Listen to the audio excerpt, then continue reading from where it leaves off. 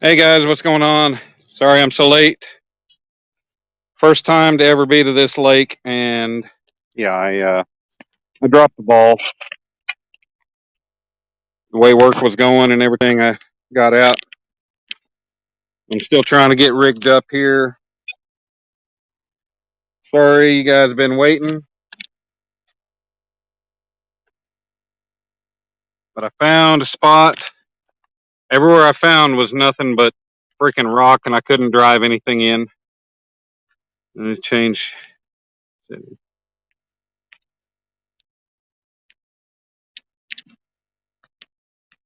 I couldn't change anything, so yeah, I'm getting set up. Trying to get everything in order. I'm about to just. I'm gonna get weights on and baits on.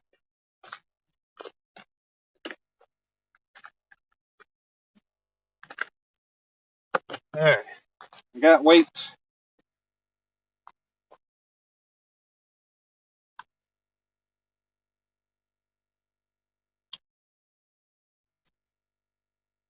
So I found just this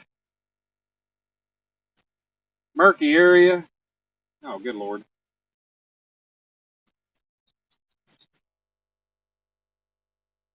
The eye on that sinker is about had it. But I found this area. There's a spot to pull off the side of the road and just set up. Try to throw some baits out.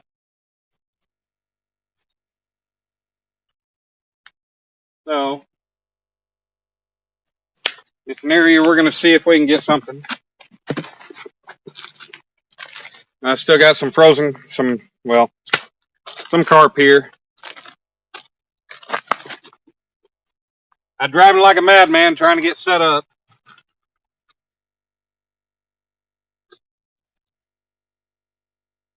Or trying to get here.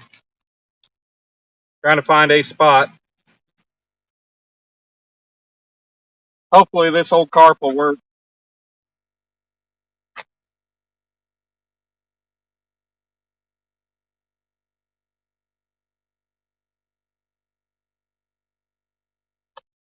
Hopefully you guys will stick with me and maybe I'll catch something.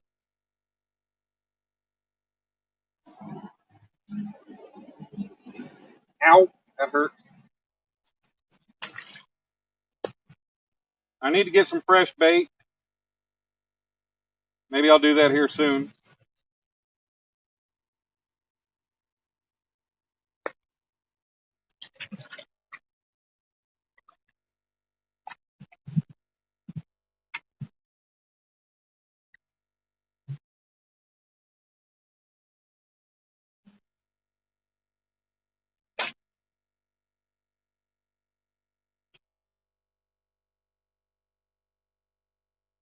Doesn't seem like it's very deep over here.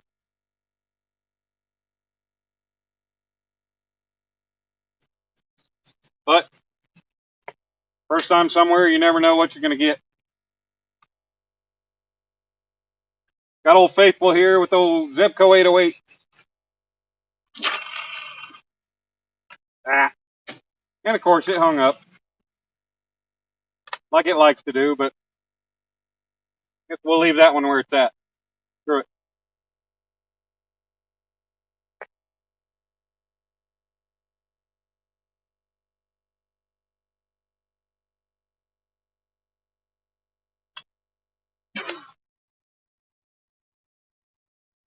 That's really not where I wanted that to go. It's kind of a deeper spot.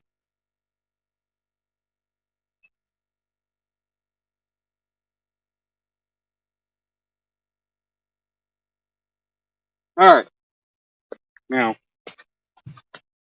All right, got baits in the water.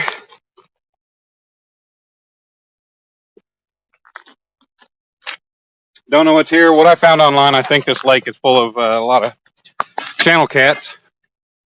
Daddy, let's go fishing. What's up, John Outdoorsman? John Euler. Oh, okay. So now we got baits in the water. We're good. Sorry, yeah, I was like 20 minutes late, but It wasn't fun. I have not been able to come scout this lake since I've been up here. This is the first time I had the motivation, the energy to do anything and get up here. And it's only like 15 minutes away from the room, but it's still a pain in the ass. So, what do we got? We got 11 people in here hanging out, waiting to watch, waiting for me to be late. That's awesome. I appreciate everybody. We got CVA, Mr. Greenwell, Daniel 45. Yeah, I'm slacker. So what happens when you go out and you work and, you got to go in from work and get settled in and everything else and get all your stuff ready. You know how it works. Missouri Live Outdoors. What's going on out east side of the road in the backwater? Yeah, I'm on I guess this is the east side of the bridge. Missouri Live Outdoors. You're a new one to me. Glad to have you come in. I'm up here working in Springfield. I've never been here, so I'm just giving it a try. Kane, what's going on, man? How you doing? We got 12 beautiful people in here. We got Missouri Live Outdoors. He seems to know where I'm at and what's going on. Eugene Brooks. Yes, sir. It's good to be able to get out and get live. Did I look at Navionics? No, Alicia. I haven't had time to do that. I've been working and getting tired. I looked at Google Maps and I didn't even have enough time to even try to plan it out. I said, I'm going to be up here for 5 or 6 months, so I've got plenty of time to look at things, try to find different areas. There are a couple different lakes within about an hour drive. That comes, what was that? Table Rock Lake. There's another one that Danny was talking about. Tony Como, I think, which is down by Table Rock. That's about an hour away as well. And then there's Stockton Lake, and I think that's about 45 minutes away. But yeah, I do. What's going on, Chris Everett? Hi, Desert. How you doing, buddy? Is there anybody out there? Just not if you can hear. Yep, we got some Pink Floyd going on there. So, yeah, this is my first time out here. I am having to stay up here this weekend due to the fact that the crane has been having problems and we cannot shut the job down due to the crane. I'm able to use it. So, the mechanic's going to come in Sunday. We're supposed to have a lot of storms up here tomorrow. So the mechanic's going to come in Sunday. I'm going to meet him Sunday morning and help him work on the crane, try to get things figured out.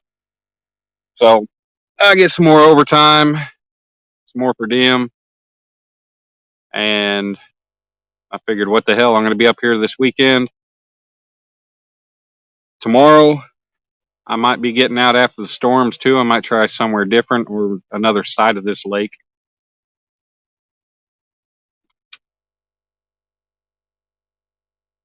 Like I said, I have no idea what to expect. I've looked up and everything. Everything I've found is this lake has channel cats.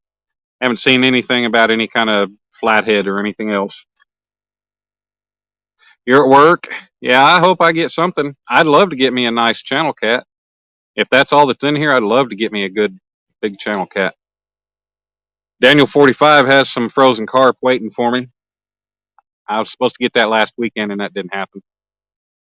My Uncle Lou's rods are still at home. I did not bring my nice stuff up here yet because I wanted to get the feel for my motel, where I'm staying and everything, make sure I felt like everything was going to be safe. Since I'm up here this weekend, yeah, dang crane, we got it running. I had to go into work. I was at work until 5 yesterday with some truck mechanics that couldn't figure it out. And our mechanic came up and I met him about 8:45 at night in the yard, and I didn't get back to the room till after 10:30. Funny thing is, he knows these cranes inside and out, and it took him a matter of about 2 or 3 minutes to make a wire switch, get the thing to run, and then it took a little while longer to get things figured out, set up to where it would continue to stay running, starting. But he's going to come up Sunday. We're going to try to get that completely fixed and then get the computer for the actual crane part all straightened out. Been having a lot of issues.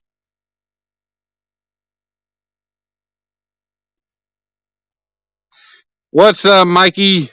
Mike's Fishing Home in the house. How you doing, brother? Thank you, sir. I appreciate it.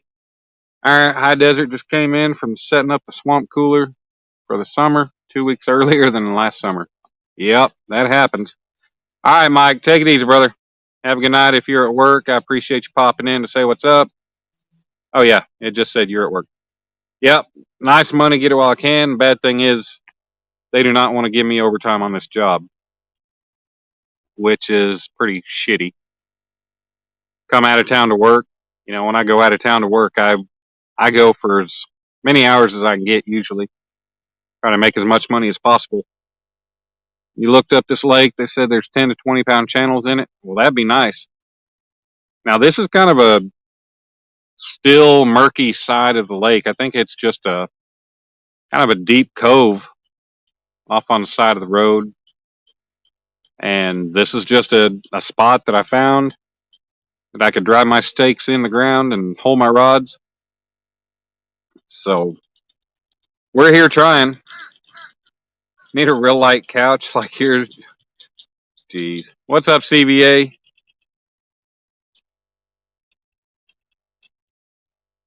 Yeah.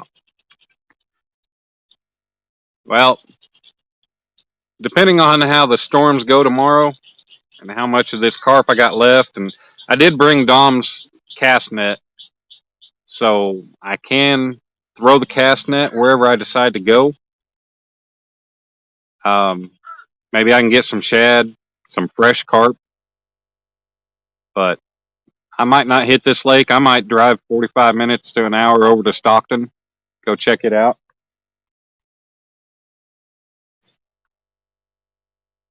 Danny Stone was telling me Stockton is a good lake. It's getting hotter earlier. Maybe something this whole global, yeah. Hey, you know what? Global warming.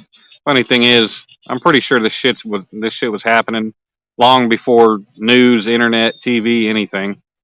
This stuff was probably happening. It runs in cycles, I think. I don't think it's anything specific as to what we're doing. Yeah, we might be making it worse, but I think it kind of runs in cycles. I mean, if you look back in history and hear about the days and everything else, yeah, it always changes. There's always some kind of big swing for a period of time.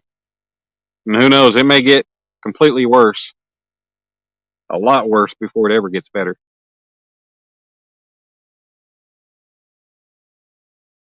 Yep, Alicia, this lake has a covered dock. It is actually on the other side of the road from me, but there are actually people over there. That would be a good lake to set up and try to get some crappie, maybe some bluegill or something for bait. Um, but I think it's a walk over there.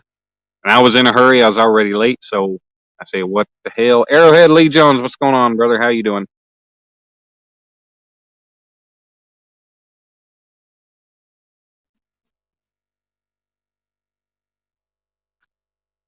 Looked at flights last week. Your eyes weren't heavy, but sure popped out. Yeah. Yeah, I'm going to be up here for a while. I plan on getting, as far as I know, I'll be getting out of work no later than 4:30 every day. This was only about a 15-minute drive up here. I can't wait. I'm thinking about getting a trailer and bringing my motorcycle up here because just the road coming up here was, oh man, the hills, the curves. It'd be nice to be on a sport bike. Just, yeah, I love it.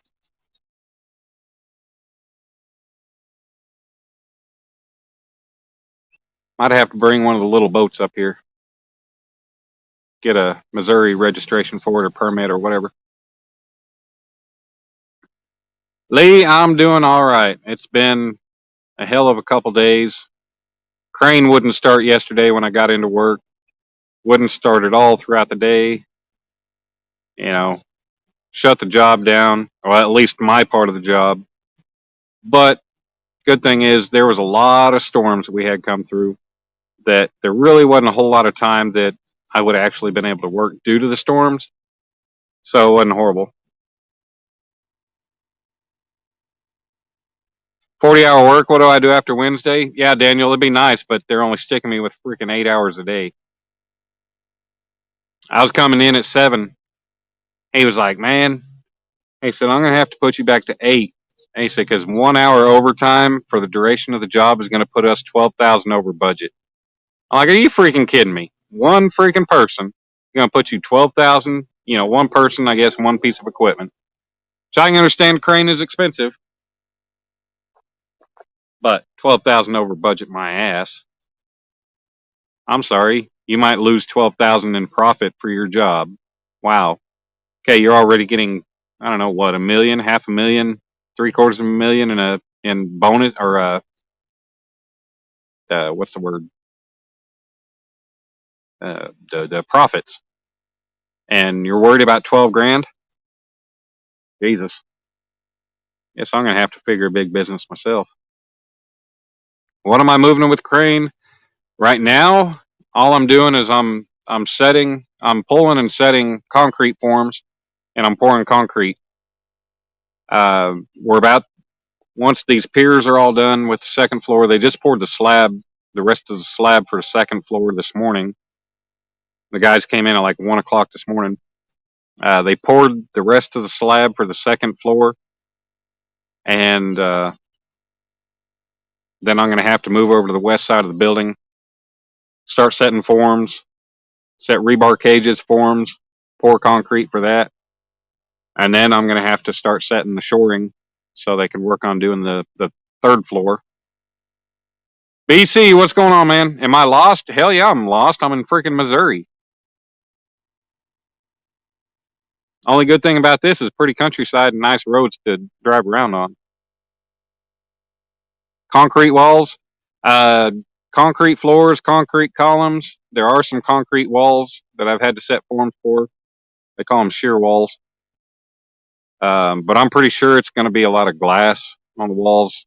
There are going to be different concrete sections. I know they're starting to form in small sections, concrete wall for that. What's up, Steven? How you doing? If I finish my job quicker, make more money when you start next job sooner. Yeah, that'd be nice. Might end up on the electric truck plant that they're going to start in November in Pryor, which is like northeast or pretty much straight east of Tulsa. They're supposed to break ground on that in November. It's a 3 million square foot plant. And apparently they want that building ready to go sometime in 2023. They're going to work 12-hour shifts, 2 shifts straight through the, 24/7, I guess. Hey, Nets, how are you?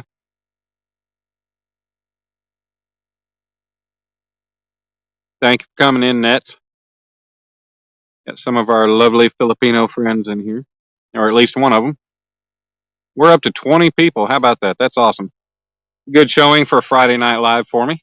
I appreciate each and every one of you for being here. Thank you, ma'am. Yeah, I was sweating my butt off when I first got here. When I finally sat down and started relaxing, and the sweating stopped. Be nice to have a boat to be able to get out and about out here. What's that called when fish come and break the surface of the water to bite the bugs floating on the surface? I don't know. Top water eaters? I don't know. I think they call those bass. I know carp do that too.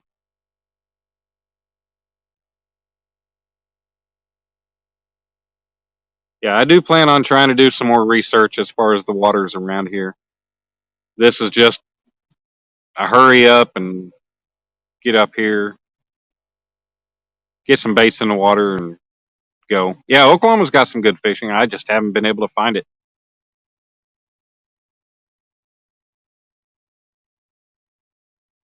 I'm just trying. I had one completely break me off. I had 25 or 30 pound big game, one of these rods, and it did not break the knot. It stretched and broke that line, and that would have been the biggest catfish I'd ever brought in. That was at Draper Lake, and God, that was before I was smart enough to back my drag off a little bit. Big Bend. Yeah, I saw there's some fish over there I see some bugs. I think I saw some fish earlier kind of breaking the surface a little bit.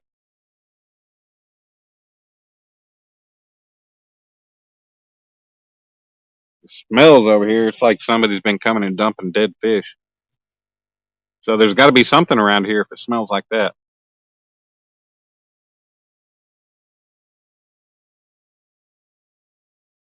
Now I can use basically upwards of 33 rods in this state. Actually, I can use upwards of 50. If I'm fishing any waters other than the Mississippi River, I can use up to 33 hooks, any combination on rods, which, I mean, that's kind of weird. Be hard to put 11 hooks on 3 rods and be able to cast them out, but you can use 3 rods, and any rod after 3, you have to label with your personal information or your conservation number, and you can go up to 33 hooks. If you're fishing the Mississippi River, you can only use 2 rods up to 50 hooks, which means basically, I guess you could use 50 rods and you've got to label a whole shit ton of rods. Your son lives a couple blocks from Overholser. You know, there's no T in that lake name, but that's cool. My brother just lives over in that area too. My brother lives just up the road, like a mile or two from Overholser.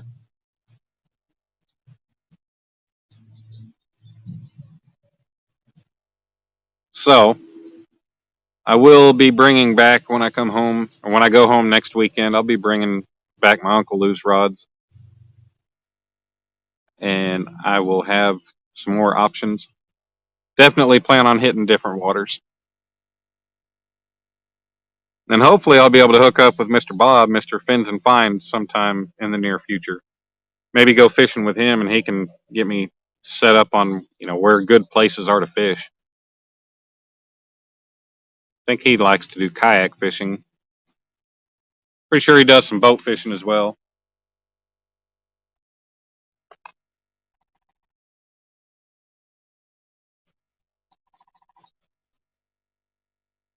But it's nice and quiet over here. Got woodpeckers and got other birds chirping. Yeah. People driving across the bridge. It's pretty. And I say it's murky over here. There's just a lot of stuff floating on the top of the water in this part.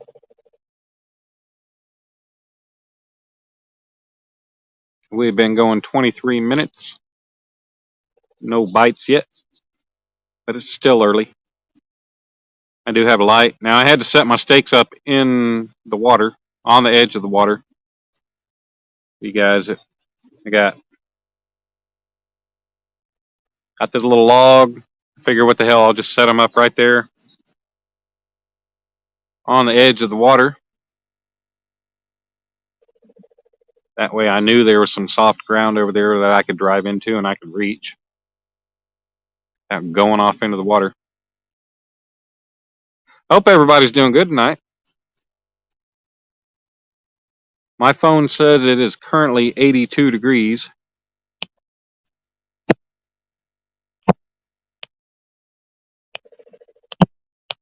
And where I'm at, there is not an ounce of a breeze. What am I using for bait? I am using cut carp. Carp that I've had for a little bit in the freezer. I brought it up with me just so I had something to start with. That way I could get out fishing and not have to worry about trying to find bait first due to limited time. I think knowing that a couple of these lakes are so close, I'll probably be coming to try to get some fresh bait on certain days. Just try to get some fresh bait. Problem is, the fridge freezer combo in the motel room is, the freezer is really small. Like, I barely fit 2 microwave dinners in it. It was horrible. Yeah. Daniel, you out on Thunderbird? Chris Everett, snowing in Colorado. God, it reeks of dead fish over here. It's horrible. I think people just throw their damn dead fish right up here on the bank. Now that's pathetic if they're doing that. Now, there's a Walmart bag. Who knows? It might have fish remains sitting in it because somebody was too lazy to rip the bag open and dump everything out of it into the water. Ah, where are you at in Colorado? Oh, no, you're racing. Okay. Yeah. Fish biting on Thunderbird, Daniel?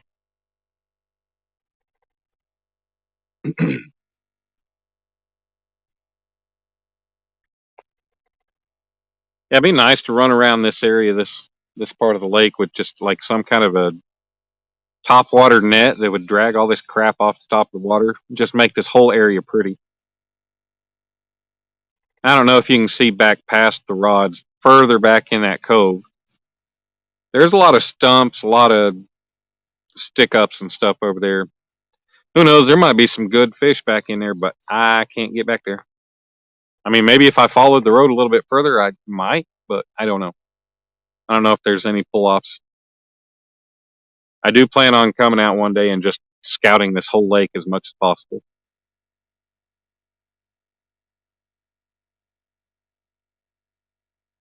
I just wanted to get out because I have not fished lately. I didn't care where. Went Monday, bought my fishing license. Things have been screwed up since then, so I said hell with it, and I'm finally getting out tonight. Love to catch my first Missouri catfish. Oh.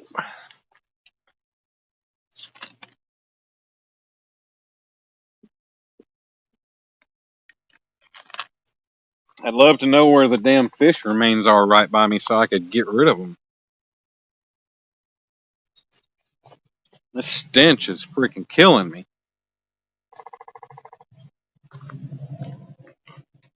We're chilling with 13 beautiful people. I appreciate every one of you. Glad you're spending your time with me on a Friday night. It's 7:38 Central Time, which would make it 8:38 Eastern, 5:38 Pacific. And that damn mountain time zone, I don't know what. I always thought they were always an hour behind us, but I guess not. I guess there's areas that don't pay attention to the daylight savings time. I don't know.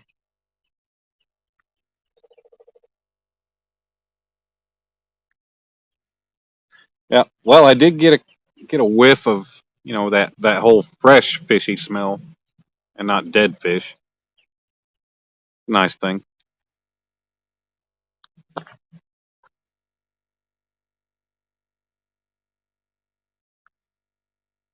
But as far as the other side of the bank over there, I don't think there's really any way to access that. Not by foot. Unless I was just really intent on hiking. We got 15 people in here now. So, show you guys where I'm at. So that's the other side of the bank, and it looks like it's quite a steep bank or a hill right there. There's a road right over there. I'm just on the east side of that road. And then the road, my truck's right there. So I found about the easiest access I could, closest. Best I could do.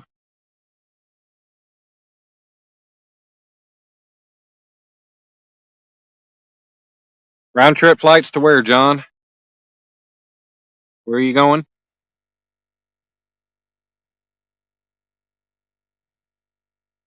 But I've heard there are a lot of good slab crappie in Table Rock Lake. I've seen a lot of videos on them.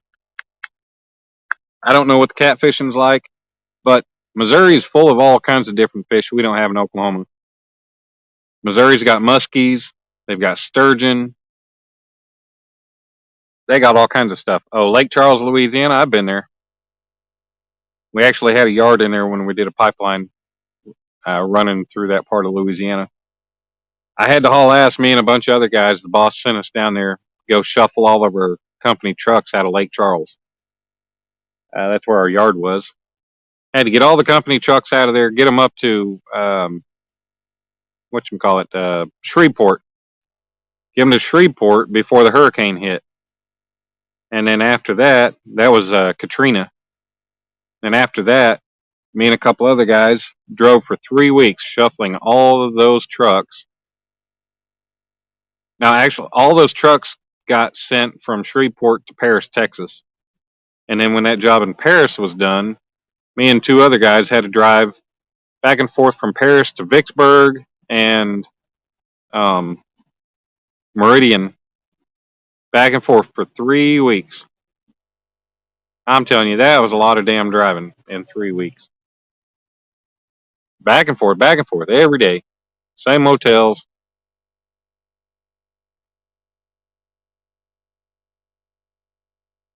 So what's in Lake Charles, John? 17 people now. How are y'all doing? Kind of got that weird feeling, kind of like Crystal Lake, kind of like Friday the 13th.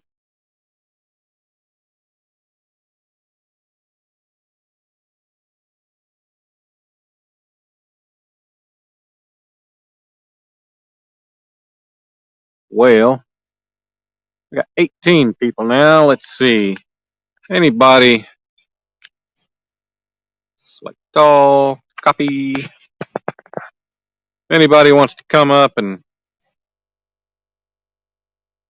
keep a guy company or keep chat company, I'll post the link. Somebody can come up. I'm in Lyle's secret spot. What's up, CVA? How you doing, brother?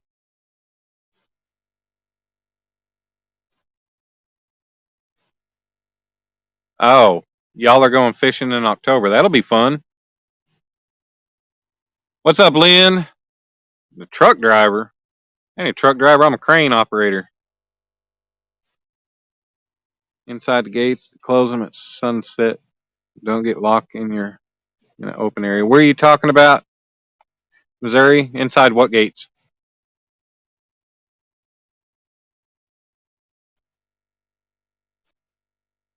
I did not see any gates. Hey, what's going on, Lyle? Thank you for coming in, sir. Posted the link if anybody wants to come up. Said this is just my first time in Missouri trying to throw some baits in the water. See if we can get something. I got cut carp on the hook. Nothing fresh. It was frozen. I do plan on trying to get some fresh bait before long. That might be tomorrow. Might wait until after the storms pass. Might be able to get it. I might hit a different lake tomorrow. Hell, who knows? I may drive up that way during the storms. That way I'm there when they pass. I can find something, be set up and ready, or ready to be set up. What's going on, Turner?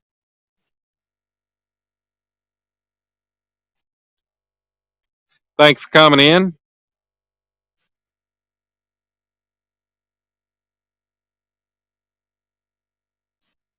I'm ready to catch something. Said it's been a while since I've gotten to get out and go fishing. Been a few weeks, I believe.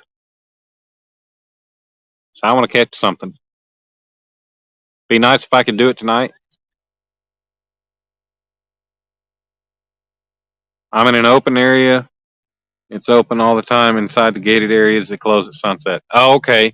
Yeah, now I did go through the gated area before I got to this spot. The gated area that's west of here. Everywhere I stopped in that area was all just freaking rock. There's nowhere I could drive my stakes into. So I said, hell with it. I hauled ass up the road. Guy told me about the bridge, checking things out. Maybe I picked the wrong side of the bridge. I don't know. But I thought, what the hell? This part of the lake, never know. Untouched. I mean, not untouched, but not a lot of people over here. So who knows? Maybe fish will be over here. Yeah, Mike, getting something to eat might be a good idea, especially if you haven't eaten in a while. What's up, zombie?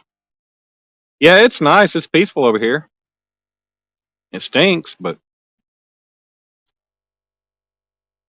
it only stinks because somebody apparently dumped freaking. They cut up fish or something, and they don't know how to dump it in the water. I smell it on the bank somewhere here. What lake? This is Fellows Lake. It's in the title. It is Fellows Lake, just north of Springfield. Or actually, I think it's still considered Springfield, but it's only about 15 minutes from the room. Stonefly, what's going on, sir? How are you? Appreciate you coming in. Yep, never know till you throw. You know, your first choice might be the best spot you ever got, or it might be the worst. As for me, it can't be the worst because I picked so many spots that I've never caught a fish. All it would do is just tie.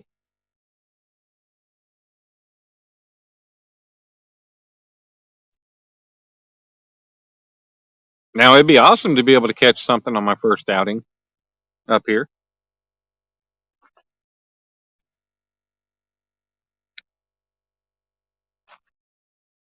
But as stated before, I'm going to be up here for 5 to 6 months or so.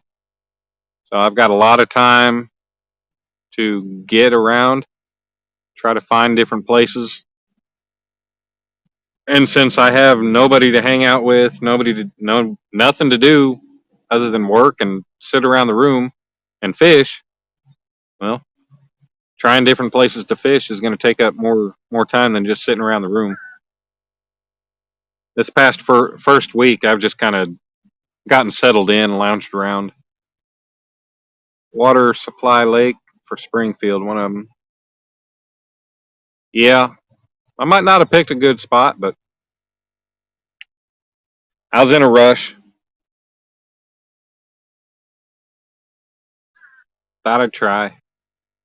Oh, I see something just turned over there. I don't know if you guys can see the swirls. If you look between the third and the second rod and the middle rod, there was some kind of swirl right there. Who knows? Might have been a good bluegill or something. Meet up with Mr. Lyle. I think Lyle's a ways away from here, though. Lyle, I'm in Springfield for 5 or 6 months.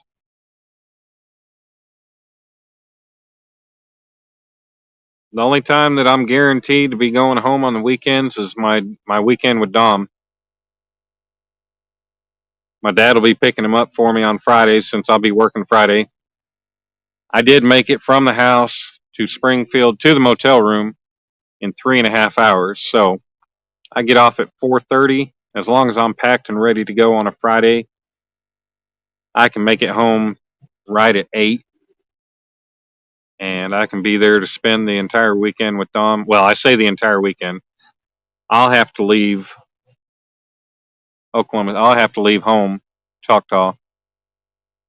Shoot, I could, if I left at 8, I could get up here at midnight, still be able to wake up for work next morning. Just do what I can to spend as much time with him as possible. Lyle, you're only 20 minutes away? Dude, I thought you lived I thought you were up towards Illinois. Hell yeah, it'd be awesome to fish with Lyle. Lyle, if you're only 20 minutes away, shoot, I'm here. If I had that opportunity, that'd be awesome. I'd love for you to show me. I'd love to see some of those big bluegill you always talk about eating, because I've never even seen a bluegill big enough to eat. Lyle, you got my email address. Send me your number, or I can send you mine, and we can get in touch. We can make something happen. Because I feel like on this job, I'm only working part time since I'm only working 8-hour days. I'm only working 5 hours or 5 days a week. So to me, a 40-hour a week job, even though it's still great money, to me that still feels like part time. Since I'm so used to working for almost the last 20 years, working a minimum of 50 to 60 hours a week. Where at in Oklahoma? Yeah, Choctaw. That's where I'm living right now. I've been in Moore since '04. I grew up in Choctaw. Me and my son's mom split up September 2020, and I had no choice but to go back home to Choctaw. Yeah, Lynn, I might. I just, as I've said before, I just really got back into fishing when we split up. And I started trying to hit catfishing hard. But I'd love to be able to fish for all other different species too. It'd be fun. I'd love to learn and know how to fish for them. And if anybody could teach me, Lyle could do a lot of teaching. Lyle, I'm down next week. Next weekend, I'm going home, but sometime during the week, if you're able, sometime after 5 o'clock in the evening, that'd be great. Or 2 weekends from now, I'll be here. I can stay here and have no reason to go home. We can do that. You just let me know and we'll make something happen.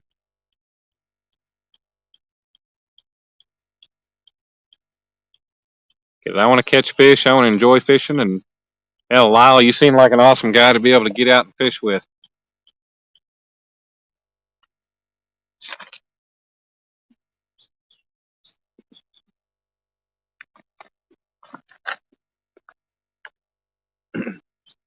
Well, Alicia, they got diets that'll help you get rid of jelly. Oh, wait, you mean jealous? I know. I made a dumb joke. Grape. But grape's my favorite. Well, I don't know. Grape, peach, strawberry preserves. Click, click. All of a sudden, I had that part in Karate Kid 2 where they're over there in Okinawa and they're spinning those little hand drum thingy thing. Yeah. Click, click, click, click. Yeah. You'll check the weather. Well, Lyle, as far as I know, we're supposed to have chances of storms, I think, Monday through Thursday. Now, that could be good for me because they might shut the job down and that'll give me chances for fishing.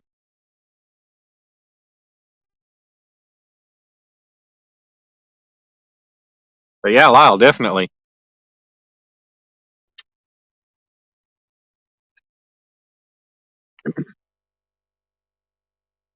Alvin, what's going on, buddy? Thank you for coming in, sir. I don't know what that face is supposed to mean, Alicia. We're still chilling with 17 people in here. We're 42 minutes into the live, 43. No bites yet. Might recast into different areas because I know one or two of those rods didn't go exactly where I wanted them to, but I said hell with it and left them.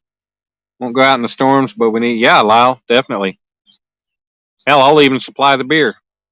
If you're not a beer drinker, well, let me know and I can grab something from the liquor store. Because God knows Missouri has plenty of them and they're open all kinds of hours. But I do know you drink adult drinks. So, oh, something just turned out there. About 10 feet in front of my middle line.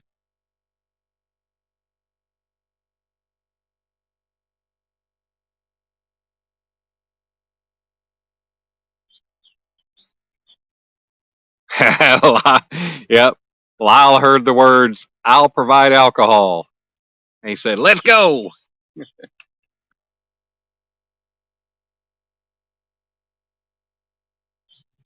So, Lyle, you got a boat? Oh, shoot. I got somebody in the basement sitting there waiting. Daniel 45. What's up, Daniel? What's going on, man? Daniel. Can you hear me? If I'm there, oh, yeah, if John's ever near me. Yeah, I hear you, John, Daniel. Hello. Can you still hear me? Yeah, can you hear me? Yeah. It's weird because it's on two different devices, so there's like a little bit of a lag from the from StreamYard to YouTube. So Yeah, there definitely is. There always is. Hello, everybody. Daniel 45. Hey, Hendrickson family. What's going on, man? Thanks for coming in. You do have a turn your boat. sound off. Let's take this. Oh, Hendrickson Farm. He lives about an hour north of me. Just found that out recently. So I met him in Reef Robber in Earl's Live.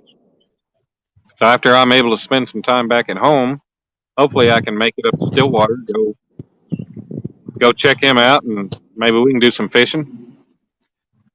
Maybe he can show me some farming. But Daniel 45, he lives about 25 minutes south, pretty much straight south of me. And I've been doing some fishing with him here in the recent past. We get out on his boat, caught some fish. Actually, him and Max caught some fish, and I got to watch. But Should have been got with to me drink some beer and hang out. Should have been with me the last couple of days, or the last couple of weeks, I should say. We've been consistently putting 15, 20 pounders in the boat. Yeah, rub it in. The times that I can't be there. Micah caught a 32.5 inch drum the other day. Yeah, I need to go ahead and share that picture. Send me some of the pictures of the fish that you've been catching, and I'll make a community post and share you out. And man, you guys. I think I showed Alicia the picture of that drum that Micah caught, but that thing is a monster. That was pretty good. I think that's one of the biggest ones I've seen personally that's caught on rod and reel. I caught one on a jug line one time that was close to that, but I don't know if it was bigger than that. Yeah, that drum is pretty close to a 20-pounder, and that thing's a monster. Well, we ended up getting it weighed, and scales read 17.83. Yeah, that's pretty close to 20 pounds, and that's a big drum. Where are you fishing at right now? Over by Denver Corner? Yeah. Is where we're at on the lake right now. But where's Denver Corner? 108. It's the end of 108. Oh, okay. County Road 108, I guess. Over there on the west side? Yeah. Gotcha. Yeah, Daniel's fishing Lake Thunderbird. That's a lake that's about 25 minutes south of the house. He only lives a few miles from there, so it makes it convenient and easy for us to meet up and hang out, fish. Yeah, I worked all day today and then got off and ran to the lake, caught bait, come out here. Yeah. This is the first spot we actually set up on. We may move here in a little bit. But we've caught one channel cat so far. One channel cat, he was a little guy. Yeah. So we didn't actually get him in the boat. I had him right there and he kept messing around. I didn't want to bring him in the boat. So he did me a favor and quick released himself. Yeah. Well, if it's not a bragging rights fish, yeah, that makes it easier. It was small enough to where I didn't want to deal with the fins anyway, so. Right. Yeah, Daniel's got some carp for me. He got some carp that when I went to Texoma for the weekend, camped with Elgato and Dominic and Chris's son, with Chris and his son. Daniel had texted me, he said some guys are out here bow fishing for carp and all they're going to do is throw them out and leave them for dead. He said, how many do you want? I said, hell, let me get some. And so Daniel's got some in the freezer waiting for me. I'll bring it up with me. I think I'm going to look on Amazon or look at Walmart or somewhere, try to find me some kind of a small chest freezer or something that I can put in the room because, I can only fit 2 freaking microwave dinners in the damn freezer. That's BS. Gotta love life in a fucking motel room. Yeah. Yeah, well, it depends on the motel too, because I've been in some where, I've had decent space in the freezer, which I don't want to mix my bait and my dinner food anyway. Yeah. Well, that's good in little refrigerators. From my experience, you keep bait in there with them, with your food will taste like it after a little while. I know. That's why I don't want to do it. But that's kind of why I'm thinking about, since I brought Dom's little 3-foot cast net up here. I'm going to start trying to throw it out for some fresh bait. Try to find some spots, some boat ramps or something where I can go out and catch some fresh bait. That way I don't have to hang on to it. You know, if I can catch some fresh carp, that'd be great. Shad, whatever, bluegill. That would be nice. That way I don't have to worry about keeping anything in the freezer. I can have fresh bait. And it'd be good to be able to find some spots around here where I can just go out off the bank or somewhere and catch. I'm sure right here I could probably cast out if I had minnows or worms. Throw a bait rod out. Yeah. Catch some bluegill or something. You would think they would be on beds right now, so you would think. I don't know about Missouri. I don't fish Missouri enough to know anything about it. Well, Mr. Lyle, Catfish Weekly, he'd be the one to tell me those kind of things. So we're able to hook up next week. He can school me on a lot of stuff about this state, how and where to catch the fish. And I look forward to it. And hopefully it won't be a one and done thing. Yeah, I mean, if you're gonna be up there for a while, might as well go fishing. Yeah. Well, for anybody who doesn't know, Sunfish King lives right here in Springfield. Anybody that knows Sunfish King, Kieran, I was at Bass Pro when I did my live over there the other day, which part of my mission to go there was not only just to do a live tour, but was also to get my fishing license. That upon doing my live, I totally forgot to get my fishing license. I had to do that at Walmart, but he showed up. First thing Micah said, she's like, I hope he remembered to get his fishing license out of state. Oh yeah, I stopped at Walmart the other day after work. I did some grocery shopping and everything else. I could have gone fishing, but I said hell with it. I bought my license. I walked around, bought some groceries. But yeah, I paid $49 for the annual license, so I'm good. Since I know I'm going to be here for a long time, figured hell, $8 a day. Nope, just get the annual. But yeah, Kieran, Sunfish King, came up and met up with me, and we walked around, and we ended up hanging out in the parking lot for a while afterwards. He's a cool guy. He's actually in Pennsylvania right now. Him and his girlfriend took a trip to go hang out with Off the Hook Outdoors and some other guys that live in Pennsylvania. What's up, look lady? We're 52 minutes in. Oh, damn. Uh-oh. I'm definitely going to have to be checking myself when I get in. I just found a tick crawling on my arm. Yeah. Yep. Perks of bank fishing. Oh, yeah, especially underneath freaking trees. I almost thought this was a catalpa tree that I was under, but it's not. I'm like, hey, maybe I can get some worms, but no. Yep, so definitely I'm going to be, hiking my leg up on the counter, looking in the damn mirror in the bathroom, looking for ticks, make sure they ain't anywhere they shouldn't be. Yep, that's usually where they go to, is places they shouldn't be. Yeah. Well, I guess it could, Alicia. Looks like tick territory for sure. Oh, yeah, anytime you're around woods like this, definitely. And Missouri is a state basically of nothing but woods, which is pretty cool. Woods, hills.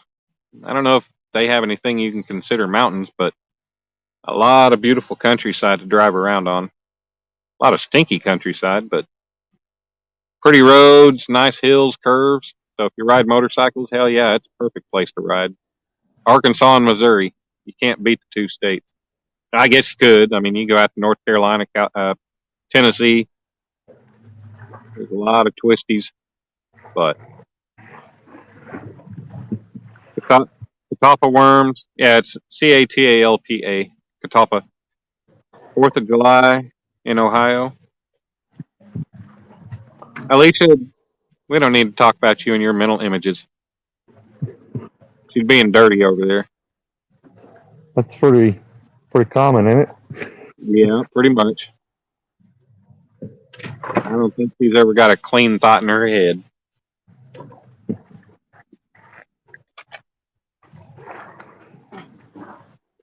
This one is way behind.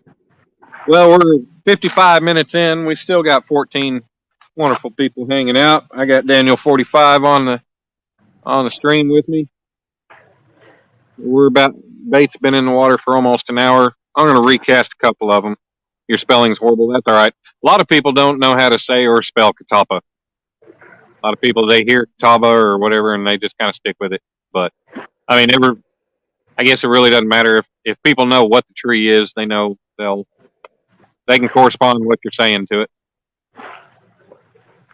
I'm always the grammar police. I'm a grammar Nazi, I guess.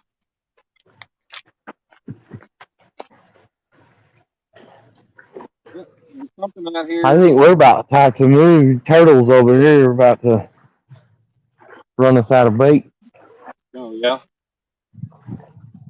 I think we'll cast this one off a little more further towards the west, which was my original plan, but it didn't work out. I'm gonna have to run up to the truck here in a few minutes and go get my cord battery pack and my light. I don't know how long I'll be staying out here. Might be safe to stay for a while. I'm gonna recast. Here in a little while, I might rebait, or I'll probably rebait.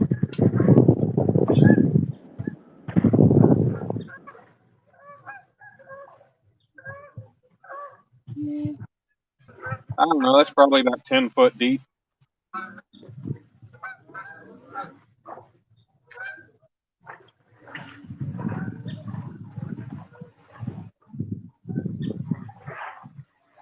Going on how long it spooled out after it hit the water.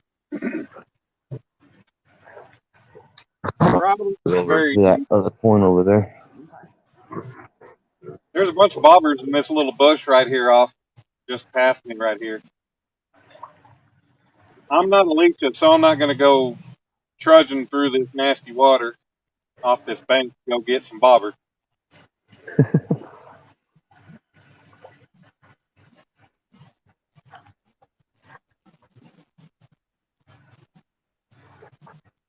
I'm working and making money again, so as much as I like to get free stuff, if I needed bobbers, I'd go get them. Like, somebody else decided they wanted to join. Bobbers are cheap enough. I don't need to go swimming for them. Maybe for the live stream, yeah. Are you kidding me? What's going on here?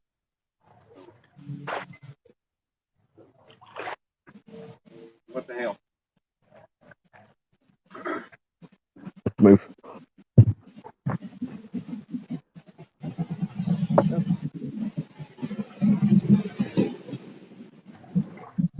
Just turtles over here. So. There we go. Got that in a better spot. A little bit deeper out there.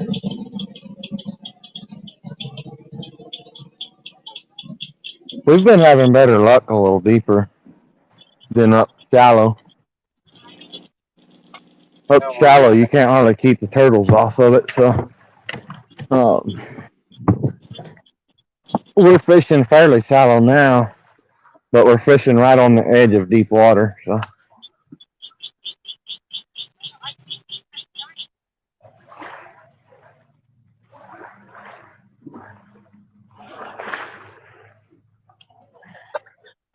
But we're fixing to move a little deeper,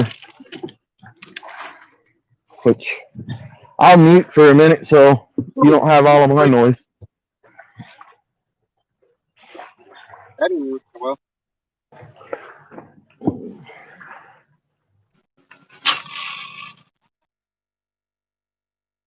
There. Oh, damn. As soon as my bait hit the water, a freaking bass or something just jumped up out of the water about 5 feet away from it.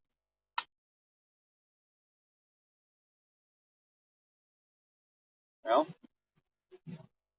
oh. I was like, that thing's bouncing, but because the tree limb, it's up against it. All right. Hopefully we can make something happen here. Down to 11 people. That's all right. 59:59 straight, an hour in now. Hendrickson, have a good one. Thanks for coming in. Hey, what's going on, Chris? Grammar conscious now. Hey, I'll hit you with a grammar hammer. Hey, that's a good one. That's my new saying. I'm going to hit you with a grammar hammer.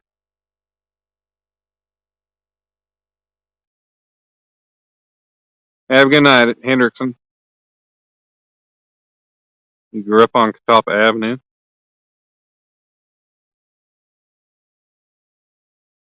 Catawba? What are Catawba?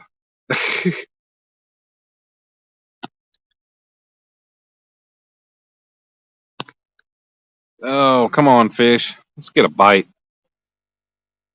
I had an awesome teacher. Awesome teacher as far as what, Chris? I'm confuzzled. As far as my grammar? Funny thing is, I was a horrible student in school. I could not do homework. I did not do homework or classroom work worth a damn. I couldn't retain jack squat, but I could always pass the test with, you know, typically I could usually pass tests with A's and B's, no problem.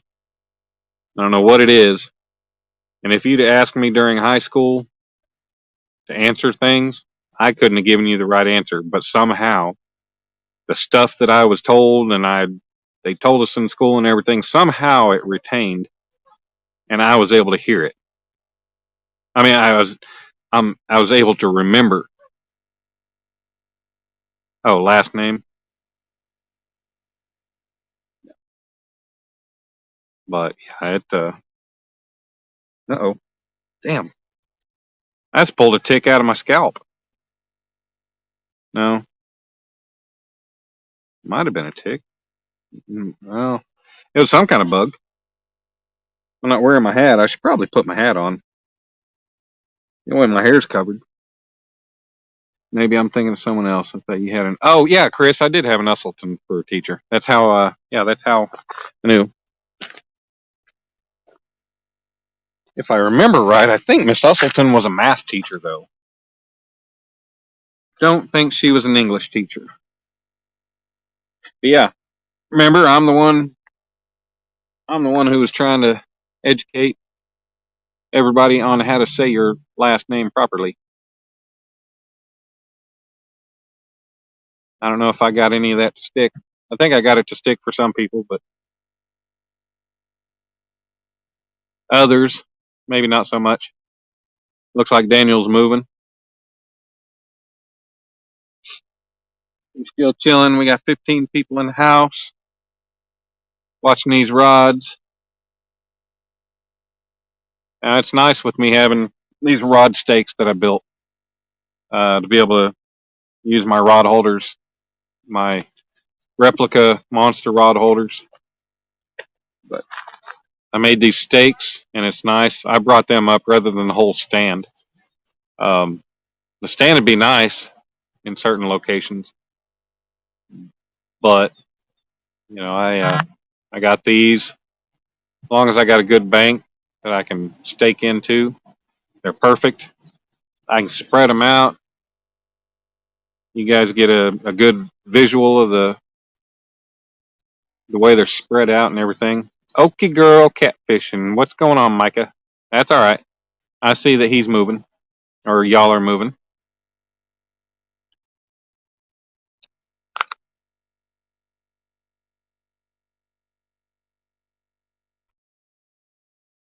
I'll be right back, kids. We'll go up and go grab my battery pack. How are you? Wonderful. Trying to enjoy my first night of fishing in Missouri. Yeah, I'm up here working for the next number of months. So, yep, Oklahoma City. So if you hear me talking, I'm actually doing a live stream on YouTube. So I'm not just talking to myself. Hey, I do it all the time, so I wouldn't judge you for it. Awesome. We all do it, right? Yeah. Only thank you. Exactly. We know who the right people to talk to are, right? Right, yeah.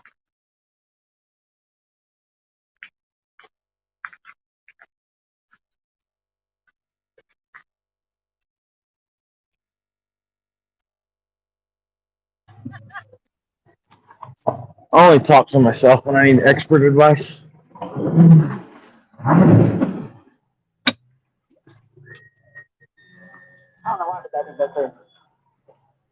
Can't hear it on our end. They can hear it on there.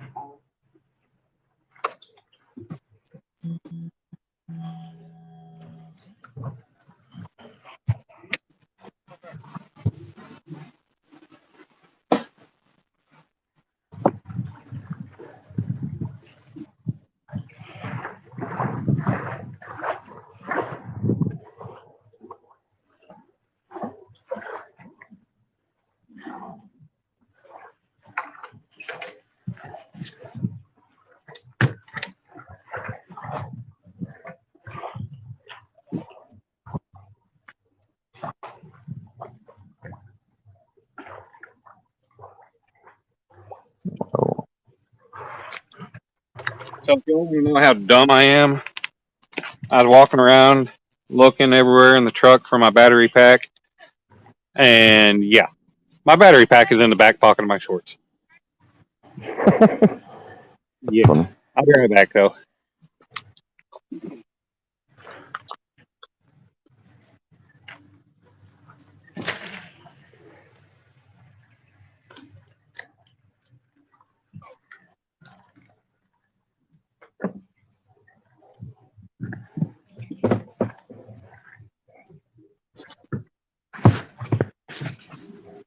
It looked like I kind of picked a popular area though, because there are people standing up on the side of the bridge.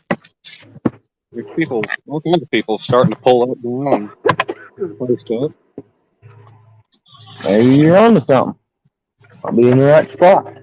Well, I might be onto something. I don't know. We just moved, but we moved right back to shallow water again. We'll see. Plug his battery pack in. I'm down to 12%, 11.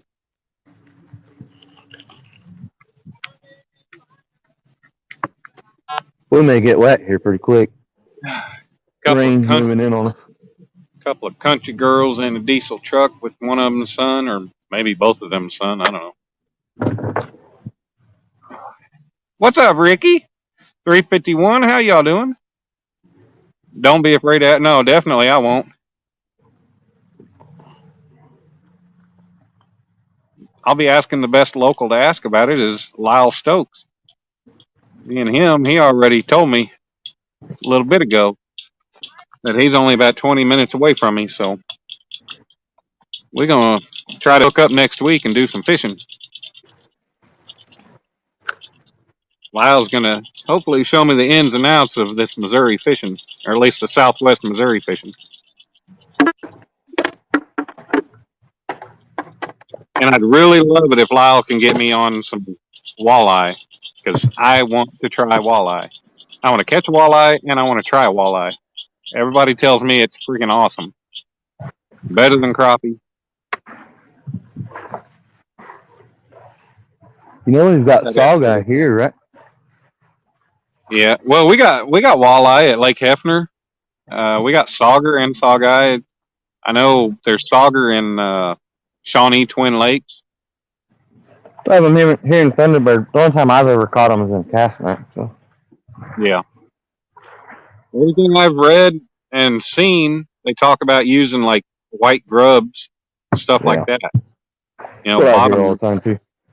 Kind of bottom dragging for them.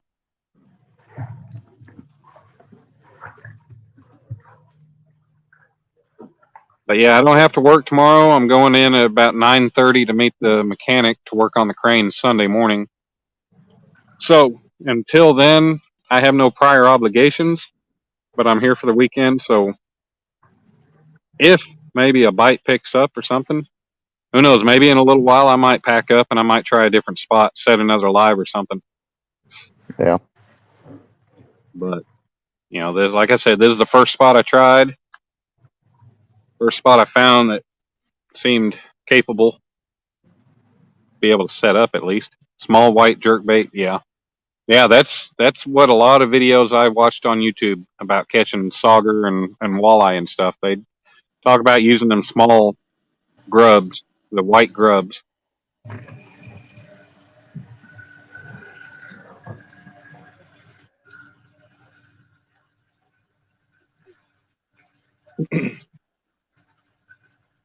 it might turn into a late night of fishing. I don't know.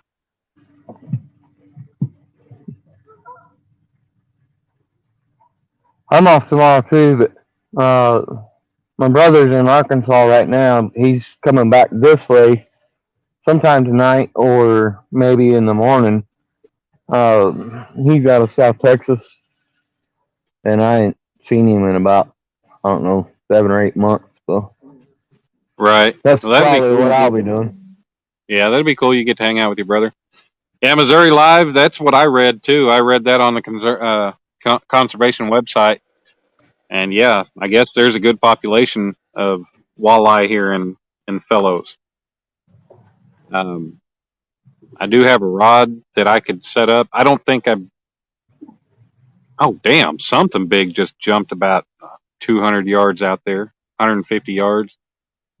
Jesus! Something big jumped clear out of the water.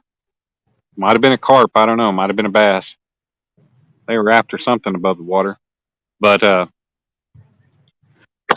it, yeah.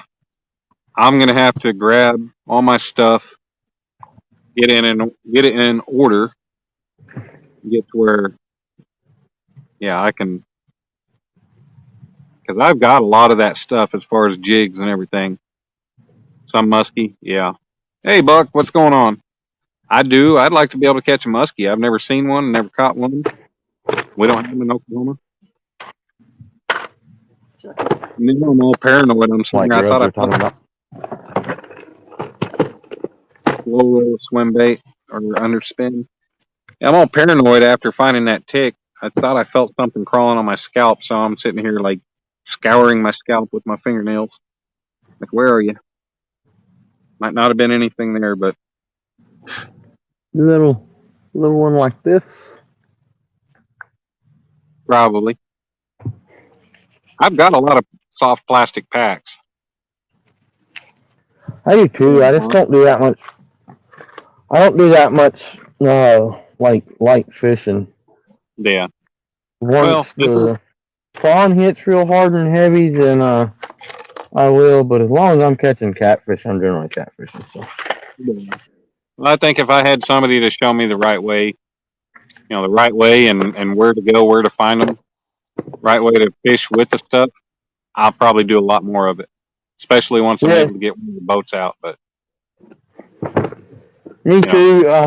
Like this time of year, it's easier to hit a back creek. For me, it is. It's easier to hit a back creek and kind of stay out of the traffic a little bit. There's so much lake traffic, and people nowadays just do not care any at all about other people. So right. Thank you, Amy. I appreciate you popping in and hanging out with us for a few. Good to have you in here. Oh yeah, Daniel, I know. People don't care. They run right over top of you while you're trying to fish. I mean, Max got spooled the other day. Did he? By another boat. A boat run over his line, picked his line up, and pulled his 50-pound mono out of his reel. Hopefully it can run up in the drop. Well, I mean, I'm not the type of guy that's wishing to do any damage to somebody else's property, but at the same time, he's doing damage to somebody else's property. You know, I mean, he probably just spooled $20 worth of line out of there because Max isn't fishing with cheap stuff. So, all right. Well, that could not just mean the line. I mean, that could end up taking a rod and reel, and well, there you go. All because you're being inconsiderate, not paying attention to the fact that somebody's on the bank fishing, and you run that close to them. Well, Eric Booty, what's up, Mr. Burnside? I'm guilty of it. I've never spooled no one that I know of, but I have run across lines before. A lot of times, you get focused on what you're doing. You just don't see them there until you're on top of them. But hey, what's up, Mike Urban? I mean, well, you keep talking. I got to go over here, and hopefully, maybe I'll get a pee bite like old DMV gets. I got to take a leak real quick. You got to pee in the water. what they say. Yeah, I got some water. But I believe people need to be respectful of others, whether you're on the bank or in a boat. And it doesn't matter whether it's somebody in a boat to somebody fishing on the bank, somebody fishing next to another boat. I mean, everybody needs to be a little bit respectful of others, and they're just not as common as it used to be, I guess. But Right. my typical way when I'm in a boat, I'm trying to stay away from other people. That's the whole point of having a boat. Not running right up on somebody. So.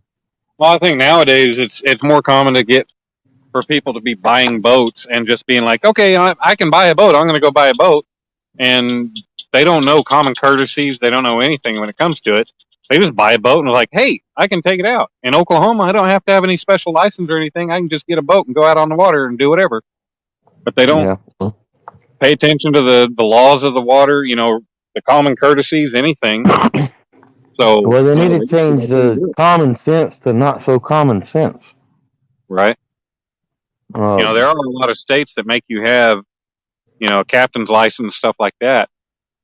And to me, I kind of think that's a good thing because that keeps a lot of idiots out off the water. But at the same time, just because you can pass that test, I mean, hell, like me running a crane, just because somebody can pass the test doesn't mean they need to be in the seat. You drive up and down the highway, don't you? So that ought to prove that one right there. Yeah, just because you can pass a test doesn't mean you should have the ability to do it.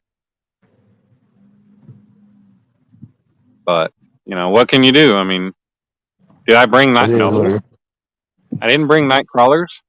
I don't have night crawlers. I'm gonna hold off on any of that stuff. If I hook up with Mr. Lyle next week, that man can give me the good rundown on how to fish this part of Missouri, and I can work on whatever bait needs to be worked on. God dang mosquitoes. I did happen to bring my thermocell with me. It's still packed in the truck from when I went to Texoma. My dad had picked me up a thermocell on sale at Walmart quite a while back. I've never used it, but I definitely plan on using it now that mosquitoes are getting out. You need to talk to somebody with a boat and see what the water temps are like over there. Well, Lyle's got a boat. There you go. I'm going to say water temps are easily probably in the mid 70s because it has been in the 80s every day except for the stormy days. So I'm going to say water temps are probably in at least probably low to mid 70s right now. Paul Boyd, what's going on? We was reading mid to high 70s in most places, but we fished on the other end of the lake yesterday. We're back on the west side today, right. And I've got 68.95. Yeah, of course we're sitting on the bank, but yeah. Well, Oklahoma still hasn't had consistent hot days for very long. We're still working on getting this week till today it's been in the 90s, but right. But other than that, it ain't been that bad. Hey, what's going on, Richard Summers? How you doing, some old man? They are not biting yet. Hopefully they will. If they don't, unlike my normal moving locations, I do that in areas where I'm comfortable, where I know where I'm going or have the idea. But since I don't know this area or the roads or anything else, if I move locations, I'll have to start another live because I'm not going to feel comfortable trying to do my normal ride along location move. You need your navigation this time, huh? Oh, I've been using it. I mean, the cool thing is this lake is just right up the road from the motel. Go up, make a right hand turn, and make a left, I think, and a right, and here I am. Which there are other roads that this Google Maps took me to the north side of this lake. There might be something better on the south side. I don't know. I'm going to try to make it out around here during the daylight sometime to check things out.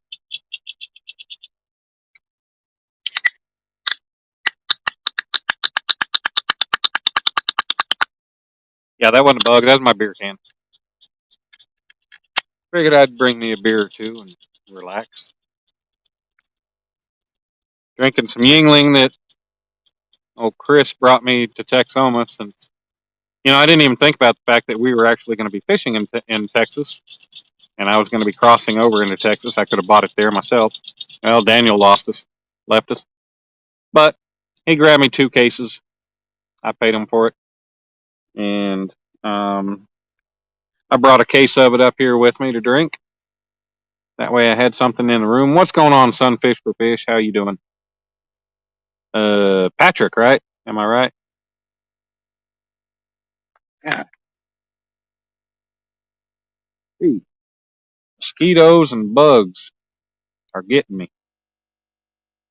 But I am in the area, down on the water side, in the woods, right off the side of the road. Yeah, I'm in perfect mosquito territory. Did I read your comment about the thermocell? That's all right, Micah. If he wants to come back, he's welcome. Just let me know and I can post the link again. If anybody else wants to come up, I'll post the link. Just let me know. Be good to have company. Got good company in the chat, but if anybody wants to come up, Alicia's been my navigation during a live before. Thermocell. Oh, didn't know you had one. Guess I'll open yours from your birthday nearly. No, Alicia, I need multiple. And you know what? You could have sent me that stuff by now if you'd ever asked for my address. You've never specifically just asked for my address to send anything.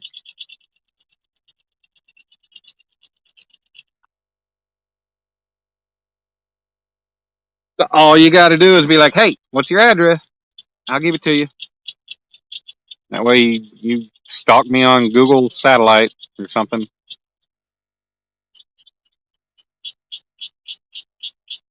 What sucks so bad? Oh, that day that you were having to navigate for me. What am I using for bait? I'm using some cut carp that I've had for a little bit in the freezer. I brought up here to Missouri, so I had something to get started with.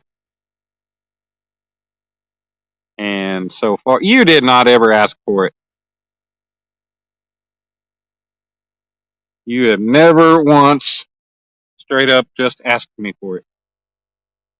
That is probably why you do not have it.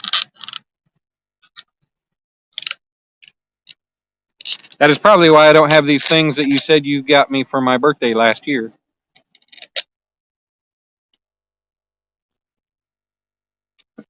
Yeah, this is definitely going to be different. I don't have my bright, shiny orange Uncle Lou's rods in the stands right now. She was hoping I'd go pick it up in person. Yeah, I know. Well, when you've been as broke as I've been, yeah, you can't go very far. Some of those times I went fishing at different lakes, I was pushing it. Ah, damn. That was a bloody mosquito. I was either pushing it or I was using money that was given to me out of, you know, by the grace of God, from somebody being nice enough to offer me a little bit, or my dad giving me some money to go fishing, to have gas in the truck. Uh, Richard, Okie Girl is Daniel 45's woman, wife, whatever, long-term partner. They live down by Lake Thunderbird. So east of Norman. A girl can dream. Ogie, what's going on, Ogie? Is Joy Stewart in the house? Yep. Hey, Joy, how are you doing? Finally turned the light on. Like, I like this spot just for the comfort of sitting here and it's nice and peaceful. But if something don't bite before long, I'm going to have to pack up and try somewhere else. Been here an hour and a half, hour and 25 minutes, and nothing. Not even a nibble. Oklahoma Flathead Junkie. This is my very first time out, so far no luck. I've had baits in the water for almost an hour and a half, and have not had a bite yet. Baby Mama Drama, what's going on? Seen your name before. I don't know that I've seen you in my live, so that's awesome. Good to have different people coming in here. Oh, sorry I can't provide any entertainment as far as fish catching yet. We're going to make it happen eventually, though. I can't find them. I can find them from time to time in Oklahoma, but hey, we're on a mission. I don't know what mission it is, either to catch fish or see how many states I can get skunked in. What's up, Chris? Got Mr. El Gato himself in the house. One of my favorite fishing men in the world.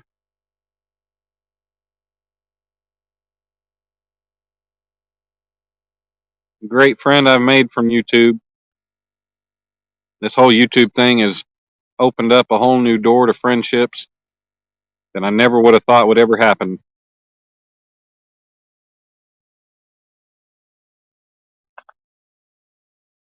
But it's happened, and I'm happy for it.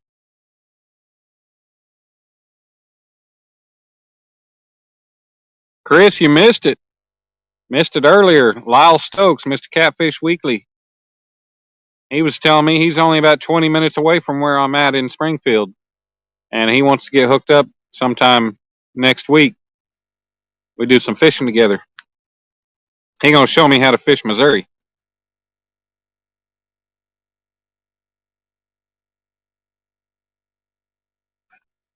I'm currently drinking one of those Yinglings you picked up for me. We got 17 people in the house still. Appreciate each and every one of you spending your well-deserved, relaxing Friday night with me. Damn, something's turning out there about 50 feet out. Wish some of this stuff that was turning would be hitting my hooks. Yeah, it's going to be awesome if I get to fish with Lyle.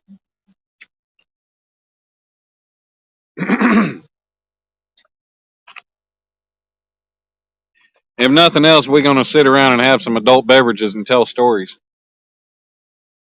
He'll probably tell more stories than me because I think he's got a lot more of them to tell. What are the temps out here? And Yingling, yes, Yingling is good stuff. Temperature right now, my phone says it's 82 degrees.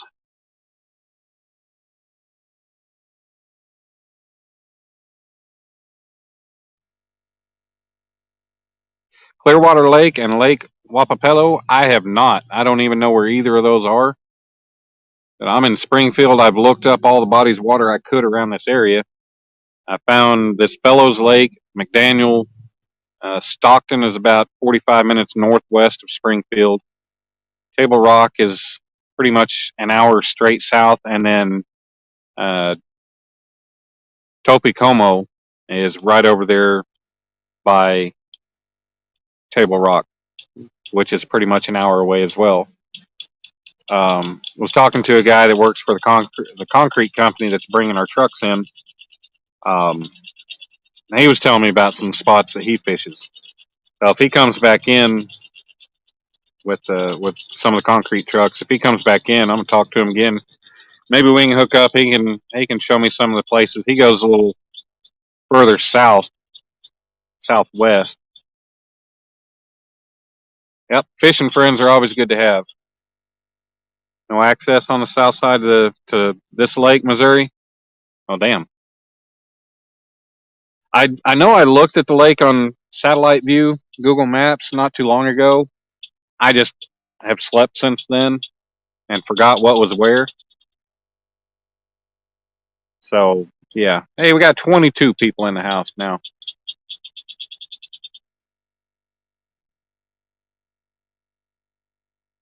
So, Missouri, is there anywhere else that would be a capable area for me to set up at and try? Poplar Bluff, man, that's all the way down in the southeast corner of the state from what I looked at earlier.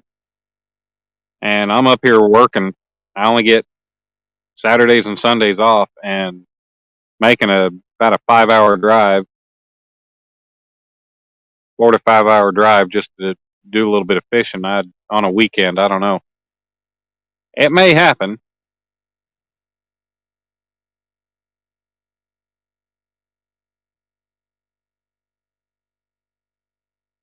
You can't pronounce those lake names, Oklahoma Flathead, John?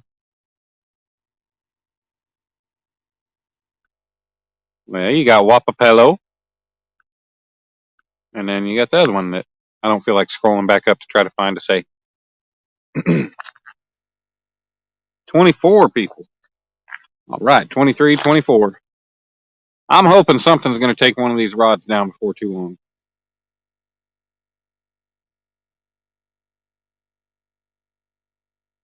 'Cause I want to catch a fish my first night out. But yeah, Missouri, if you've got any intel or anywhere that you think would be a good spot for me to try, someplace that's not solid rock or a lot of freaking chunked up gravel and rock that I can't drive my stakes into, let me know. If he makes a 4 or 5 hour drive just to go fishing, well, Alicia, I'd let you know. That way you can watch me go live. Driving to marina to throw your net for bait under the lights. Hope you get some good bait, Chris.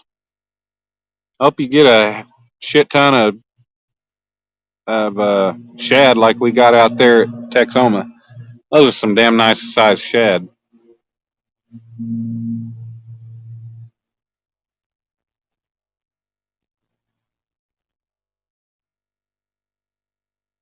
Well, Oklahoma Junkie, if that were the case, then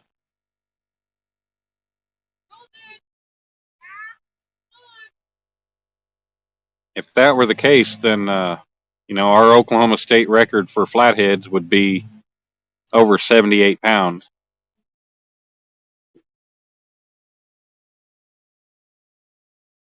So that flathead record was set at Lake El Reno, west of Oklahoma City, back in 2010, I believe. I'd love to see some flatheads that big, though. I'd love to catch something. Hell, I'd love to catch a damn catfish 20 pounds or bigger. I ain't even done that yet.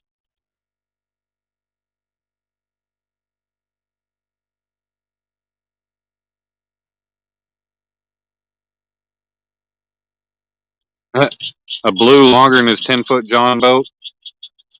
Well, I don't know.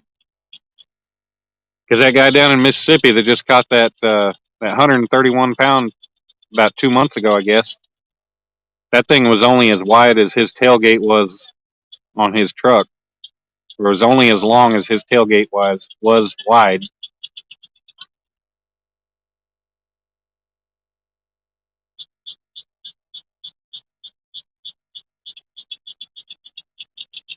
I still dream of catching big fish.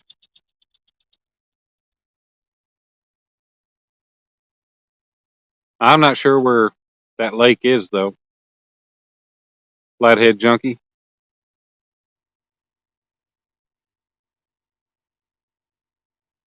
Just caught a channel by his dorsal fin. That's a hell of a way to catch a fish. Springfield Lake, yeah. I haven't been to the south side of town yet. I've stayed. I'm up here on the west side. I'm what's the town? Damn it, just west of Republic. I think where I'm working is kind of considered. It's actually where I'm working. It has a Springfield address, but I think it's kind of considered Republic. If you've heard of Convoy of Hope, right over off of Highway 360 and Highway I think it is. That's where I'm working. We're building a new office building for that place. So, Missouri Junkie, if you're in that area, you're in the Springfield area, you happen to get around there, and you drive past it, see that crane sticking up in the air? That's me operating it. There's only one crane there, and it's me. What's up? What's my YouTube channel? It is Danimals Creations and Adventures. If you look up Dan's Creations, that's what will come up on the search. I'll be right back, guys. I'm not getting any bites. So. Yeah, it's Dan's Creations. It'll have a, if you look it up, you see it'll have a purple and gray logo. Yeah.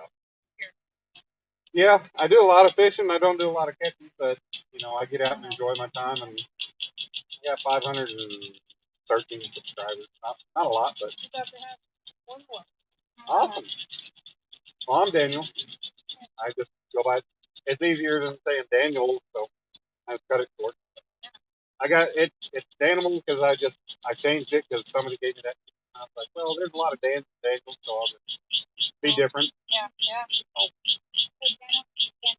Yeah, Danimals Creation. I do metal art, fish, whatever else. Did a live stream earlier in the week. I went to Bass Pro. I had a good little crowd hanging out. I met actually another guy who lives in Springfield, and he has he tries to keep a very family friendly channel. His name goes by Sun Fishing, and he lives down 10 minutes from Bass Pro. Yeah, he's actually in Pennsylvania fishing with some other YouTubers right now. He just got up there, I think, today. But yeah, he has a good channel. He goes live. He does giveaways for stickers, different baits, and all kinds of good stuff. So, feel free to add him as well. Just all it is Sunfish King, 2 words. So you can do that. Do you? Well, I'm trying to find. This is my very first time seeing fish. I'm staying down here in Springfield. I'm going to be here for. Yeah. Yeah, I've got carp. I've got cut carp on there. Carp for me has been a magic bait. This. Yeah, I know a lot of people that bluegill is a good bait. I've never really had luck with it. I fished the river down in Oklahoma with it a couple times. I've never caught anything on a live bluegill. I caught on cut bluegill. Caught a flathead, and I think a. Holy moly! Only thing I've caught is I've caught a couple soft shell turtles out of the river. One of these days I'm going to keep one and try it for food. I hear they are good. Yeah. But yeah, yeah, hit me up, if you like to fish for smallmouth and spot on Pontiac River. Really? Awesome. Low water bridge, catch smallmouth. Really? I've never caught a smallmouth bass. Are there? You catch more of the ones that are right. Sometimes you catch. Hey, I'm looking. Hopefully, I can catch some walleye. We have them in Oklahoma, but I've never caught them. But I've heard that this lake has got a lot of. Yeah, we don't have muskie in Oklahoma, so I'm looking forward. I'm going to be here for quite a while. I'm looking forward to catching quite a. Also, there's a guy. If you look up Catfish Weekly, dude, his name's Lyle Stokes, and he has got a couple thousand. He has Panfish Weekly and Catfish. They do a weekly talk show on YouTube, live stream. So if you want to watch that, check that out. And he just lives, he was telling me earlier, he's only like 20 from Springfield. So we're supposed to get together and do some fishing, hopefully next week. But yeah, if you pick it up and you subscribe, definitely. Yeah, I've been looking up as much as I can. I'm gonna. Not too far away. Yeah. Not too far away. I'm gonna try to get to Stockton. I'm gonna try to get to Table Rock. A friend of mine told me about Kopi Como down by Table Rock. Taney Como. Taney Como. Yeah. Well, I didn't want to try just talked. Google and find it. Taney Como. Yeah, that sounds right. Como. Yeah. Yeah. Mm-hmm. There's a road that has Carp. Okay, yeah. Let me come go there. Yeah, there's Temps. You're not supposed to go to Well, you Stacker? can fish on that. You can fish there, but what he's trying to tell you is a little watershed that comes from McDaniel. Okay. And the people that own the property around the watershed don't want people over there. Yeah. Like, I think I read something about, like, I that guess, watershed, bank fish north of one of the bridges or something on McDaniel. yeah, there's a bridge. It's alright to fish. That's not crappie off. Yeah. Crappie's definitely good. Stuff you can't use them for bait. Yeah. Alright. Okay. Well, I'm Daniel. Y'all. I am Colton. You're Colton? Nice to meet It's great. you. Great. Brandon. Very nice. Celia. What? Celia. Yeah, my 5-year-old, I think, graduating pre-K. Probably, yeah. And Mom hasn't told me. Oh. It's supposed to be my actual text yesterday, like, because I've got to help the mechanic work on my thing. It worked out. Well, it's good to meet you. Yep, you too. So hopefully, if you pick me up, yeah, post a comment on one of the videos.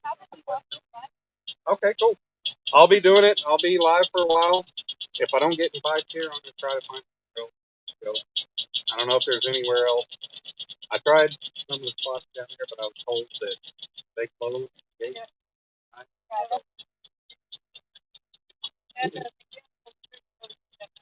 Oh wow. So I guess somebody in the train from Missouri keep telling me there's not really enough. That I may just have to wait, but I think I'm gonna try to get out tomorrow too after the storm. Yeah. And who knows? I may go to stock somewhere and try something different. I have never bow fished. I have. You're trying it now? Yeah. Oh, you had any luck? Uh-huh. No. Well, you'll get there. I mean, you got to get out on a boat. I make the beach get quick. Right. Yeah. One of these days, I've only ever caught 2 guards, but one of these days I'm going to keep one. I threw them both back, but one day I'm going to keep one to try. They're hard to get into, but they're good. I've heard they're really good to eat. They're worth it. So. I was in Iowa. Mm-hmm. I thought I caught like giant something. Right. I thought it was like bass. Mm-hmm. And they said that they got it. Oh wow. Yeah, the last gar I caught was down at Lake Waurika Lake, southwest Oklahoma. It was about 2.5 foot long. Tried to fight the damn hands off. Yeah, they will. Yeah. I got one with the bow 2 weekends ago. Yeah. Nice. It was pretty big. It was probably 5 foot long. Yeah. I'll be back with y'all in a minute. Oh. No, you're good. They can entertain themselves in the chat. Holy moly. Yeah, that was last. That was last? No, it was before last. That's like a 4.5 foot long gar right there. What's that, about 5, 4.5? 5 foot long? I mean, that's a grown man holding it, so that's got to be probably about. That's her holding it. I'm so sorry. I guess I didn't look down and, okay. I apologize. Okay, Stacy. Brandy. So that's me holding him. Colton, Brandy. Okay. Yeah, that's me holding him, and I'm 6 foot tall, so. Yeah. Yeah, that might be more like 5 foot long. I guess 5. I didn't. Shot right in the head. Oh wow, got that one. Yeah. Yeah. Yeah. Yep. Actually, He's a well, right now. we cut him up. He ate turtle last.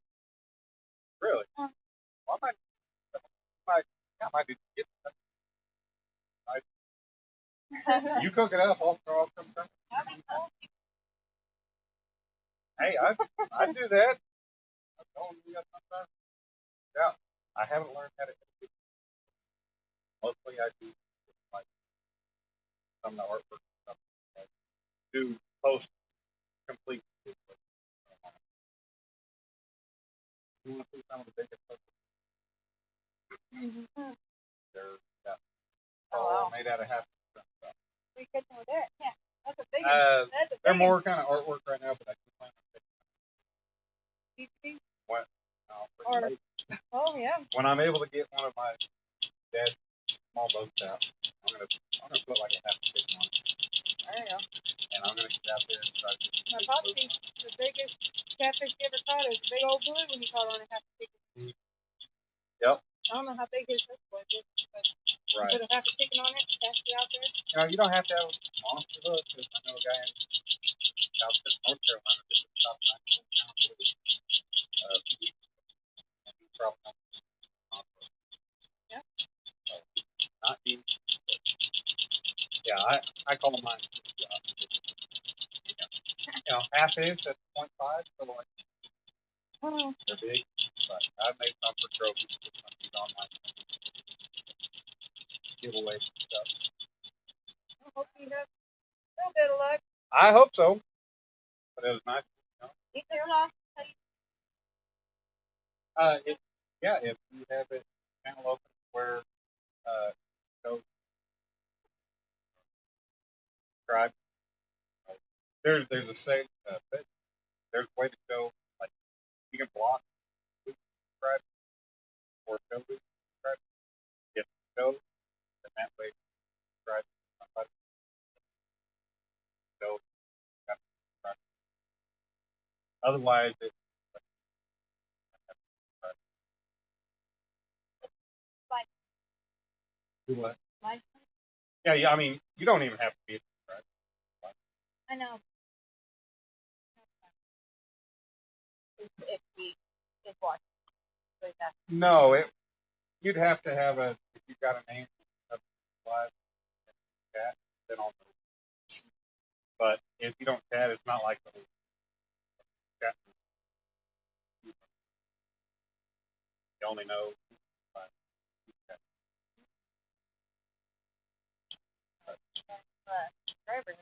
Awesome. Appreciate it. And I'll try to. Major fisherman here. Yeah, that'll be awesome. Hey, I can get out. I'm going to be here for 5 or 6 months. Oh, wow. Yeah.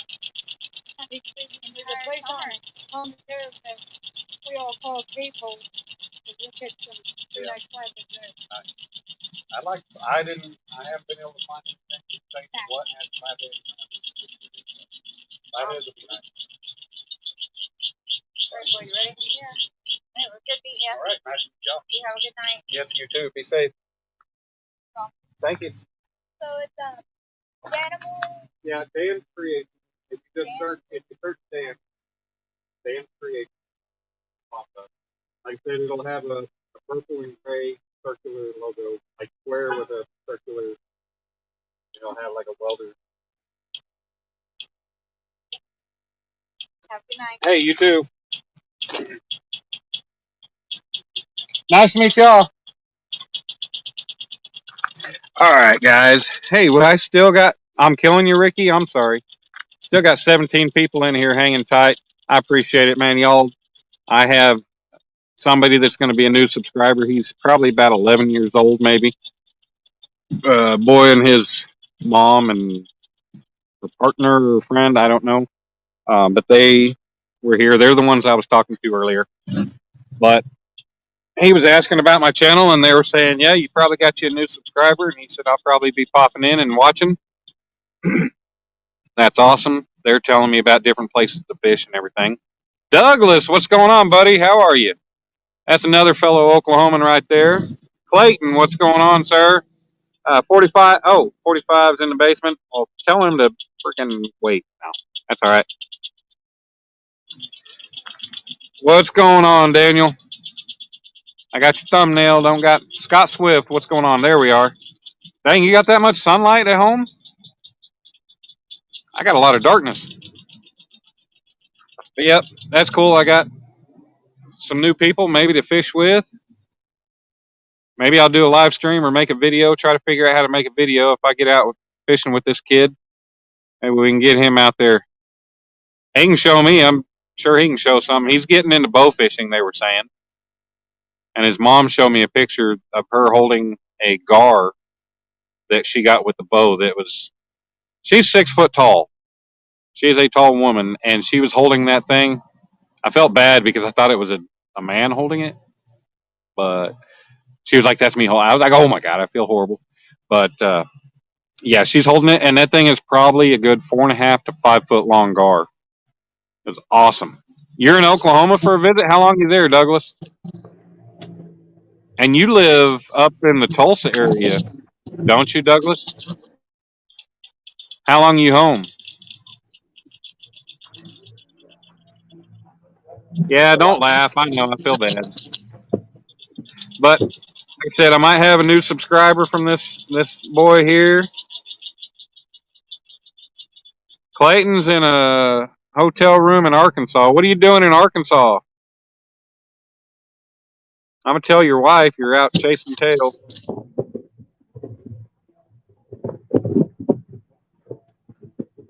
What's up, Dan? Sorry guys, didn't mean to keep you guys hanging, but grabbing and listening. Sounds like Dan has a cricket. That's microphone bombing. Yeah, I didn't mean to leave you guys hanging for so long, but at the same time, you know, I wanted to be social and be nice to commercial people. And if that means that, Daniel, I think you're causing me to echo. Am I getting an echo? You got the volume on another phone turned up or something? That sounds off. No, it's down. Hang on, let me go look real quick. I got the cancellation on. Douglas, why didn't you let a guy know that you were home sooner? If you're going back this Tuesday, good Lord, I'd have met up with you. But I got up into Missouri last Wednesday and set the crane up and started work Thursday.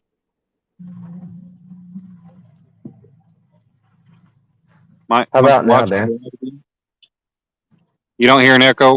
Maybe it wasn't an echo. It was just some kind of weird, high-pitched, weird noise. And maybe it wasn't. It might have just been something. I don't know what it was. But it's gone now. You probably hearing the boat. We're moving. Oh, okay. Might be the trolling motor or something. No, you're hearing a big motor. But I figured whoever was going to stick around. Yeah. I figured whoever was going to stick around was going to stick around. But, you know, I got a boy that wanted to talk and find out about my channel and everything and talk about fishing, and his mom and the other person with him. Not sure the relation there or whatever, but, you know, I figured who was going to stick around was going to stick around. I didn't want to be antisocial. I didn't want to be rude. And, you know, it's nice to get some information and talk, and so I appreciate that. Got a little bit of information. And I told him, she said they just ate turtle the other night, and they've got the gar in the freezer. I'm like, hey, I need to get in touch with y'all because these are some things I wanted to try to eat before. And that's probably about the only way it's going to happen, by somebody else fixing it. I've had a weird noise for a while, way before he came in. I'm sorry. Come on, Chris. Do I need to drop out and start or try again? You'll fish with me next time? Well, when's next time going to be? Yeah, you knew that was coming, of course. Yeah, you wait till the end of your 33 days to let me know you're in town. And hell, the company I'm working for, they're based in Tulsa. I was just in Tulsa last weekend dropping company truck off and got my truck from the yard. You got to catch a 30-pound flatty out of Okmulgee Lake? That's awesome. I've never been to Okmulgee Lake. Now, it's been over 20 years since I've even been through Okmulgee, I do believe. We went to OSU Okmulgee for when I was in Botech for automotive. We went up there to check out their auto tech center. Alicia, there's more weird noises because I'm throwing cast net now. About another year? Good Lord. All right, well, I guess we'll just have to stay in touch for the next year. My rods are in holders. What are you talking about? This is real? Yeah, I wish it was my reel. Wish it was my reel going click, click, click, but I don't have the clickers turned on. I got a lot of cool bugs making a lot of noise. A lot of cool noises. So everybody's complaining about hearing. They hear our motor. No, I can't. We won't hear anything on our side. Hear him. That's it. You won't hear anything on our side, but they're probably hearing the motor, the water, the exhaust. That's what y'all are hearing, probably, is the exhaust because the boat's running. Alicia, yeah.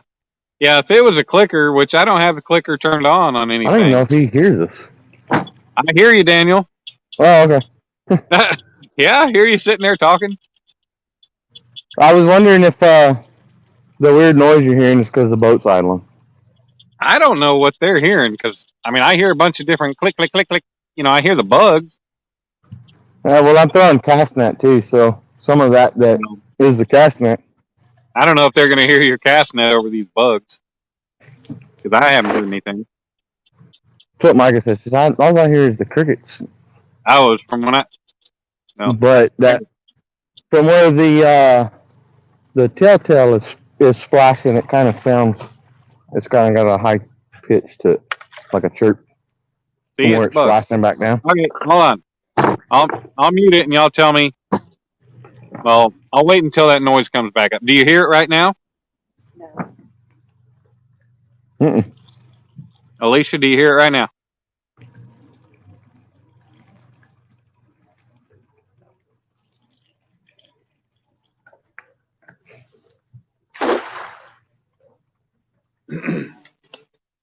No, you don't hear it right now?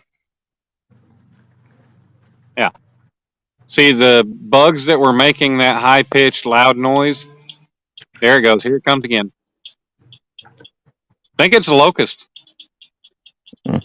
Is it back? They sound like those little Chinese drums that you clack back and forth.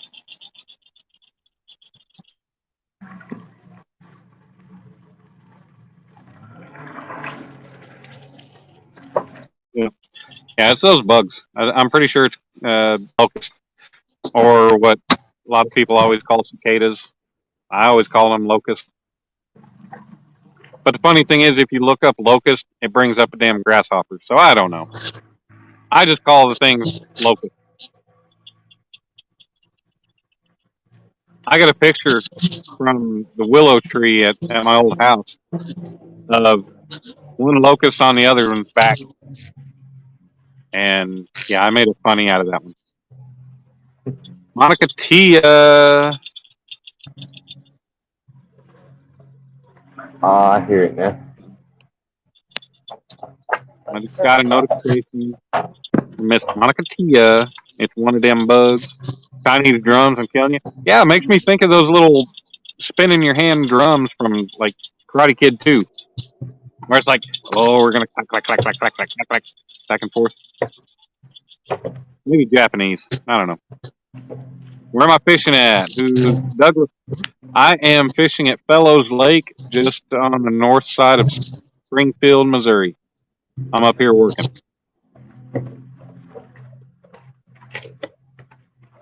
I am in the dark, hanging out by myself. No, you're not. Physically by myself. I have no bites. You almost said hi to Monica. Yes, Alicia, but locusts to me are what everybody else calls those cicadas. Those are locusts. Yeah. You know, just like bluegill and all them, they're all perch in Oklahoma. Yep. There might be a few things we're not as backwards as Kentucky or anything, but we got a couple things that are a little backwards. Shots fired! Shots fired! I'm tired. How much carp you got waiting for me, Daniel?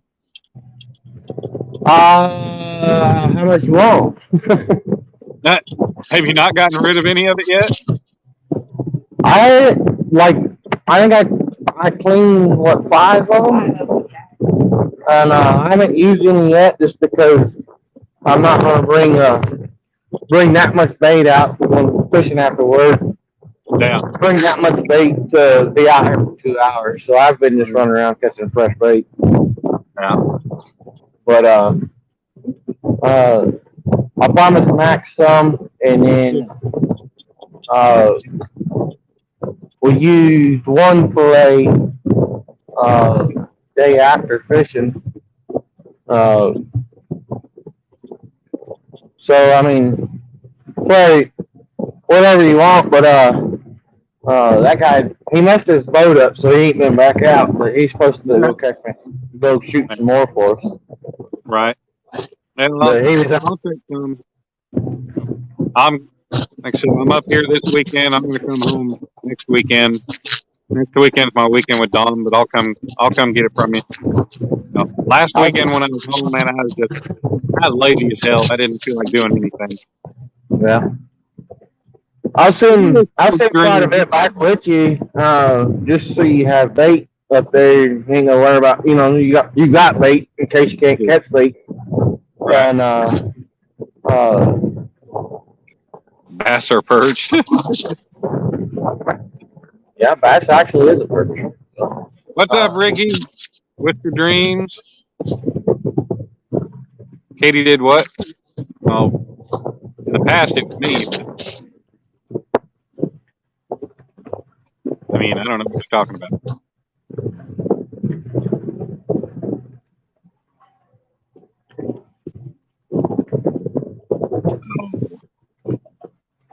Well, shoot, I keep getting told that gates are closed. There's a whole area that has different pull-off, but you got to go through gates that are off the road. And apparently they close at night. And I don't know what else there is on this lake, where else there is to try. Can you go and pull it later? Real quick. I may just hang out here I think it's about time to change out baits. They've been in there for 2 hours. I've recasted. Time to put out a fresh piece. And then I'll leave them out a while. And if I don't have any luck, I may just call it good for the night. Go somewhere, get me some dinner, go back to the room. And then hopefully I may just try again tomorrow. And maybe I'll be able to get some fresh bait tomorrow. I need to get me a bait bucket with a bubbler. I don't know if they even have Academy up here. So I may have to wait. I may have to go to Academy. I don't know if Walmart's got the lid with the bubble box thing. If they've got them. But I need to get me like a minnow bucket or a bait bucket. That way, if I catch bluegill and stuff, you can't use crappie up here for bait. You can't use any kind of sport fish or a pork. If you take a crappie home and you fillet it, you cannot cut the head off and use the head for bait. That's a bunch of crap. Like here, City Parks close at 10. New episode of Mama. God, Alicia, you are so ridiculous. How can anybody watch that junk TV? I agree. That's horrible. And I know my life can sometimes be crap, but I don't need to watch something that's so horrible like that. Actually, me and Dom's mom, we used to watch My 600-Pound Life, which was kind of interesting. It was cool it's nice.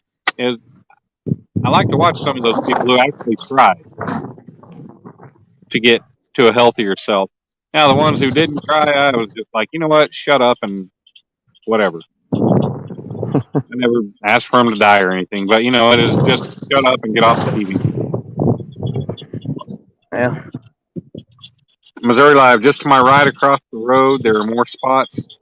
Yeah, I don't know what it's going to be like. Seems like a lot of people are coming out here being on a Friday night, but I may pull it in after a bit and see what's going on over there. I know there is that covered dock, and who knows, that covered dock that area might provide something. You're changing your name to Honey Boo Boo. Well, John, you kind of look like her, only with a beard. How you like me now, fish? No wonder why viewers keep dropping off. God, he's trying to find some balls or what? Fish? Talking about me? Yeah, Scott Swift said 45. Where's bait? I said, Looking "I'm for trying to it. find some." Had some flipping right here, and then I don't know, but we're deep water, and I ain't got a tape neck. So, Alicia, I was not ignoring you. If I missed your comment, it's because I was busy or I missed it and didn't get to scroll up to it. I don't want to hear you saying I was ignoring you. Are you marking anything? Maybe I'll listen to you. what we got right there. But Alicia, what have you told me?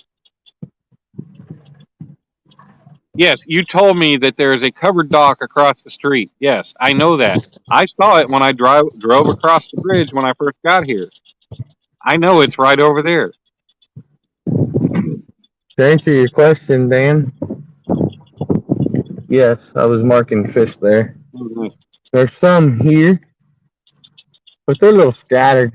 But I can see them jumping. Well, Alicia, I'm going to see the background and you can talk. Since she's so camera shy. Yeah.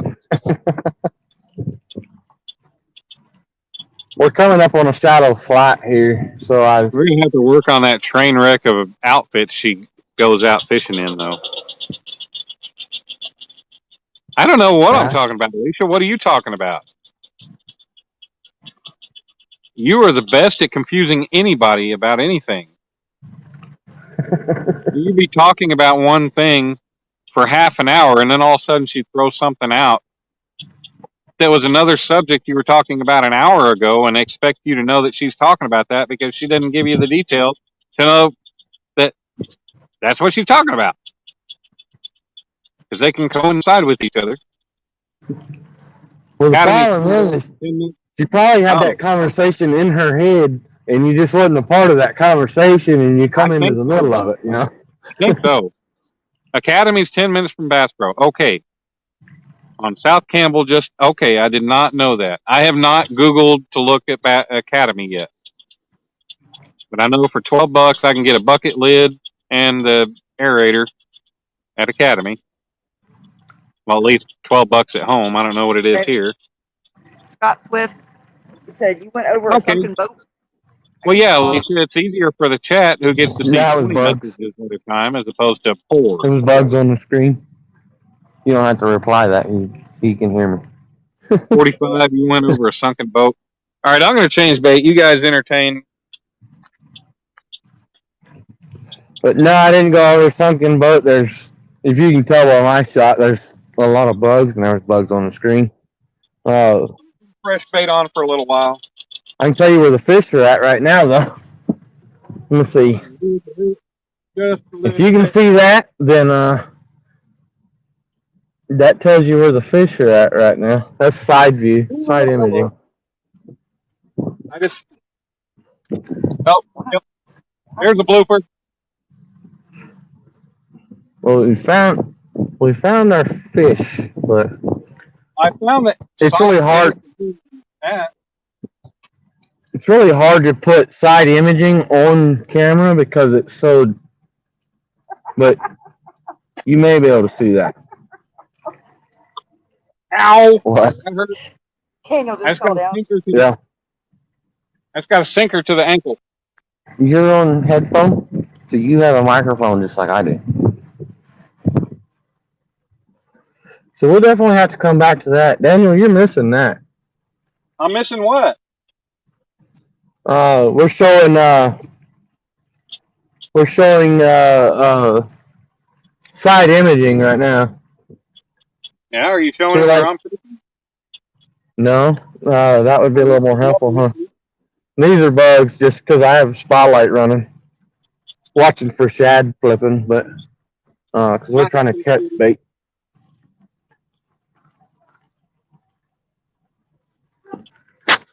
I need a fish. I need a fish.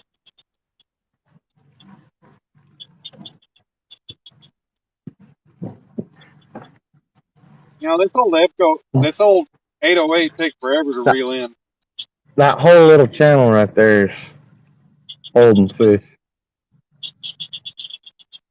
There's some up here too. You just can't see them, and the contrast is not that bright in person. It just looks that way on camera. All right, come on, get it. Oh, I missed it.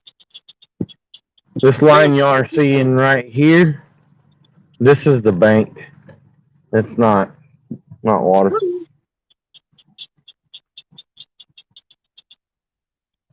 Y'all missed that snake. But- So did I. You see, there's fish up on the bank here, so they're coming in pretty shallow. My finger made it zoom, but they're also lined up out here. So, but I better start paying attention to what I'm doing because we're spotlighting other boats now. So, You're spotlighting other boats. yeah.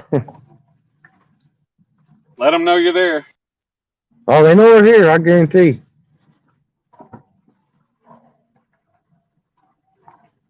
Yeah, I'm just reeling them all in at once, so I only got to mess with getting my hands all nasty one.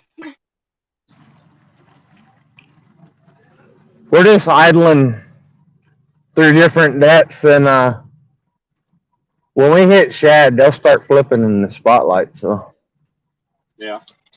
I ain't got to stand here and get wet for nothing. But I think we're fixing to pack it in. This storm's moving in on us. So. Well, I think our storms are supposed to start here sometime in the middle of the night. We're about 5 miles from the truck, and the storm's about 15 miles away from us. So.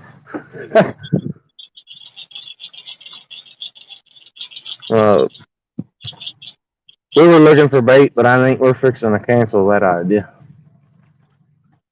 Come on, I don't mind fishing in the rain, but I'm not fishing in the lightning. So. I thought you were a real fisherman. I'm good at catching fish, but I'm not good at catching lightning. So. Well, you need that lightning to catch you. That'd be a shocking experience. I might have seen it when I busted my ass and slid into the water. Yeah, she was laughing at you. Yeah. You know, it happens to the best of us. Even the worst of us. I think I fit more in the worst of us category. Yeah. Nope, thanks for agreeing. Dick. Yeah, it's about time I get some fresh bait. This carp's kind of old. Getting a little soft. Starting to slide a little bit. Getting a little soft. Starting to slide a little bit. Well, it's just brown. It's not bloody.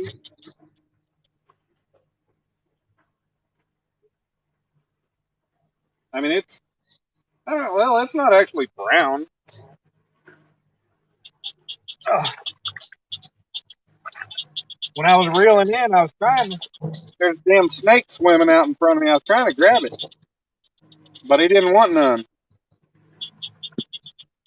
He hightailed it away from my line. I'm like, go!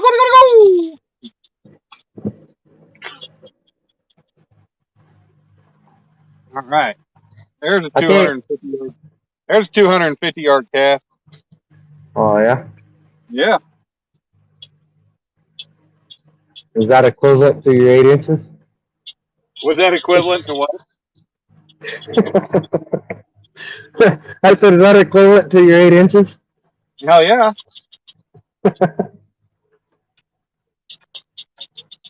That was one of those YouTube 250 yard casts, all right? You know, so many people on here claim to cast as far as they do. Well, I mean, some of them That's what I do. was. Some That's of them what I was do. getting at. I just dug it out of the gutter. So Some of them use those friggin' 50-foot long poles to be able to do it. I don't need to cast that far fishing from the bank here.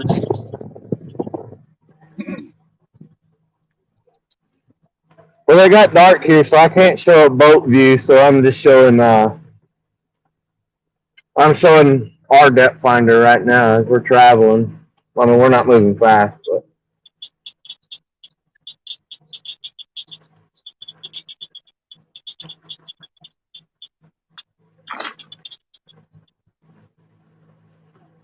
All right. there's fish here. I think that was about a 750 yard cast. Hi, kid.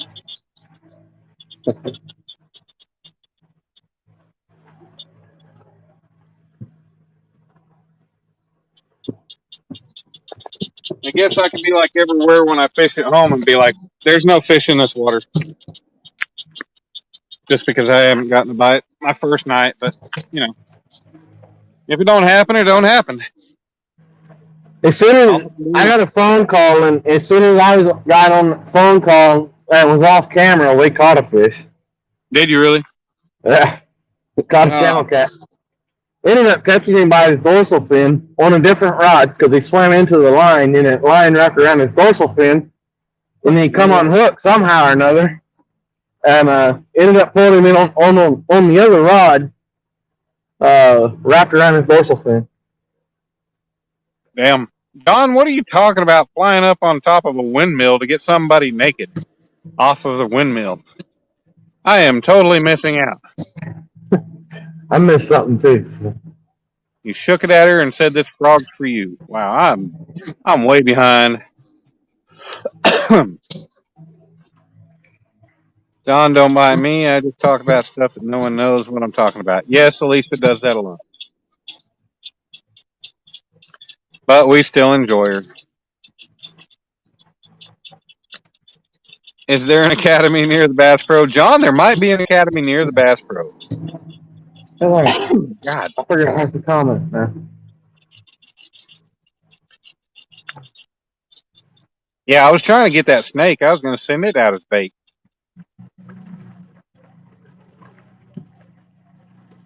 I was about to go swimming. Yeah, well, it wasn't going to, I wouldn't. God, I got a damn tickle in my throat. But I wasn't going to go too far because my foot just slid off this little ledge and my foot went down in the water and my butt went down on the dry ground. Rain around 11. The road to the covered dock is closed, but you can walk to it. It's going across the road to that parking area. You can walk towards it with other spots along the way. All right. I don't know that I want to worry about that tonight, being out, You see my view? time out here. If I knew the area, might be a little more apt to want to go do that Brian asked me, he said, in the dark. "You want to fix what the lawyer did?" Holy crap. The fuck did he do that for? I don't know. Sorry. I didn't bring my lawnmower battery and LEDs up here. I bought a new lawnmower battery when I went down to Texas, but the LEDs are my dad's. I'm going to have to pick some of my own up. But I'll be able to shine some good light on the rods whenever I get out and about when I bring that. I got to find my trickle charger that's in my storage unit. That way I can just keep that thing on the charger in the room and have it ready. But this little $28 light, 25, whatever it is, it works good. It shines on the rods pretty good at night. Lasts several hours. I just wish it would highlight me catching a fish that isn't coming about. There, you're just lagging. Excuse Micah, she forgets that there's a microphone. Come on, Micah. There might be children watching. Like I said, I just made a new young friend who might be watching right now. We gotta try to be a little family friendly. Doesn't have to be Well, perfect. I had my headphones with me for once, so so we didn't have an echo. I've got one and she's got one, but she forgets that the microphone in that headphone picks her up just as well. No. Chris, is And that some of that good stuff, or I mean, is it potent or what?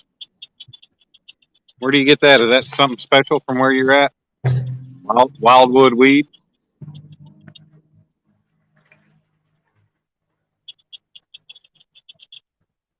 Man, we've had a good crowd in here tonight, hanging out. Upwards of 20 some odd people, staying steady around 15 to 20. Had a great crowd in chat.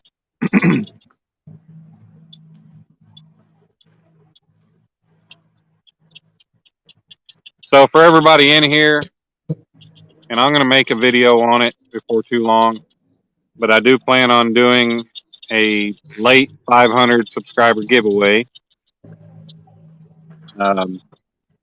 My plan was to make some of my artwork, a few of my good pieces, and just do that. But I'm gonna have to enter that because I need an anchor. yeah, well, that was my plan before I got sent out of town. Before I took a job out of town for work.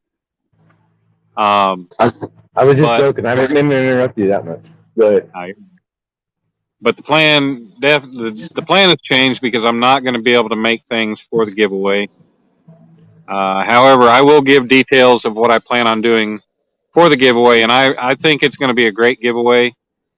And I'm not going to be highly advertising it. I know everybody does that. I know I've won things in live streams that have been from channels that highly advertise their giveaways, and I appreciate that. But there's a lot of people who don't come to my lives, and if I openly just sit there and advertise a giveaway and those people show up in my live, all that's going to do is just tell me something.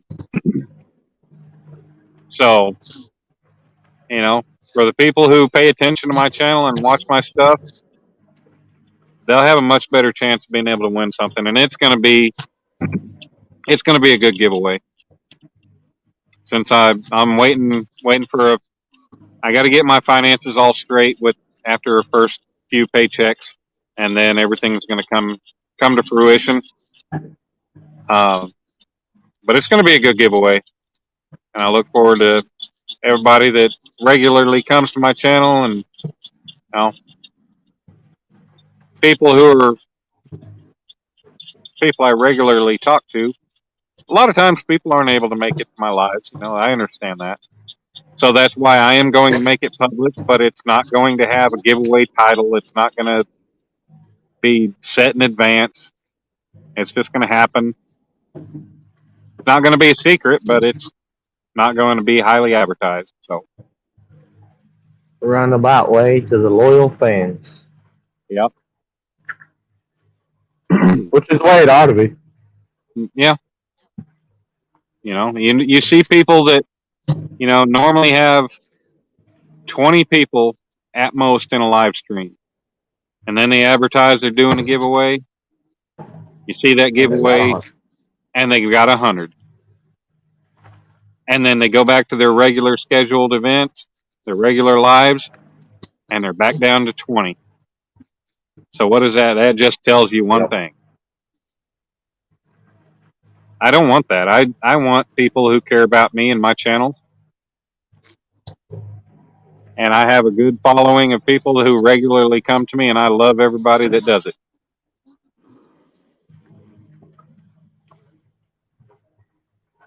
Love everybody that comes and spends their time with me when I go live. And I appreciate it.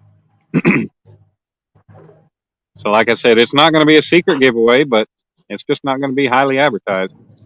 But it's going to be coming in the future, here in in the next month, probably. I've still got some people to contact to source some items. Multiple people have already been contacted. But I'll put out a video. Yeah, John, that's understandable.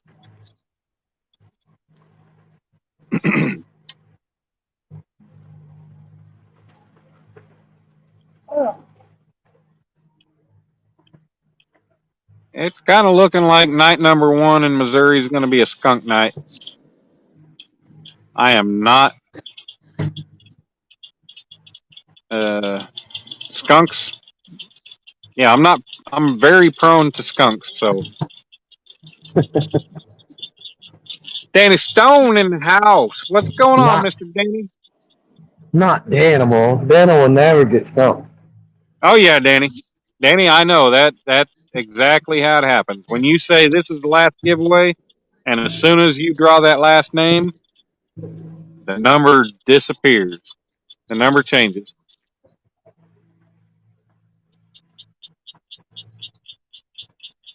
And there are people that don't regularly frequent my lives. And I understand that. I don't frequent everybody's lives. I try to make it to a lot of people's lives as much as possible. Right now, with work, I'll keep lives on when I'm sitting in the crane, and I'll chat when I can. I can't make everybody, but I try to make a good showing. I try to make my appearance in most everybody's as much as possible. And there have been some channels that I've kind of just dropped away from because, I've been on YouTube for about 1.5 years now. I started my channel my first live was in was in March of last year. So I guess basically I've really been a YouTuber, I guess, for just over 1 year. But, I frequent so many people's channels, do what I can to support. I have not been able to financially support anybody for, the duration. And if that's what people expect, I'm sorry, but that's not what I'm here for. But, it's just when you support channels day in and day out and you don't get the same support from them even once in a blue moon.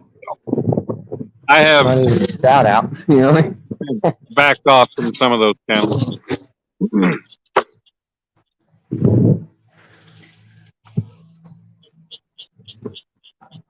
I like what John Parker did. He said the giveaway was over, and after a bunch left, yep.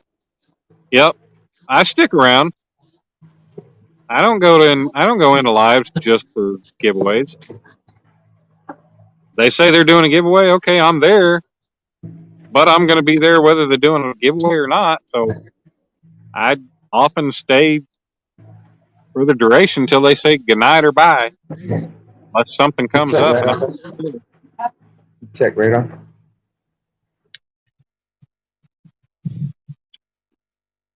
John, you're full of it. Nah, I appreciate you being in here, John. Get them, Billy. What's going on? No, sir. No fish. No bites. We are having one hell of a night. We have not had any action, but I had nothing to go on. I knew this lake was about 15 minutes up the road from the motel. I didn't get a whole lot of time to go back and research and look and see what access, what was where. So I found a spot and I set up.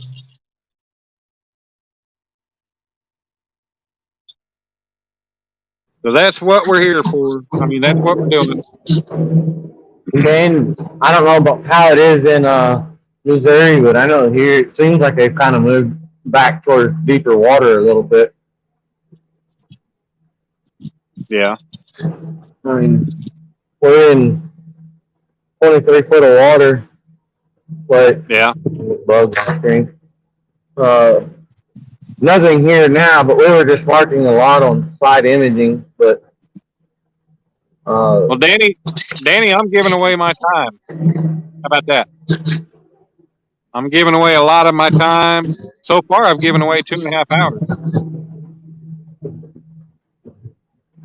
of good social activity. Well, Daniel, it's good. Hey, once again, we got Daniel, and Danny. Earlier today, we had a female Danny. We had Danny, Stone, and Daniel. We've got a bunch of Dans and Daniel and Danny.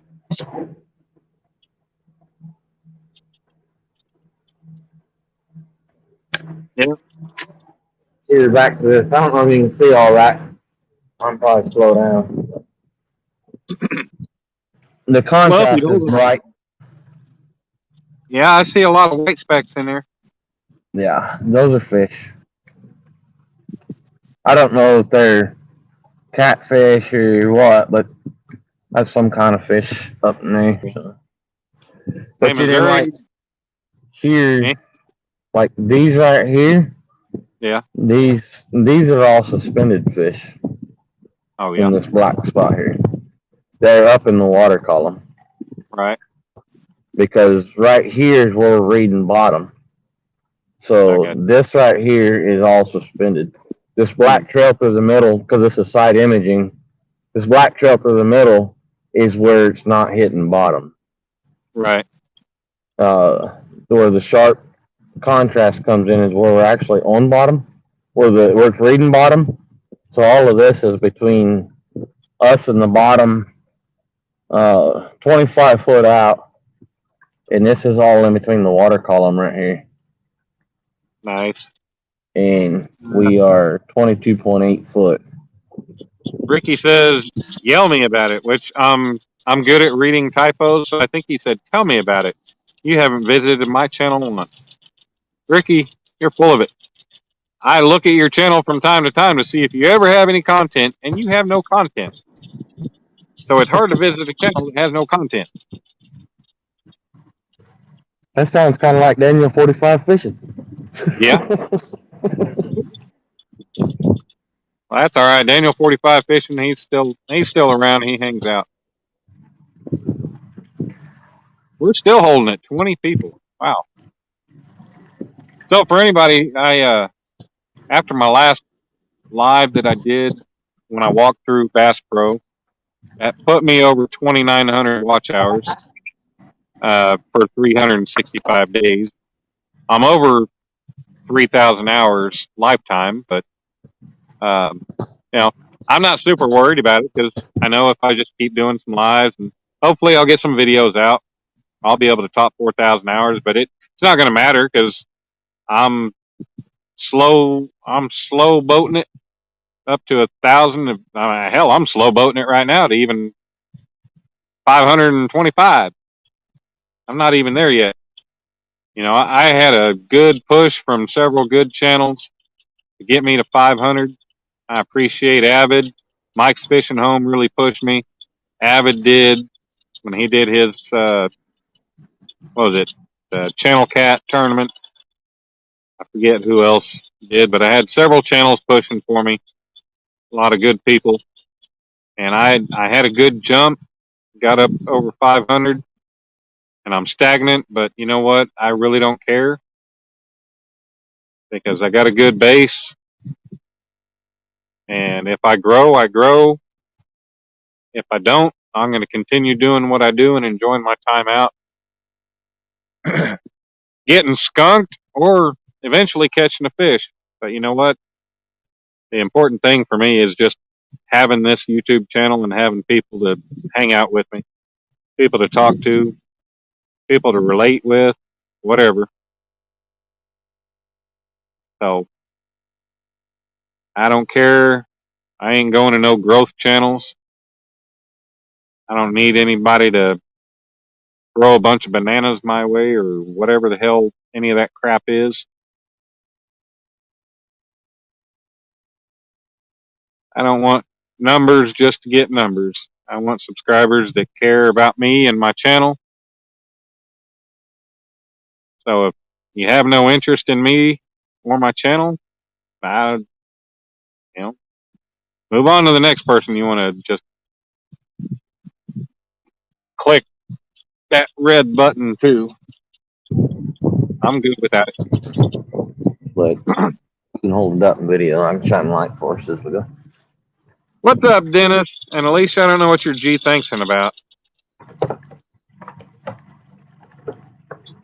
So they can see somewhat. Hey, Danny, awesome. You top 500? Hell yeah, buddy. You got 6,200. Yeah, you've done a number of more lives than I've done, though. You know, there's a lot of times I didn't have the money to get out and go fishing, didn't have gas money and stuff. So, and yeah, I could have gone live from the house, but man, I don't know. What you doing? I'm not trying to have a talk show or any of that stuff. I really want to get after, and hopefully this job is going to get me the money in the bank where I can get my TIG welder. That way I have better welds, better looking welds, a hell of a lot less cleanup on my artwork. Get some more tooling and better cameras and stuff, different setup. That way I can actually start trying to really work on making actual production videos of me making things. And I've got to just quit getting frustrated if I screw up on something. Just keep recording and I can edit out all the junk later. But I need to actually make some videos. But that's why I'm here, brother, because you are. Yeah, Danny, I appreciate you. Had watch hours. Yeah, a lot of people do. Yep, Scott, TIG is awesome. Yes, you did, Alicia. You're Dan's #1 fan. Yes, Alicia is definitely my #1 fan. Sorry, as I'm talking, I'm not in there staring at the screen. I was just kind of looking out at the rods and just talking. That's why I'm still here, Dan. Put the beer down. See, I care about. Riggy, I've only had one beer since I've been here. I got 2 more in the ice chest.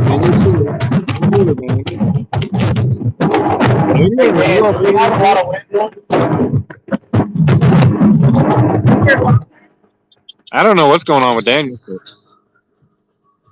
I think he's having a fit.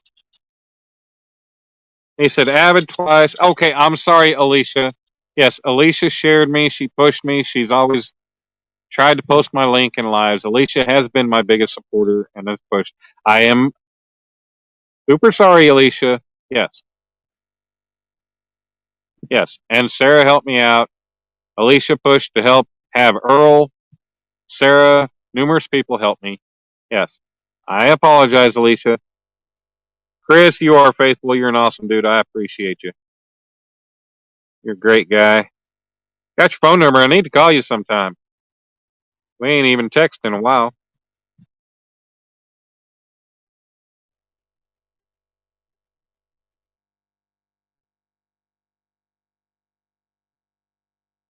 Any shield weld is awesome. Yeah. M's Barcina vlog. Well, thank you, M's. Appreciate you coming in. That's a new one to me.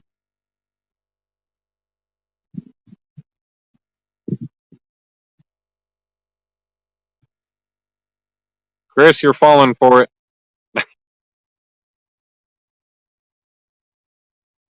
If you're on the West Coast, your gas is going to $10 a gallon. Well, we don't need to get into anything that's going to cause any kind of political talk in here. There's already a lot of people with political comments that I don't agree with, and I keep my mouth shut. So all we can do is just, oh, we're getting a bite.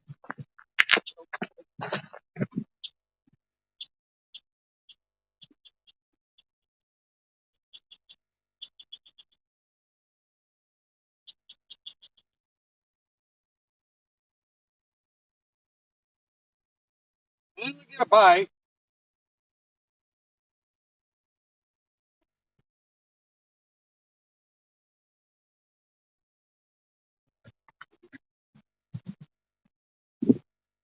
Hey, I finally get a bite. If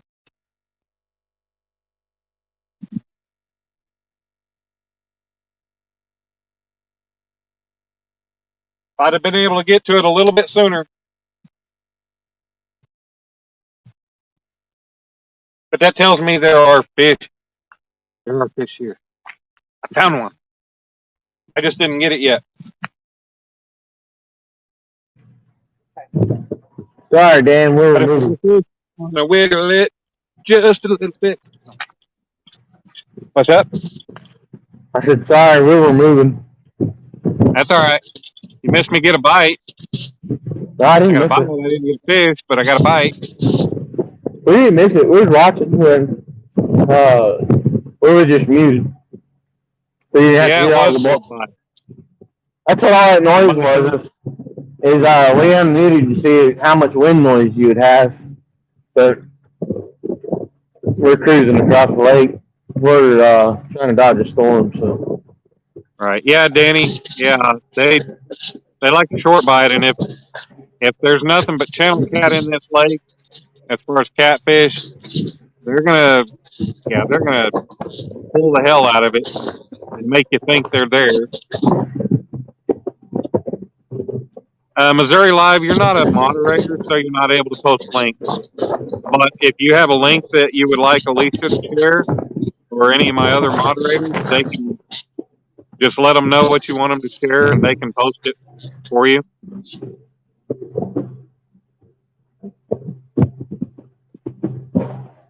Pick up any of that lightning in the background? What? You pick up any of the lightning in the background? I think I'm wiggling it just a little bit. But yeah, you guys feel free, share some links in here, get some people if there's people in here that others don't have. John, small water. I think it's been a while since he's been in one of the lives. Some people that are in here might not have him. You can share John, Alicia, Chris. You guys can share Alicia's link, Daniel, anybody. I mean, get some links out there, help some people out. Let people get acquainted with other people that they might not otherwise know.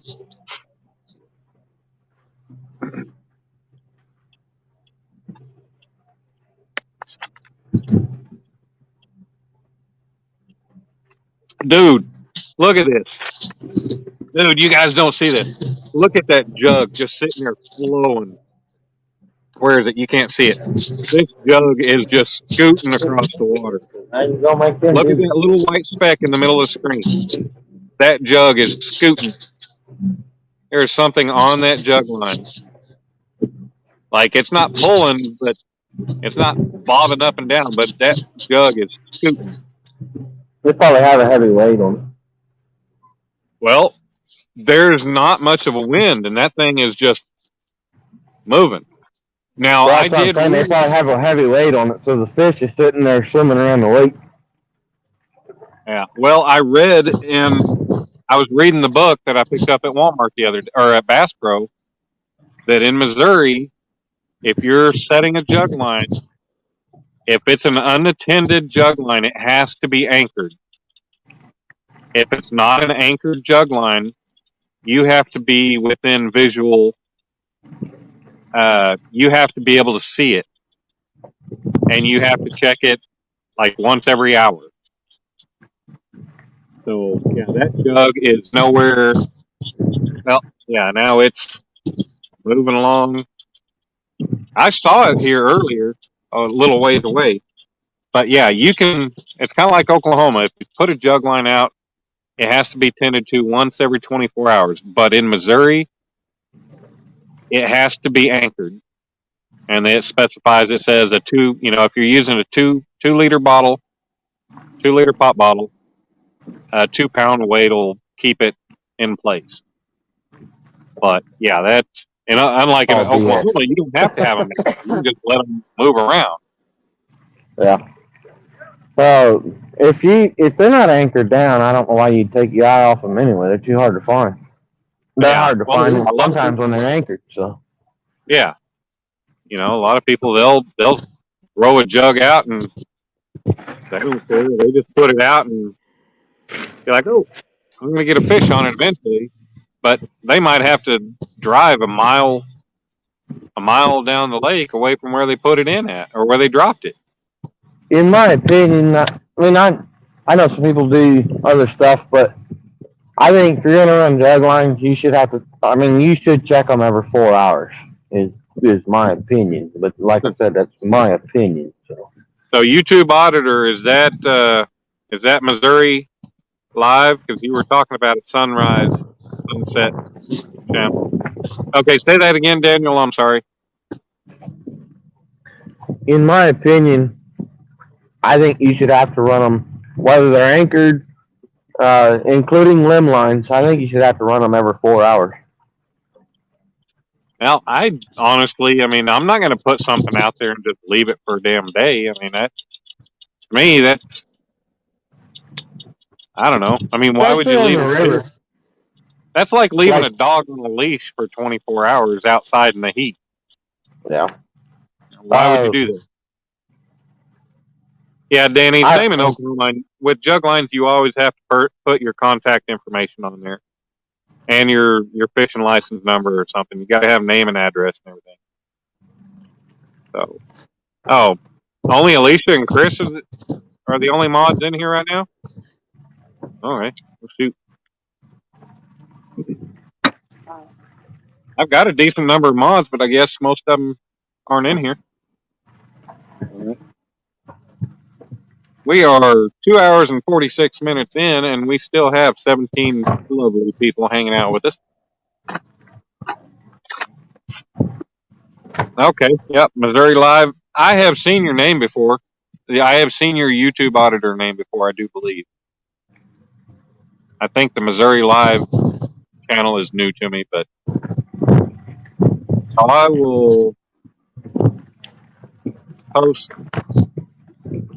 link again if anybody wants to come in as an audio visual or just an audio member of the panel. We can, anybody else gets bored, wants to come up, or just wants to jump in and have a little conversation. Don't be scared. Yeah, we're fixing to pull out, so. It's never good to pull out. Oh wait, yeah, it's good to pull out. Sorry, I might have a kid or two watching. I gotta be off humor like that. They probably don't know. Right. Yeah. Almost thought I was getting another bite. Yeah. We're fixing to get rained on if we don't get loaded pretty quick. I mean, I can stay. I can hang out audio, but I mean, nobody wants to see me drive down the road. So. Yeah. We're actually parked at North Centennial area. I'm in your little fishing spot over here. Yeah. But that's. I just dropped Micah off at the boat ramp. She's fixing to back in, but that's what you're seeing now. I got you. Yeah. Micah's good at backing trailers in. She knows what she's doing. You get to see her do it here in just a second. Let me get straight with the boat ramp. Well, I've seen her do it. Well, the audience has. There you go. Everybody can watch. Turn your phone the other direction. Get a better view. There you go. I can't do it and leave it rested, or it's just on the windshield. So. Yeah, and we know what happens when you rest your phone on the windshield. It's been on the windshield for a little bit. Well, that's how you lost my phone in the water today. That's how you lost your phone in my first live, or your first live ever. That's Micah back in the boat trailer down the ramp, and she actually backed that around at a 90. Dang, you see what happened whenever I put you on solo? I went from 19 to 13. Good Lord.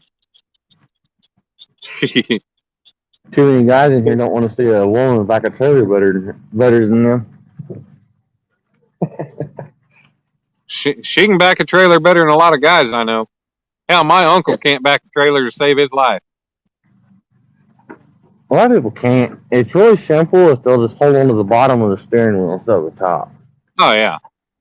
Well, you got to remember, you got to turn the wheel the opposite way to make the trailer go the way you want it to Not go. if you hold on to the bottom of the steering wheel. Well, Let me put you back this way so I can actually pull up on the trailer. holding on the bottom of the steering wheel still doesn't change which direction the wheel needs to go when the trailer goes one way or the other. It doesn't, but your hand-eye coordination lines up better. Well, honestly, my old roommate, one of my good friends, he is I don't know if he still does it or not, but he was a racing instructor. And as a race car driver, you are taught to shuffle steer from the bottom of the wheel. Yeah. You can put your hands on the top of the wheel. And Yeah.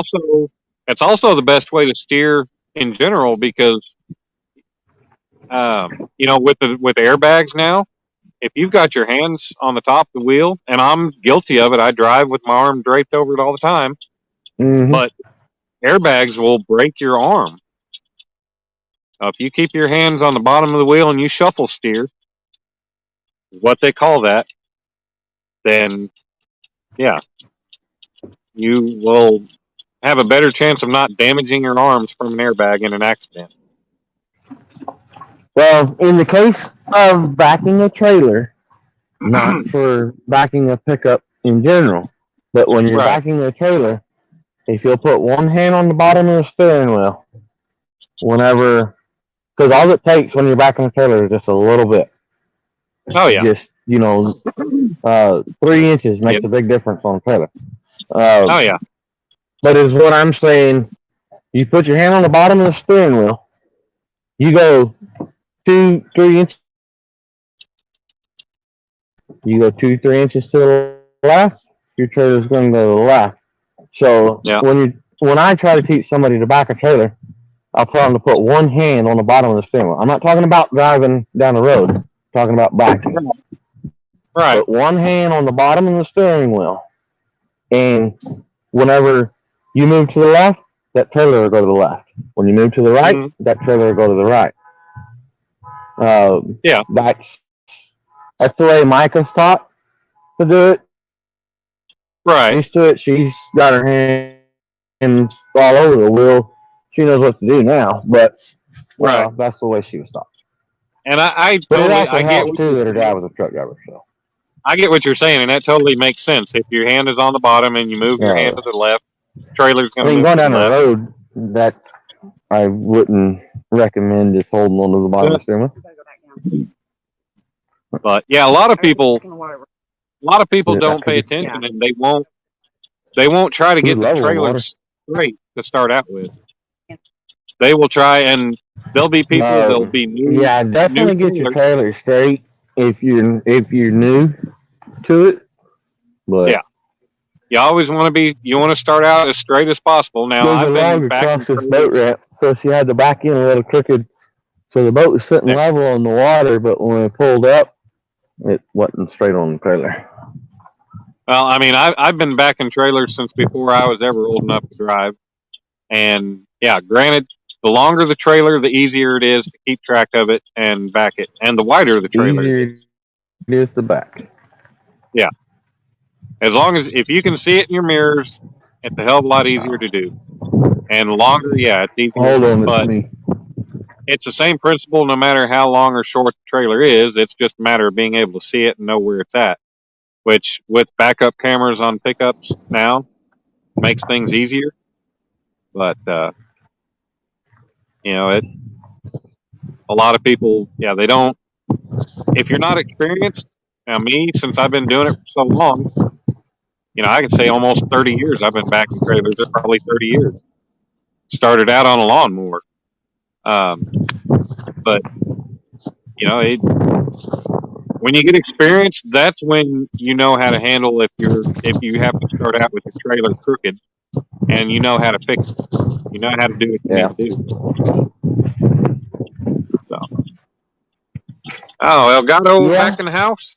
Hey, what's up, Chris? Good to see you back, buddy. We have no fish yet, but we did get a bite about 15, 20 minutes ago.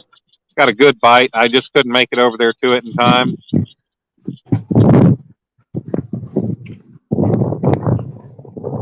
Yeah, Chris, I know what you mean.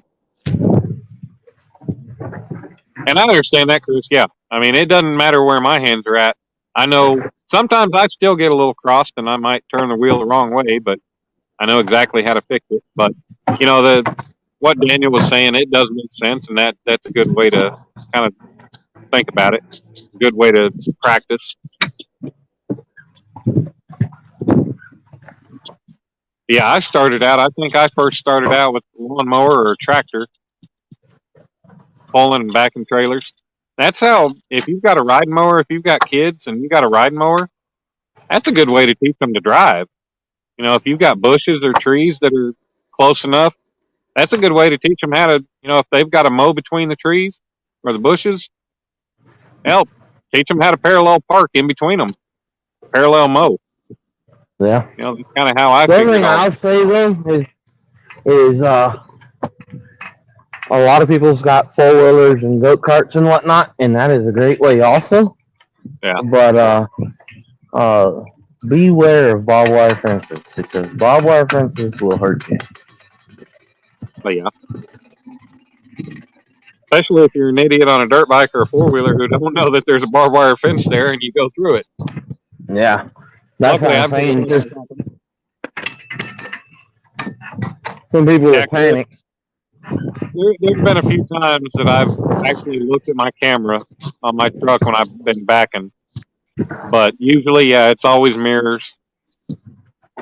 And for a lot of people who don't know, if you're backing a trailer at night, keep your foot on that brake pedal. Get those brake lights shining your trailer, shining the water, shining whatever. Just, you know, you're not actually applying the brake, but you are putting enough pressure to light your tail lights, your brake lights up. That'll give you extra light to be able to see if you don't have good, bright backup light. Yep. And as hard as that hit was a while ago, you might want to check your bait. Yeah, I don't know. I might. That carp is pretty tough. You got great bait. You're gonna hammer pretty. All right, Chris. Glad you had a good night getting your bait. I hope you do hammer them in the morning. With the fact that I'm on a sleep schedule where I'm waking up in the mornings, I should be able to wake up on my own fairly early, be able to come in and watch, be there for you, with you. Acids go over a little bit. Yep, John, that's right. It's not going to sit straight there. You know what you're doing. You Something shouldn't like be sitting on the ramp very long at all.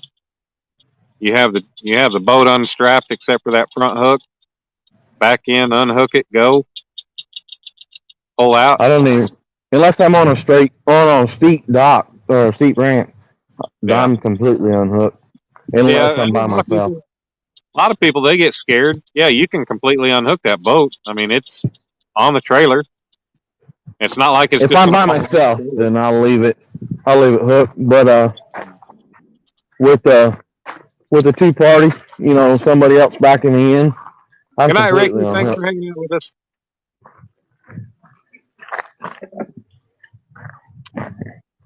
Yeah, I might take Danny's suggestion, even though it is carp with tough skin. I might check that. Go ahead and check that B&M rod. Check the bait on it. Way over.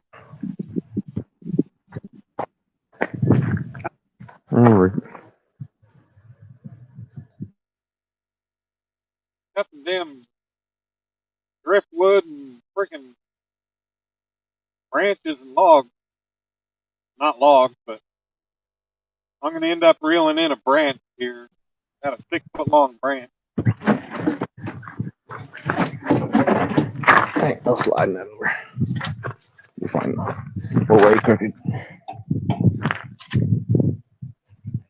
Nope, never mind.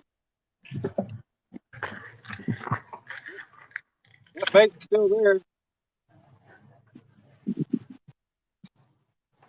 Since What then, do you I'll want to go. show me? Somewhere in the park or something.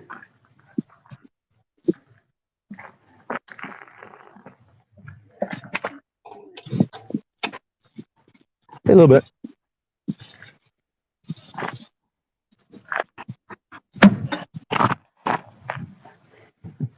Also, fresh piece on.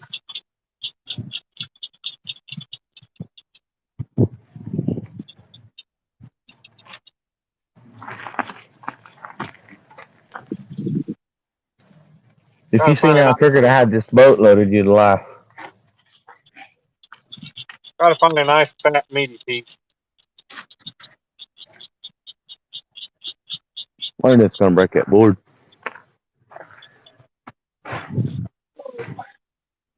Yeah, somebody throw Elgato's link out there. I'm pretty sure most everybody's got him, but if you don't, badass on the boat. Badass in person too. Oh, Elgato's got an awesome channel. That guy has put some pretty good fish in the boat. Not only pretty good fish, but lots of fish. Chris is just a great guy to have as a friend. That's for sure. I haven't had a chance to meet him in person, but he's not that far from us, so one of these days.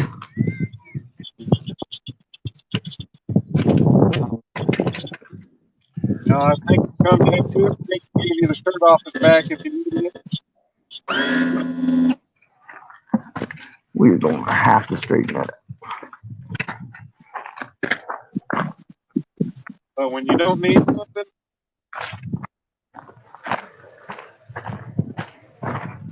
you don't need it.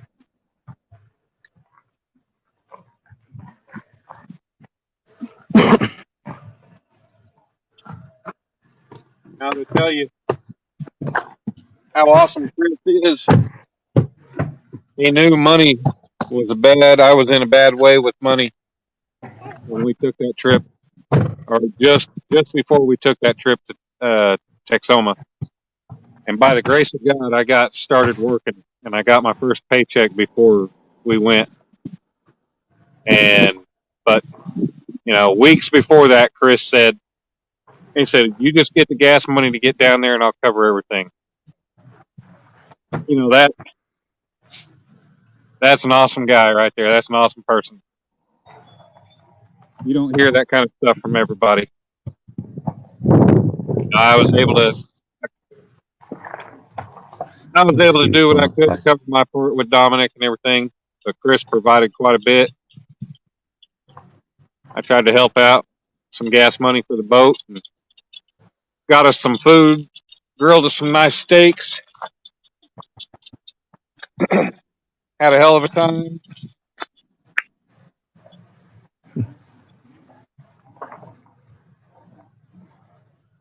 Still here, Dan. We're trying to straighten this. I'm still here, but we're just trying to straighten this boat out because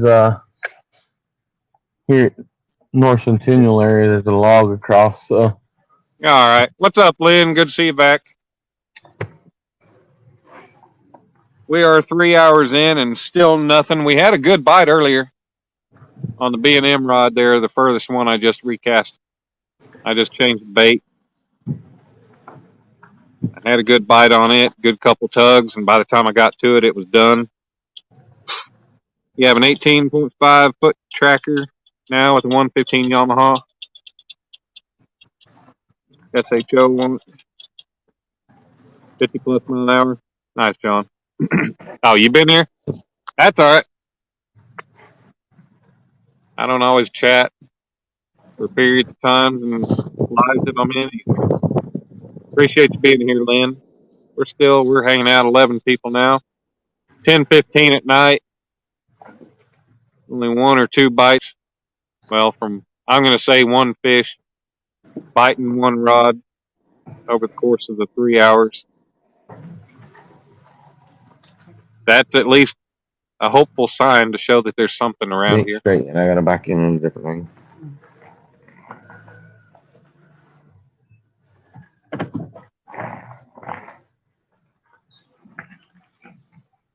Yeah. The guys with their lights on backing in blinds the rest of the ramps. Yeah. Yep. Turn your headlights off. if I feel I need lights, I turn my headlights off, and I might leave my fog lights on. And in my truck's 2015 Silverado, and I'll tell you, the regular headlights, they're okay, but I'll tell you, I drive with the fog lights on. I'm gonna say 99.9% of the time, because they just add that much more light in those normal nighttime driving conditions. But anytime Well, there's another, what's up? out here, like where we're at, the fog lights help light the ditch up a little bit because there's so many deer. Yeah, mine's spread out, but they just add a decent amount of light. But anytime there's nobody around, there's no vehicle, or there's somebody, half mile in front of me that I'm behind them, my bright lights are on at night. My dad is, I get up, it bothers me when I ride with my dad because he'll be driving at night in the middle of nowhere. He'll be driving with his damn dim lights on. I'm like, why don't you turn your brights on? No, my brights are on anytime even if I'm on the interstate, my brights are on. And if you ever read the driving manual, like the driver's manual for taking tests and stuff, it even tells you drive with your brights on as much as possible. See, Dan, this is what we're dealing with over here at North Centennial. Is the water up? What? Is that a damn log right there? It's a whole damn tree. That thing ended up at the boat ramp? Right across the ramp. When did that happen? This last rain. I was about to say, that wasn't there the last time I was there with Matt. Well, yeah, when it come up, then it ended up we ended up with some of that crap. So. Yeah, those logs around North Centennial, they're everywhere. Whoops.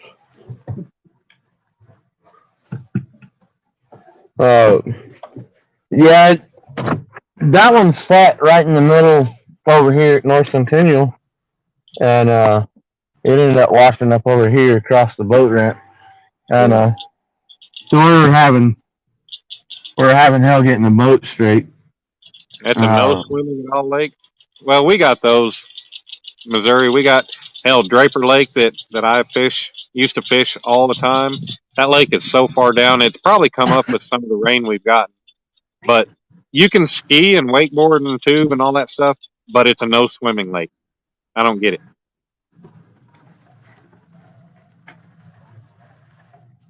You can put two cycle gas exhaust into it, but you can't swim in it. That don't make no sense. Yeah. Come on, fishy fishy. It's probably our water supply is the reason why. Well, yeah. But that's what I'm getting at. Your boat is putting its exhaust into the water, and if you run a 2-stroke motor, you're putting oil, because nobody's got a perfectly tuned motor, and it's not burning all that oil, so you're putting oil straight into the water. So yeah, they don't let you swim in a lot of the water supplies. It's, I would hope they're filtering it anyway, but. Well, yeah, they've got. I mean, like they're at Draper, they've got the water plant, they've got the water treatment plant. But, yeah, there's more. There's more to it than that. Like, I know there's they a lot can more. filter pee out of the water, but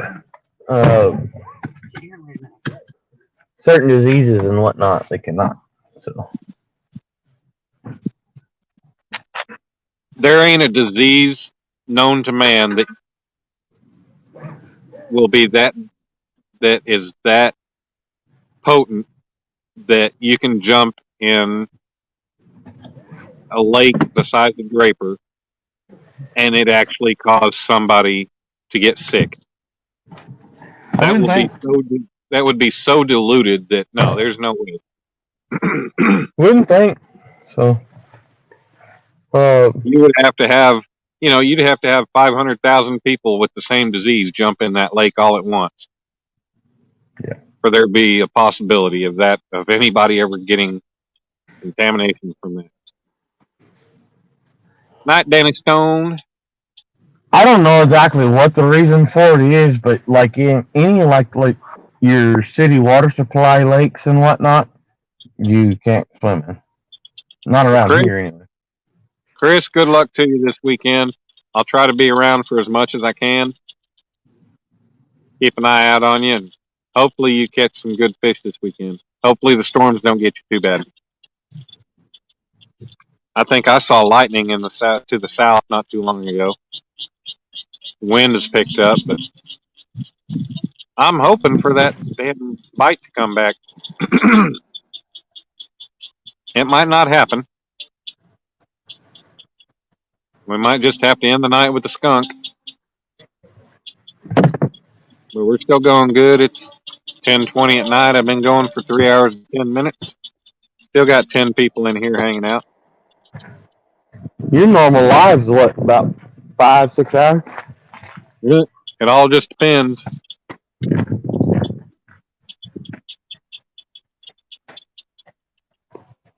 Pretty much, you know. However long I decide I want to stay out is about as long as they run. Yep. However long I got light and power. Gator mating season. Not getting. You look good wet. What? You look good wet, or you don't look good wet, John? Both of them left together.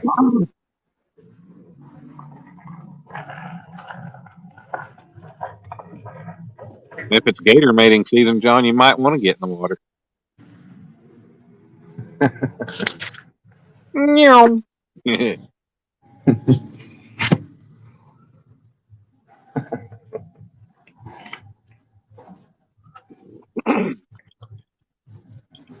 Oh, yeah.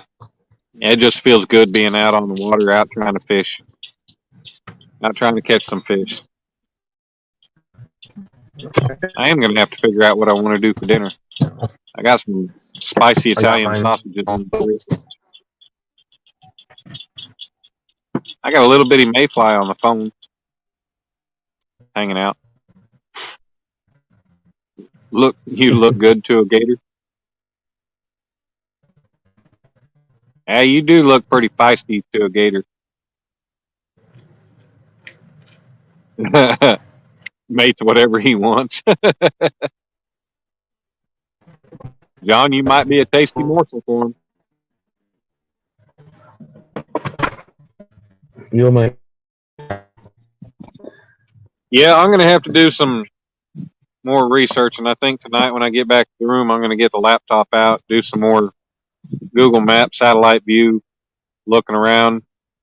Who knows, I may head over to Stockton tomorrow and see if I can find a spot over there. Supposed to be pretty good fishing over there from what I've seen, read.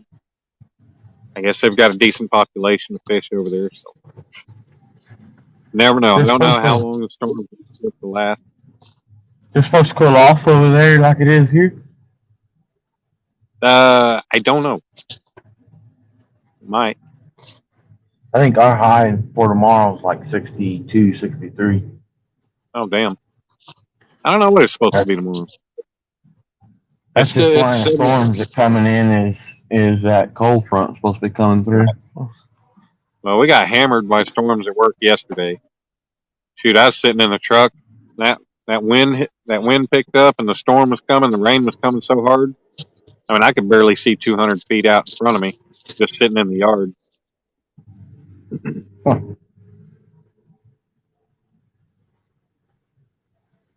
We didn't get nothing really here, a little sprinkle, but that was about it. But Yeah. Well, Sunday, that's why the mechanic's coming Sunday instead of tomorrow because of storms. But Sundays, I think, supposed to be our only good day. Monday, Tuesday, Wednesday, and maybe Thursday are all having the storms in the forecast. So we'll have to see. Yeah, we dropped down to 6 people. I know Alicia's here. Lynn's probably here. We got John. Micah's probably still in here. Yep. We got them bugs back.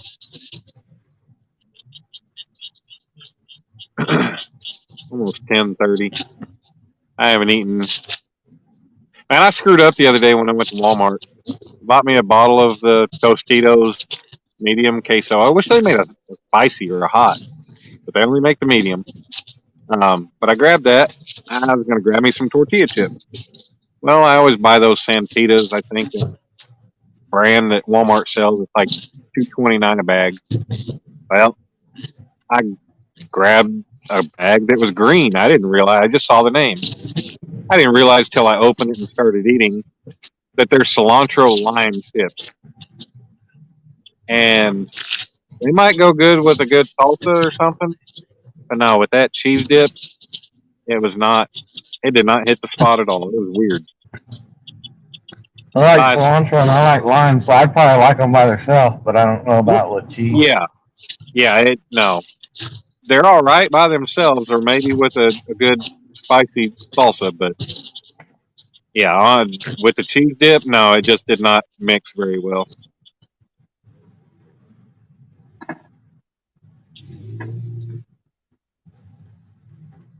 Yeah, I don't know if that would go.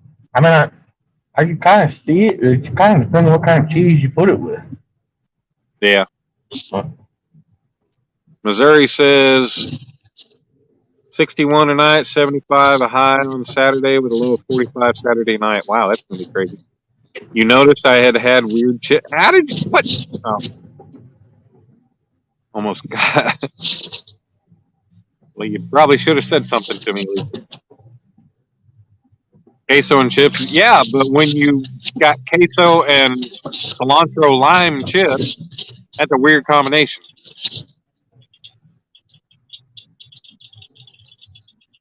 Ah, damn. Did I just find another tick on me? Yep, no. Just a weird bug. I thought I found another tick, but glad it wasn't. I'm going to be checking my crotch and my butt and everything when I get back to the room to make sure I don't have any more ticks on me. I damn sure don't want Lyme disease. Yeah, I know. Well, you should have said something. Just make sure you turn the camera off for all that. How come? I need outside inspectors. Do that on your OnlyFans. I'm the only fan. Yeah, I gotta update my credit card information on that. That way, don't cancel me.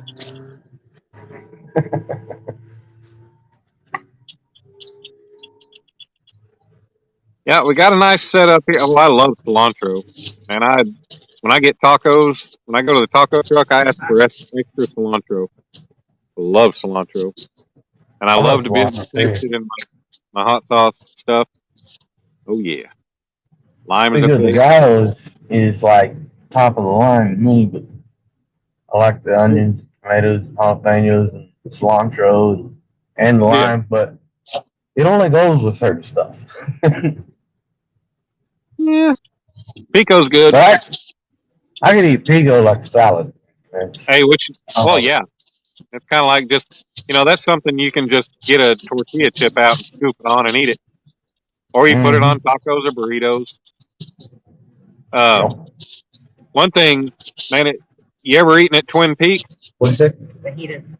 Oh. Yeah, fajitas. Have you ever been to Twin Peaks, Daniel? Yeah. Yeah? All right. Yeah. Next time you go to Twin Peaks, get their Philly cheesesteak and get it Texas style. Oh, it's so good. You mean they got food there? Only when you're not looking at the good-looking girls walking around. No, food's pretty good too.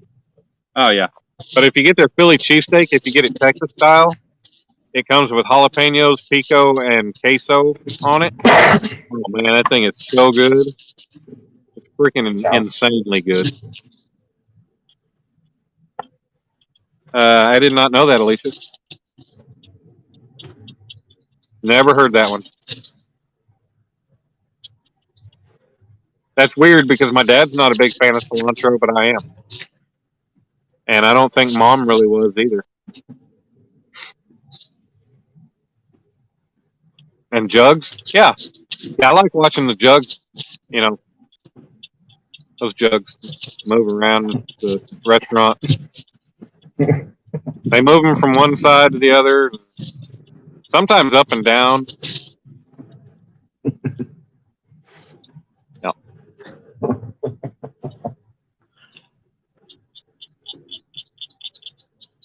I went to Hooters the other night for the first time in a long time. That was pretty nice.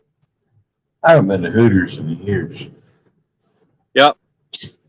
I'd much rather, if I'm going for wings, I'd much rather go to Hooters than Buffalo Wild Wings. I agree. Buffalo Wild wings are so tiny. But, man, that's freaking outrageous. It's been so long since I've been to Hooters, I didn't realize that their prices went up so high. Yeah. Hell, it was 15 something for freaking 10 wings. Felt like I got raped. Well, you know, if them shorts got any shorter, they'd have to wear hats. Yeah, I damn near thought our waitress wasn't wearing any shorts. They were so short.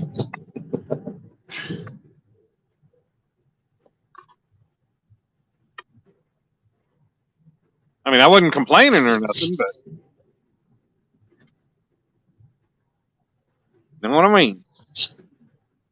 They do have pretty good wings, though. Yep. Way better than Buffalo Wild Wings. Yeah.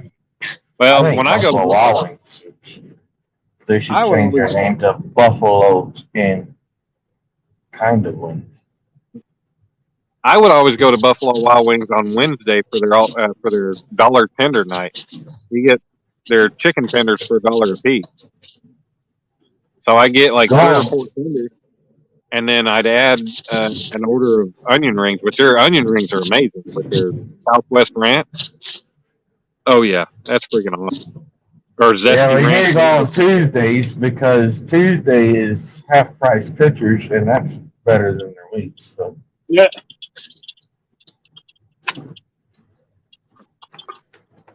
Come on, fish. I just want to at least get one. Well, I remember when me and my friend, he was an old roommate after he came back. He moved. He was a good friend of mine. Moved to Virginia Beach. I went out there in 2003 and 2004 and visited him. And we went to Hooters one day, and they had 25-cent wings. So between me and him, we went through 50 wings and 2 pitchers of Yingling.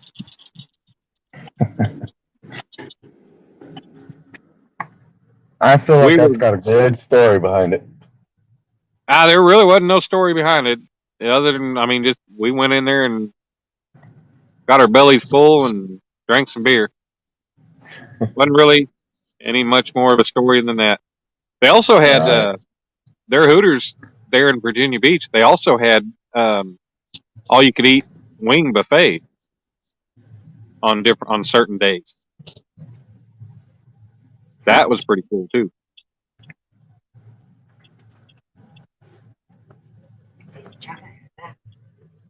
Do what? The taste of China has that. Come on, Yeah. fishy. We got 12 people hanging out with us. So far, the best I can provide is good conversation. But that's kind of par for the course with my lives. We're cruising through Calypso Cove, well, Clear Bay, Calypso Cove area. Yeah. On our way back, we may have some deer to show here in a little bit. Oh yeah. Their eyes, or you got a light that you can shine? We're in a truck, so that headlight. Oh, okay. That's the reason I was got my camera turned off because we're going on the road.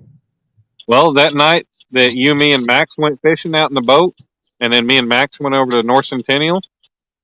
When we finally left at like 2:30 in the morning, I passed at least 20 deer that night. Skip that one. Yeah, Just going down Alameda and up Choctaw. KFC's, everything's expensive now. I mean, hell, I went to Wendy's the other day. It cost me almost It cost me $11 to get just a burger, fries, and a drink. That's Yep. ridiculous. When I can Well, go to today- Applebee's, Yeah.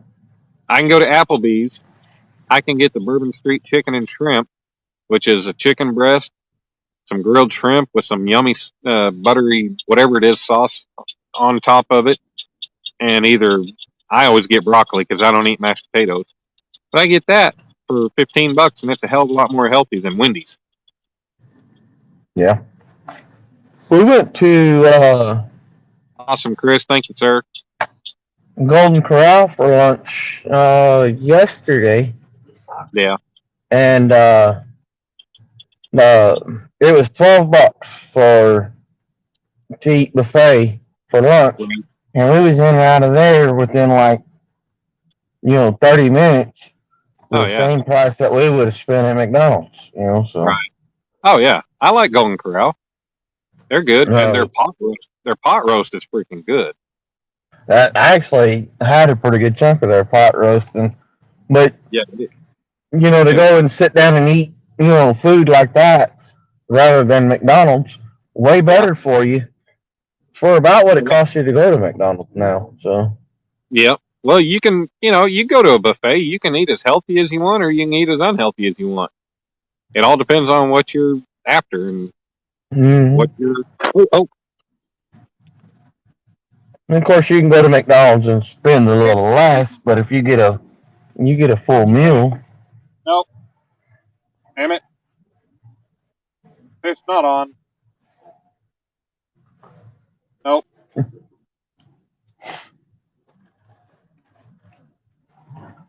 Missed him. Well, you got circle hooks. They catch themselves.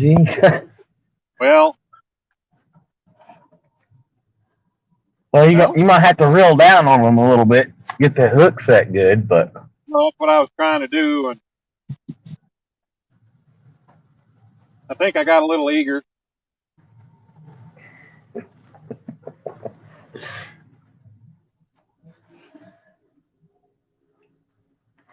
If he is there, he's itty bitty. You want to pull a max and go bass fishing with a circle hook? Remember that one night? I guess it's just habit or something. He picked it up and just jerked it. I was like, Max, that's circle hook. Oh yeah. Nope, he ain't there.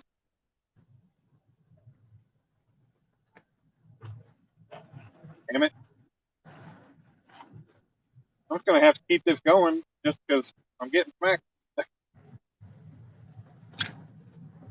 They may be picking up there. It may be more of a night bite. Maybe.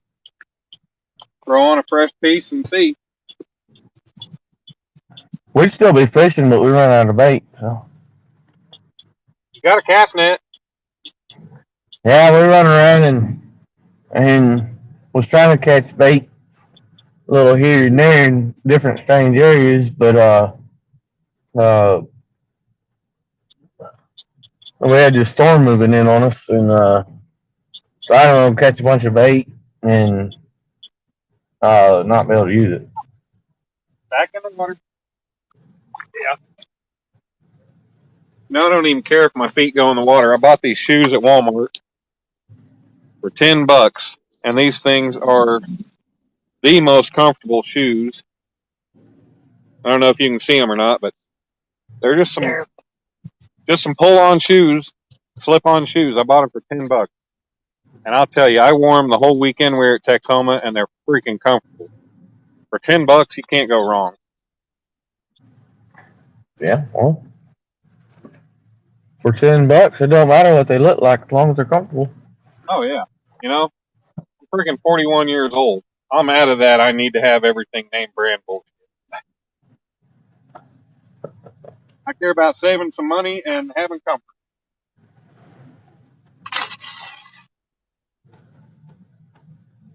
That went a little more off to the other side. I'm got to the point where I don't care how I look as long as I'm comfortable. Right. I don't care how you feel about me. I care how I feel about me, and that's it. Well, That's like old Rodney Carrington. I don't know if you heard Rodney Carrington, but he's talking about. Never heard of it. He's a country. He's from Oklahoma, but he's a country comedian. And Then you really gotta know when I'm being a smart ass a little bit more. But them mosquitoes getting me. He has that skit where he's talking about his dad showing up in a dress, and he's like, "That." He's like, "You look silly." He said, "But I feel good." Yep.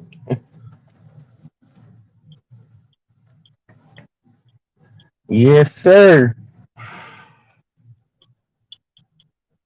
Yeah, maybe it might be a late night bite. I don't know.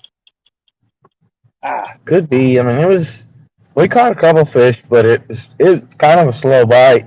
But we've been having better luck, a little bit deeper, not deep water, but like 14, 15 foot. But we've also been catching shallow water, but close to deep water. If you go on a shallow flat, we ain't had no luck. Cody But if you Robinson. fish, Go ahead. fish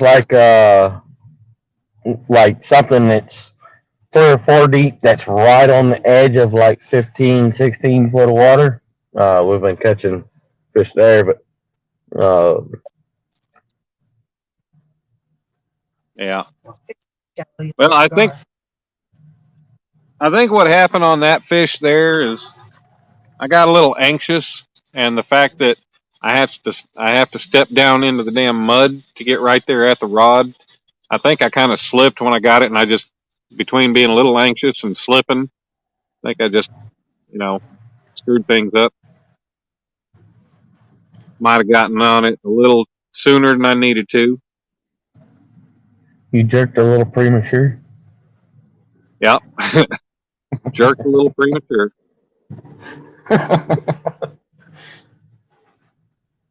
My woman works in the deli here locally, and it's expensive too. Oh yeah. Oh yeah. Alicia, we've all seen Chunky set his heat. But hell, he don't set his hooks. His damn fish set themselves, and he just yanks on it and pulls real hard.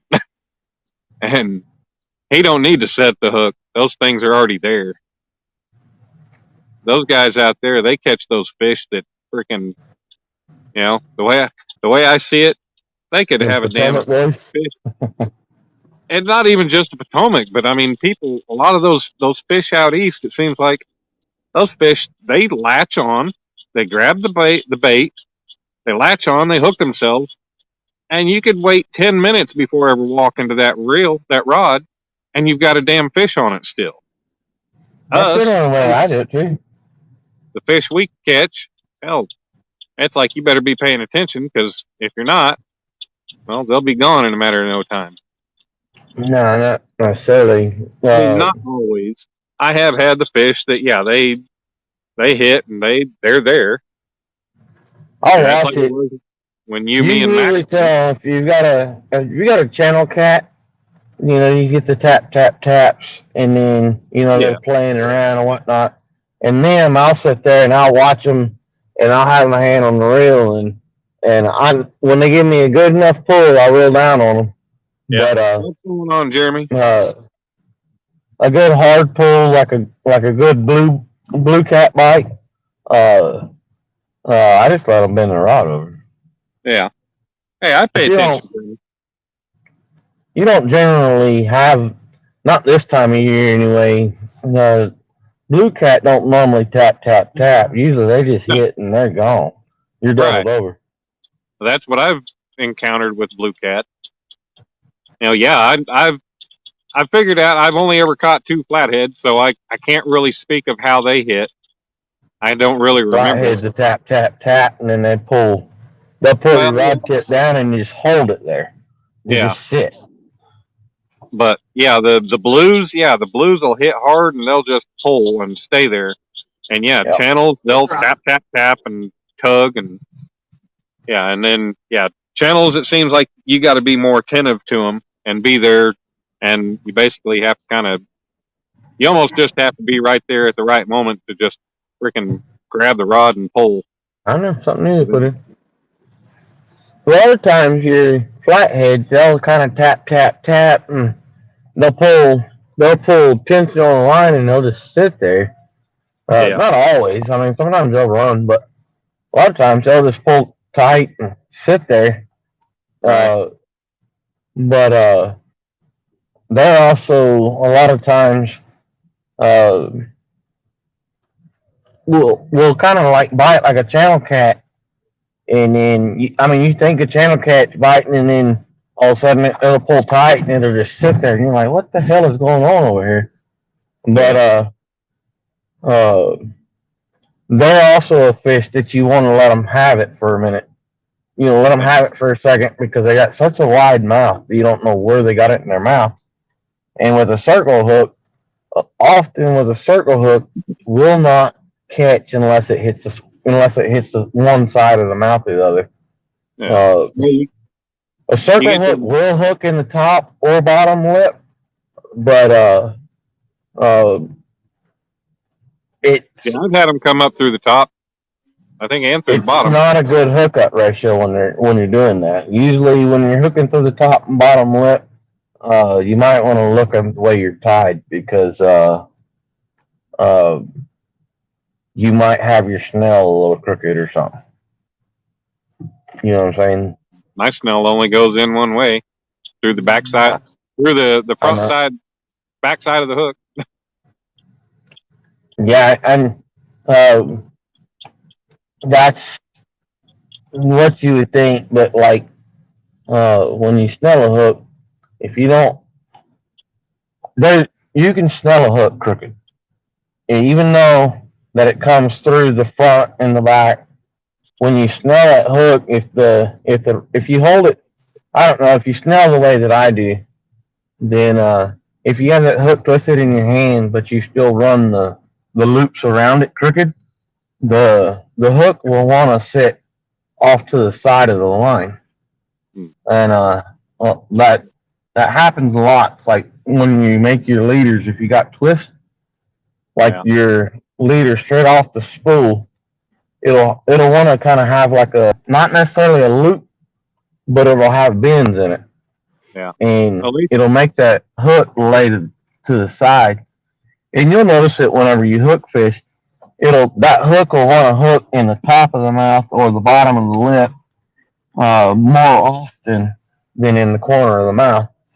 But anytime you have a snelled hook that's hooking in the top of the mouth or the bottom lip consistently, because yes, it does happen on off chances. It's going to happen the same way every time. But if it's not consistently going to the corner of the mouth, you might want to look at it and pay attention to it. And but when you make your leader, just lay it over your hand and back it over your hand. If it isn't, you need to look at the way that it's snelled. Yeah. Alicia, double action is the circle hook that's got the offset from the shank to the tip of the hook. The tip will be have an offset eye. Like it'll have the eye where it's tilted back, typically like the octopus hook, and then you'll have the front. There you go, babe. You'll have the shank, which is the straight part of the hook, and then when it curves around towards the tip, that'll be offset from the shank. It'll be off, like 1/8 of an inch. You'll notice it. It's like it's just twisted off to the side. They're walking right up to the truck here. Yeah, if you go to Walmart and you look at the Team Catfish hooks, you'll see their regular circle hooks, and then you'll see their double action octopus hooks, and you'll be able to tell the difference. I noticed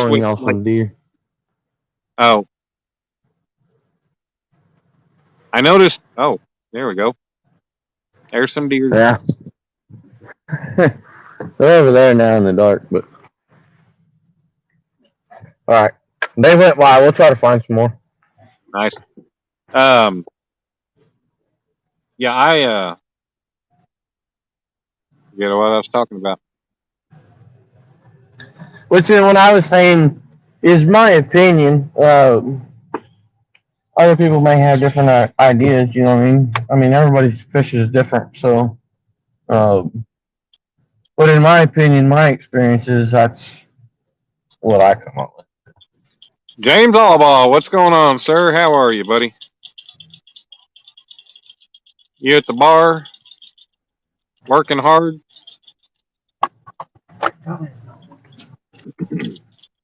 And 12-ounce curls, man.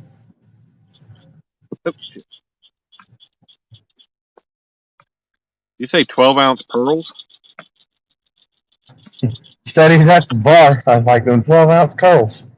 Working hard. James Allball, he works at a bar down around Pueblo, Colorado.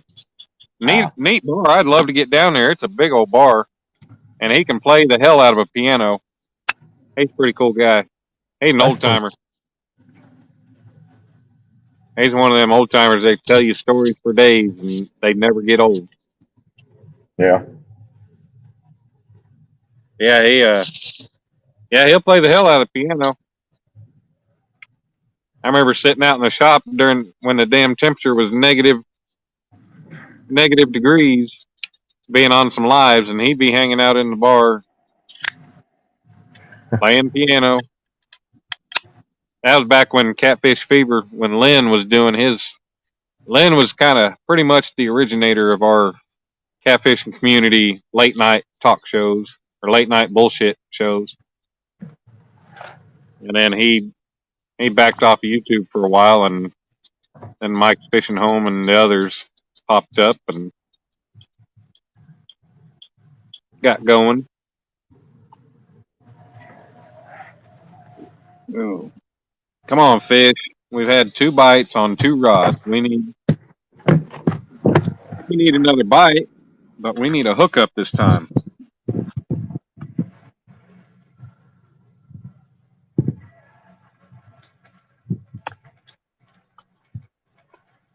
Guitar, drums, and a few other instruments. Well, we ain't seen you play any of those on lives, James. Hey, JTC, you still here?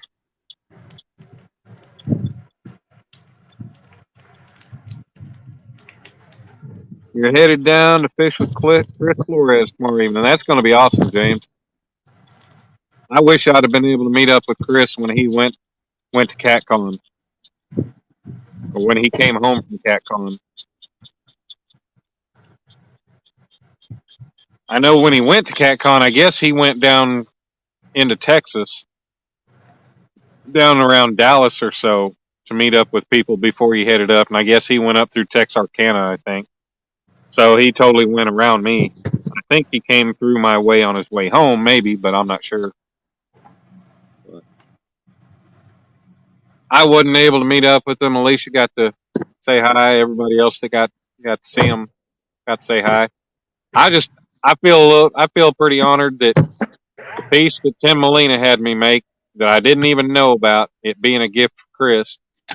Chris took that piece to CatCon with him and set up on his rod rack, his display for his Muddy River rods. And I got a picture Alicia took of him holding it. It's pretty cool. Yeah, I was pretty honored to know that was sitting there at CatCon at the Muddy River booth.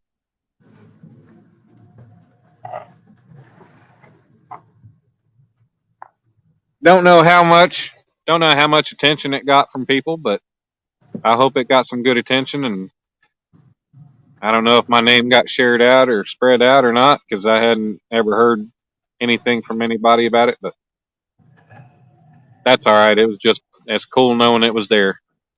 11 quarters in the front. Poker in the rear. What's up, Troy? How you doing, your boy Troy? Man, this sitting in the crane all day every day has got my eczema back on my back, around my waist flaring up. It's driving me crazy. I got to start putting my cream on it. But it's right along the backside of my waist, and it freaking sucks.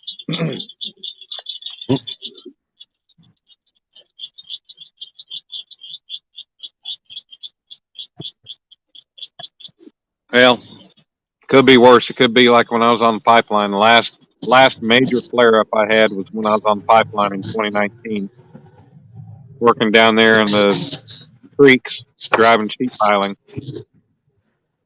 It was hell, and half my damn body was flared up. I was in hell. It was talked about. That's awesome. Hey, we got Buck Williams in the house. Did I miss Buck? Hey, what's going on, Buck? Troy's headed to the river right now. So, Troy, Randy, what's up, brother? Golly, I can't even talk. Randy, what's up, brother? How you doing? All right, James. Thank you, sir. Be safe driving down there, and tell Chris we said hi. Troy, has Louisville opened up the different places that you used to fish or like to fish that have been closed off? Are they opened back up yet, or what?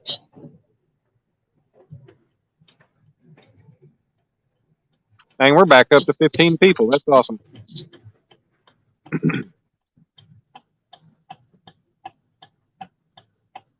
It is a beautiful night out here. If it wasn't for the bugs, it'd be perfect. I have to constantly keep rubbing them off my legs to turn the mosquitoes and everything else. The only thing that make it any better is if I get some fish. We've had 2 fish messing with us. We've been going for 3 hours and 46 minutes.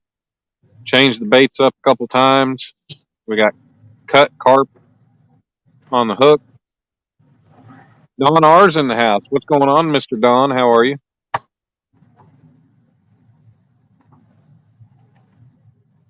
Phone is still charging. Battery pack has 2 lights left on it. We're at 62% and continuing to charge. Now, the light is the only issue I got to worry about. I only have 1 light with me. Need to buy some more.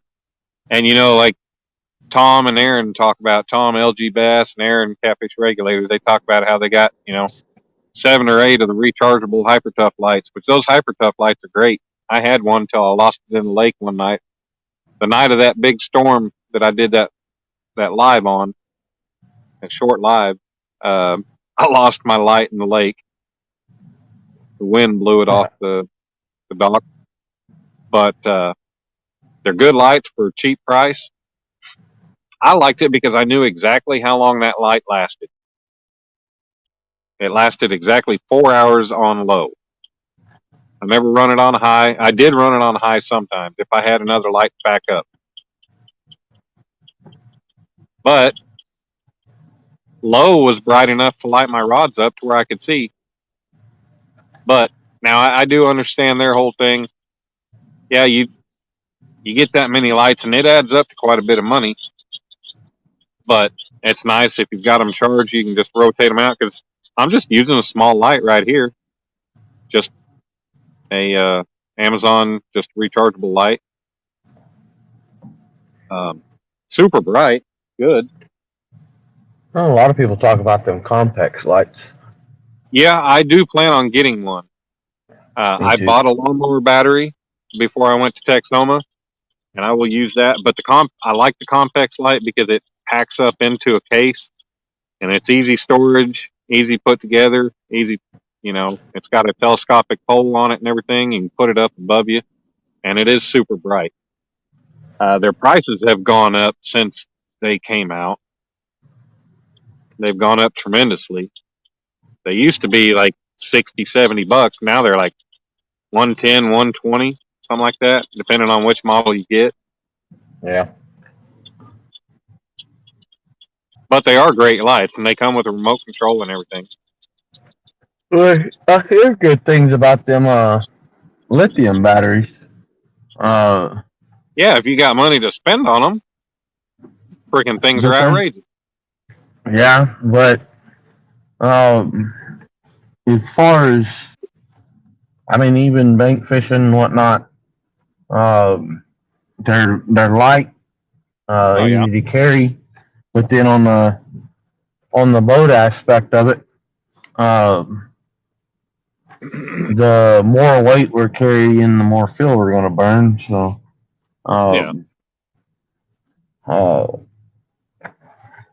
in that Yeah, but you go to aspect, a I think. lithium-ion battery, you end up paying about 3 times as much.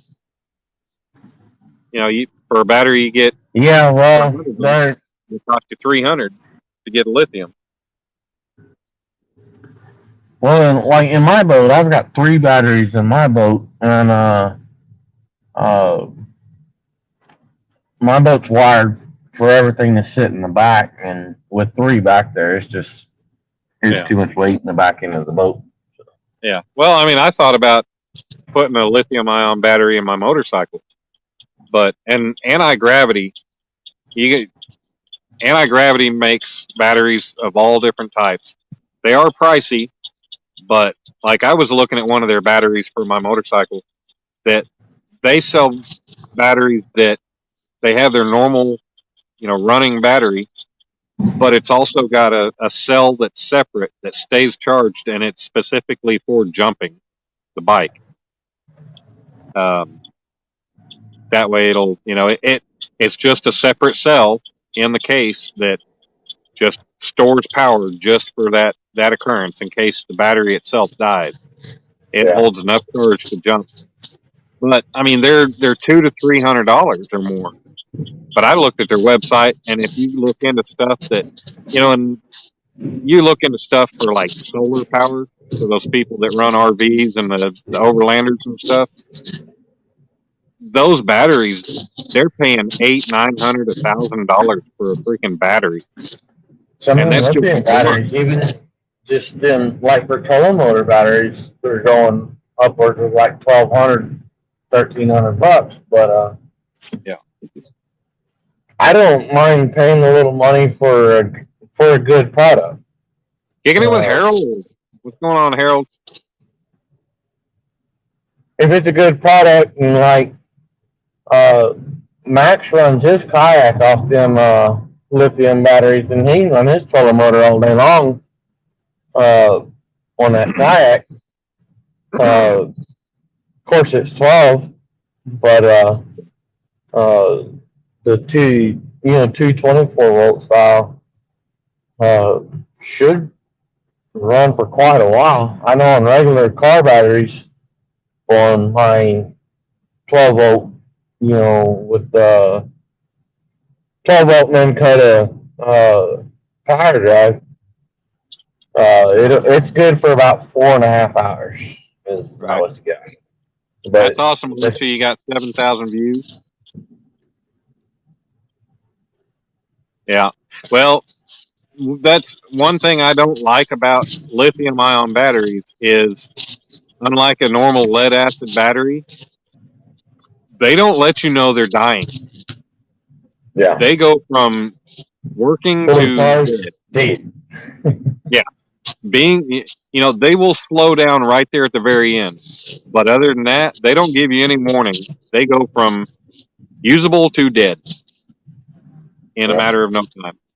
So they don't let you limp along like a lead-acid battery will. Yeah. That's, I think, about the only downfall I see to them. Yeah, with lead acid, I mean, you can limp a long ways, but all right, good night, Chris. Thanks for hanging out with us all night. Appreciate it. We'll talk to you soon. Which I also carry jumper cables in the boat, so because I don't have my trolling motor hooked to my cranking battery, right? For that reason, so you get to messing around too long with the battery, you can still start the boat, right? Get where you need to go. Yeah. But if I get in a bind, I can always, if like say I lose my prop, and I can start my motor, but the motor won't move me. I can start my motor and charge my batteries as I go. I'll have to stop, sit for a little while, and then continue on. But I'm not up the creek without a trolling motor, so to speak. Well, I haven't read up on them, but I think they have those chargers that you can wire in that, like you're talking about, you don't have to have all your batteries wired together or anything, but you can run this charger that will charge your batteries as you go. But I mean, the only problem with boats like that is you're not constantly running them long enough to really charge a battery very much. Mine So does, but and these may be just chargers that are set up to have multiple connections to where you can charge multiple batteries at home. I I don't say know. that also, but when we're drifting or trolling or whatnot, we may run 2 miles, on a pool, and on just trolling motor, just drift, just pulling it like a half mile an hour. Right. But that's usually when we eat battery. But this time of year we do more bank fishing than Right. anything. But we're coming up on time where the fish are already starting to move back towards the deeper water from in this lake anyway. I mean, it's not that way everywhere, but that's in this particular spot is the way it's trending. But I got 2 brand new batteries on trolling motor, and one of them I don't know, not charger for some reason. So we haven't been doing much drifting yet, or we'd have gave it a shot. Right. Until I quit being lazy and solve that problem. Holy shit. My big motor doesn't use a battery. Yeah, your big motor has a stator and yeah. I mean, yours just runs itself. Just like a push mower. I mean, that's pretty much what you got on your boat is a push mower motor. It's a cute little thing. She got a 2.5 horse on her little boat. Well, hey, it don't matter. As long as it gets you out on the water. Yeah, I keep telling her if she could go buy a bigger motor, she could let me have that 2.5 horse put on the bass raider. Then I'd have a gas motor on it. And I'd get around. I might put it on my inflatable goose or something. Yeah, that sucks that in Oklahoma they changed it to where, or I think they changed it in 2020 or 2019 that even like a kayak or a canoe, if you've got a trolling motor on it, it has to be registered. I think it's stupid. Freaking trolling motor should not change whether a boat would be registerable or not. But that's just one more way for a state to get money. Exactly. That's the thing that aggravates me. Like around here now, we gotta pay for parking. Yeah.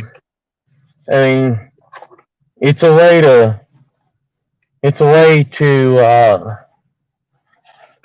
another way to tax a bank fisherman, which I think is.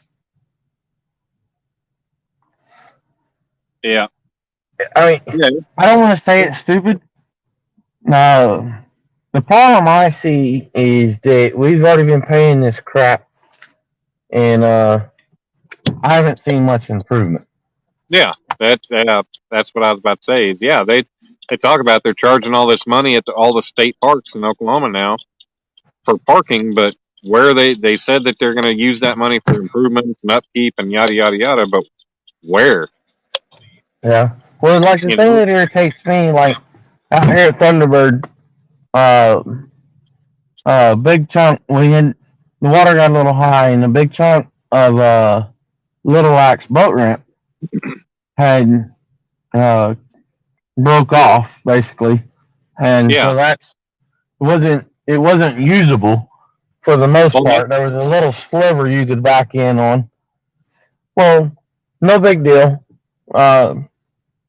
Things break down. To me that's not a problem.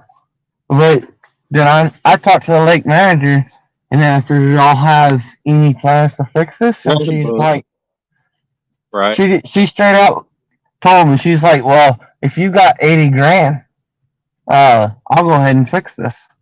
And I'm like, "What the hell?"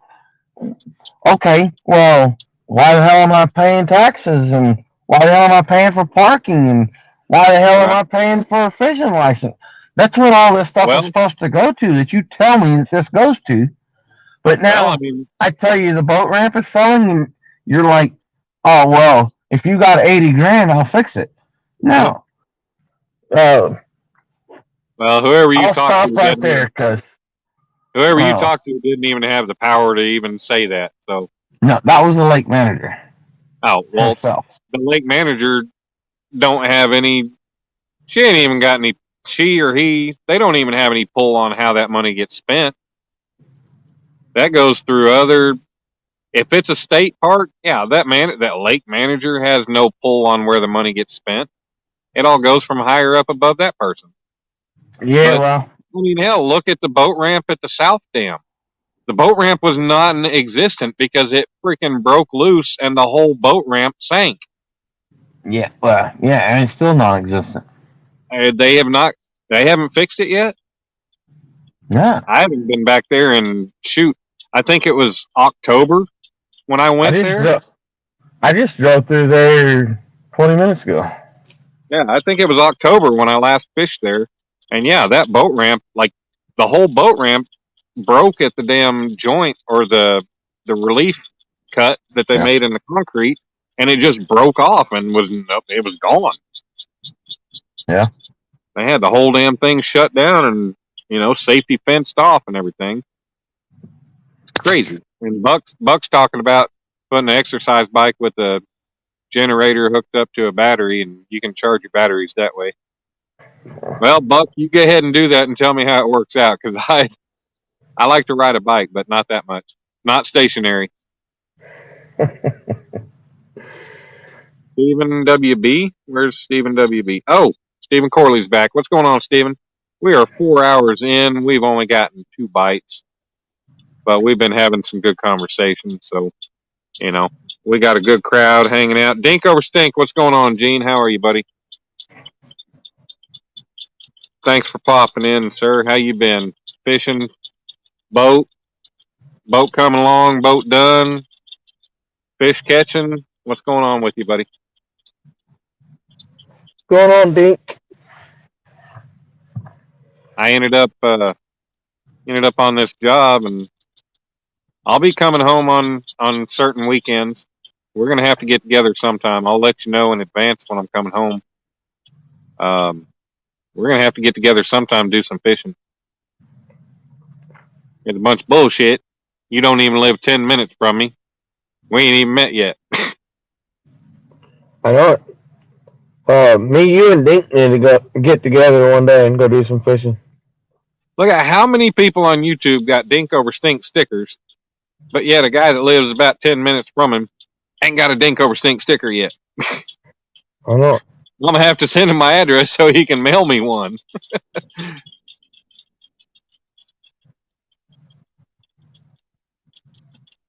Eventually, I'm gonna have to come up with some stickers. I like the logo that John Parker made for me. It's cool. I like the colors and everything else. I might either tweak it or I might just, or have him tweak it, or come up with, and it's along the lines of what I like. But I might get some stickers to start out with it. Start out using that one. I don't know. Okay, girl. What's up, Micah? You'll darn sure give me some. Yeah, we just gotta meet up. Boat's running great, ready to go. Went a Keystone last weekend, but didn't catch nothing. Man, Gene, I worked that job up in Bristow, and I had every intention, every plan to go to Keystone and fish. And I was going to go one day after work. But I think that was the day that we ended up being there at friggin' work until 9:30 at night. Yeah, and I was working right there in Bristow. I was only half an hour from the lake. But no. Any days that I ever had a chance to do it, I was driving an hour each way to work. Well, Dink's right here by us. Dink could come out and go fishing. I know. That's what I'm saying. Dink lives not even 10, maybe 10 minutes from me. We ain't met yet. But hell, I just got his number hell, whenever that was, I think back when I went fishing with Clayton about a month ago, I guess. Yeah. But, yeah, he lives over there, I think, by the OG&E plant, he said, or just a little bit north of it, over there, over that way. I'm not going to get all specific and talk about where Gene lives and giving road names and everything, tell everybody where he lives. They're already spawning. You were fishing deep. That was the first time going, was checking the place out. Yeah, I really wanted to go. Because there's got to be, you got a lake that has world record freaking paddlefish that get up to 164 pounds. There's got to be other fish in that lake that get up to be good size. Yeah. I used to fish Keystone all the time. I used to live right on Keystone. Yeah. And Keystone's pretty good fishing, but Dink, I fish Thunderbird all the time, and the channel cats are spawning hard and heavy right now, but the blues are just kind of trickling in. I don't think they're full blown yet. So, but they have moved to deeper water. I can say that. And I'm speaking from experience because I've been on the lake every day this week. Well, the fact that as long as days aren't just wearing me out in the heat and everything at work, we're about to start on a different section of the building. Now, the building I'm building is basically two buildings, and there's a atrium in the middle, just a big wide open area that's going to be like your lobby and stuff. But it's a 3-story concrete slab, concrete column building. But I've been on the east side of the building, so in the afternoon the sun's in my freaking face. But we finished pouring the columns today on that east side, and I'm about to move to the west side. They just poured the slab on the west side this morning. They came in at 1 o'clock this morning and started pouring concrete. But I'm about to move, so that's going to keep the sun out of my face most of the time, which is going to be nice because, man, that sun beating down on your face, it takes a lot out of you when it's beating down on your face all day, every day. Dink, I seen your comment. I'm gonna let Dan finish and then I'll answer you. Go ahead. The blues went deep. Is that what you were going to talk about? Yeah, I was letting you finish. I wanted to let him know that I seen it. I just was letting you. I wasn't ignoring him. But that's so I do plan on getting around and trying to find different places around here, and even if it means just taking a day, just trying to scout this whole lake, trying to scout anywhere around here, around this area. Now, I really don't plan on driving an hour to Stockton or 45 minutes to an hour to Stockton Lake to go scout it, because if I drive that far, I'm taking my shit and I'm going to fish it. Hopefully. Yep. I've heard from a couple people, Danny Stone and a couple others around here, that have said Stockton is good. Now, for those of you who weren't in here earlier, Lyle Stokes, Catfish Weekly and Panfish Weekly, he was in here and he said he lives about 20 minutes from Springfield and he wants to try to get together sometime next week, do some fishing. I almost think I'm getting a bite on that middle rod, unless that's the wind. But hopefully he can give me some good intel, some good information, ins and outs of where to fish, how to fish, different areas around here. And I'll definitely soak it up, hopefully, and learn from the man and figure things out. Yeah. Well, to Dink's question, yes and no. They haven't gone like super deep, but right now we've had better luck on ledges. I have a kid that's old enough to type. Hi, that one quiet kid. I didn't know I had another kid, but hey, how you doing? What's up, Eugene?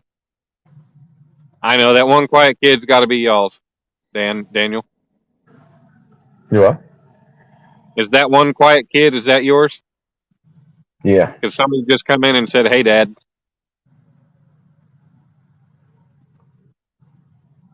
Are you lost? It wasn't me. I don't know where that come from. Oh, you know what? It's the radio in the background. I'm confused as all hell. I don't know what you're talking about. No,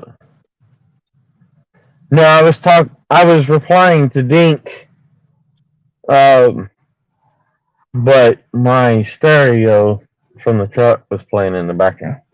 I didn't realize it was that loud because I have headphones in. Gene, the last time I went fishing with Daniel and Max Magcatter, we were out on Daniel's boat and they caught blues that day. I caught an 8.5 pound blue over there at North Sentinel. But other than that, yeah, I haven't caught too many fish at Thunderbird, but yeah, I've caught blues over there. Yeah, I catch a lot of blues out of Thunderbird, but what I was telling Dink is we were catching them real shallow because they were real close to the banks just here lately, but they've moved back down to like 14 foot of water is where we've been catching them here lately on Thunderbird. I mean, it varies between lakes. Don't know exactly what water Dink is fishing. If you're fishing rivers, it's going to be completely different.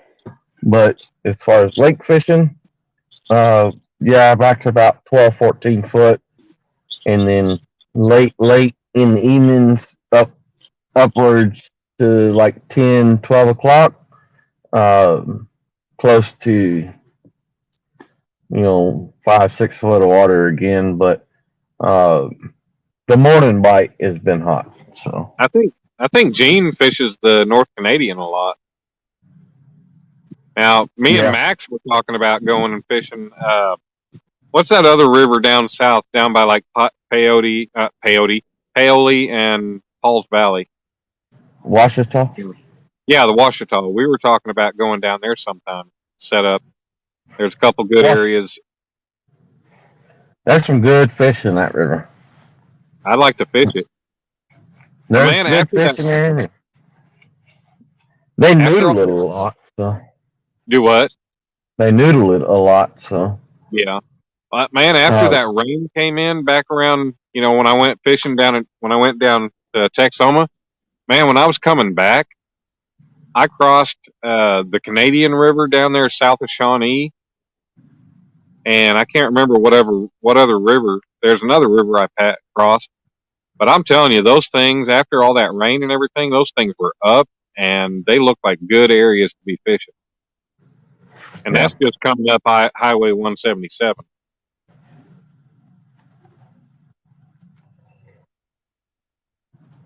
But then coming up here to Missouri, freaking the Neosho River up by Grand Lake. There's the Spring River. If you Google map, look at Spring River off I-44. Now the thing that sucks is there's no easy access to it from 44. There's no exit within 10 miles to be able to get to it. You got to do a lot of backtracking and a bunch of BS driving just to get there. But Spring River, if you Googled it and you look at the satellite view at what comes up, you'll see on both sides of the bridge a lot of, like when the water was down, you'll see a lot of sand. No, right now, that river is up. There is no bare sand to be seen. It's all the way up to the banks. And I bet It'd be good to get in there and go fishing. I didn't even know we had Spring River in Oklahoma, but I never really paid much attention. Oh, am I getting a bite? I don't know. That B&M rod looked like it was bouncing some. Dink, lake fishing and river fishing is two different worlds. Completely different worlds. In a lake, you've got to chase them a little bit more. In a river, you're just looking for deep or shallow. So. Eugene, I appreciate that, man. I'm glad you were there. It was a good time. I didn't walk down every aisle, look at everything, but it was a cool thing. I haven't been there since I was young. I think young teenager, probably about 13. I think I might have been 12 or 13 when we went. I think it was when we took a trip to Branson. We went up there. But yeah, it was cool. It was nice. It was neat walking around because that is a totally different Bass Pro than what we got in Oklahoma City. I mean, it's the headquarters. Now, I do plan on taking a day. Kieran Sunfish King was telling me you got to pay to go through the aquarium. But maybe I'll do a live going through the aquarium. I'll see what their prices are on it. Maybe I'll go through there one day and check it out. I like aquariums and seeing stuff like that, so it'd be pretty cool. But it was good. A lot of people they don't have big Bass Pros like that where they live or anywhere close to them. So figured I'd try to share the experience with everybody.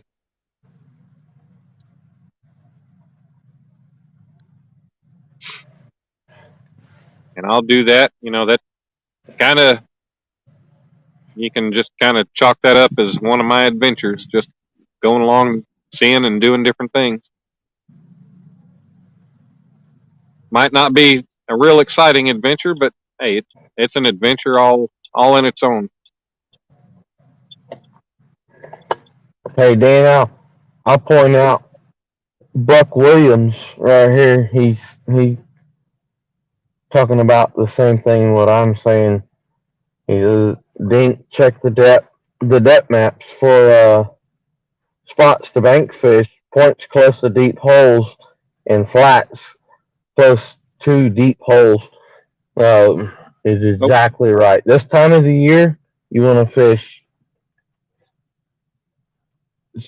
You might want to, like at night, you might want to fish shallow water, but with deep right there. Deep water and shallow water mixed. And the ledges also generally will hold a lot of fish.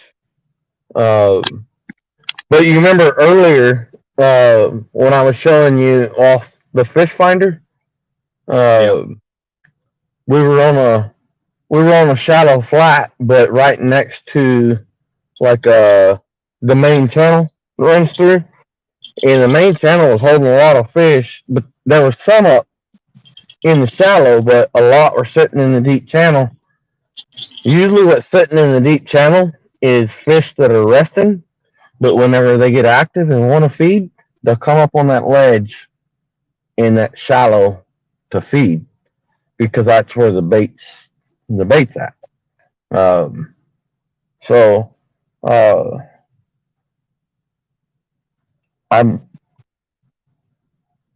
I believe that's what Buck Williams is hinting at right there is that shallow water next to deep water is right now, I think, is what is key. What's up, Mr. Andy A? Thanks for coming in. How are you tonight? We have had a fun-filled night of a lot of conversation and 2 bites. 2 bites I could not make happen. But, it's been a good night. We've been going for 4 hours and 20 minutes, almost 4 hours and 19 minutes. I'm starting to see lightning in the sky to the south. It's flashing. I'll probably hang out a little bit longer. It's 11:30 at night. It's lightning like crazy here now. Oh! What? Get him. That thing just totally went.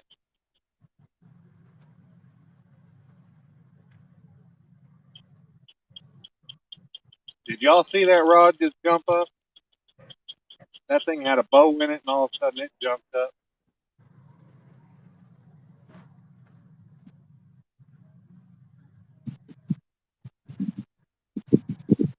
Holy hell.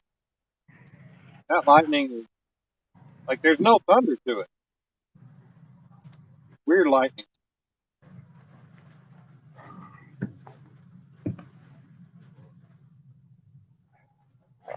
You can't have a thunderstorm with no thunder.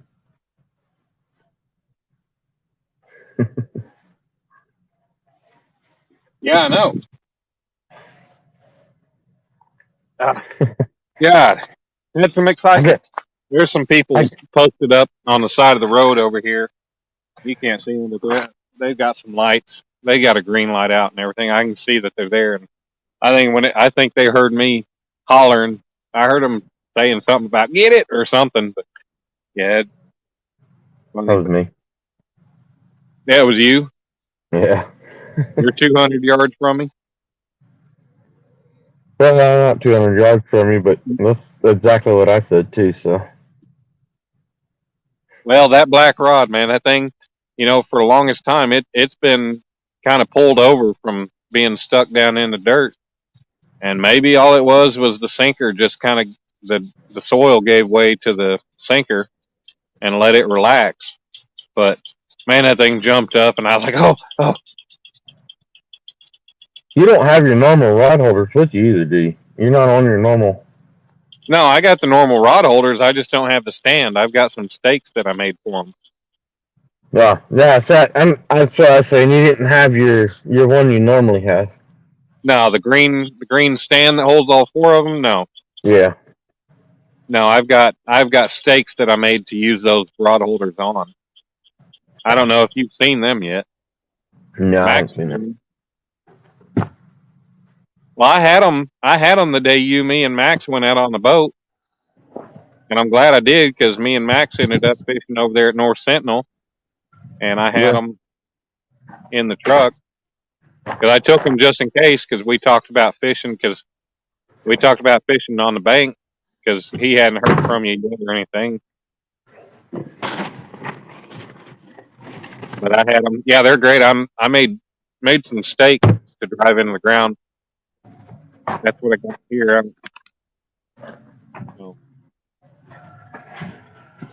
Same rod holders, just on separate stakes where I can drive them into the ground, and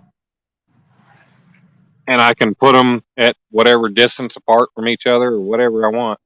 They're still adjustable where I can turn them if I need to. But it makes a difference because I don't have to, if I'm in some weird terrain like I'm here right now, where I'm at right now, that stand wouldn't be very beneficial because the ground is at a downward slope. Yeah. So, the rods wouldn't be as upright as they are. So I can I got to weld some lugs onto them so I can drive, so I don't have to keep pulling the rod holders off of them, so I can drive them into the ground. But yeah, I just take the rod holders off, I drive them in the ground, I put them right back on. It only takes me a minute, and I'm good to go.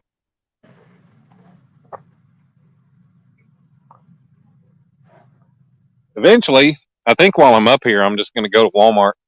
I'm going to buy me a gallon. I'm going to buy me like a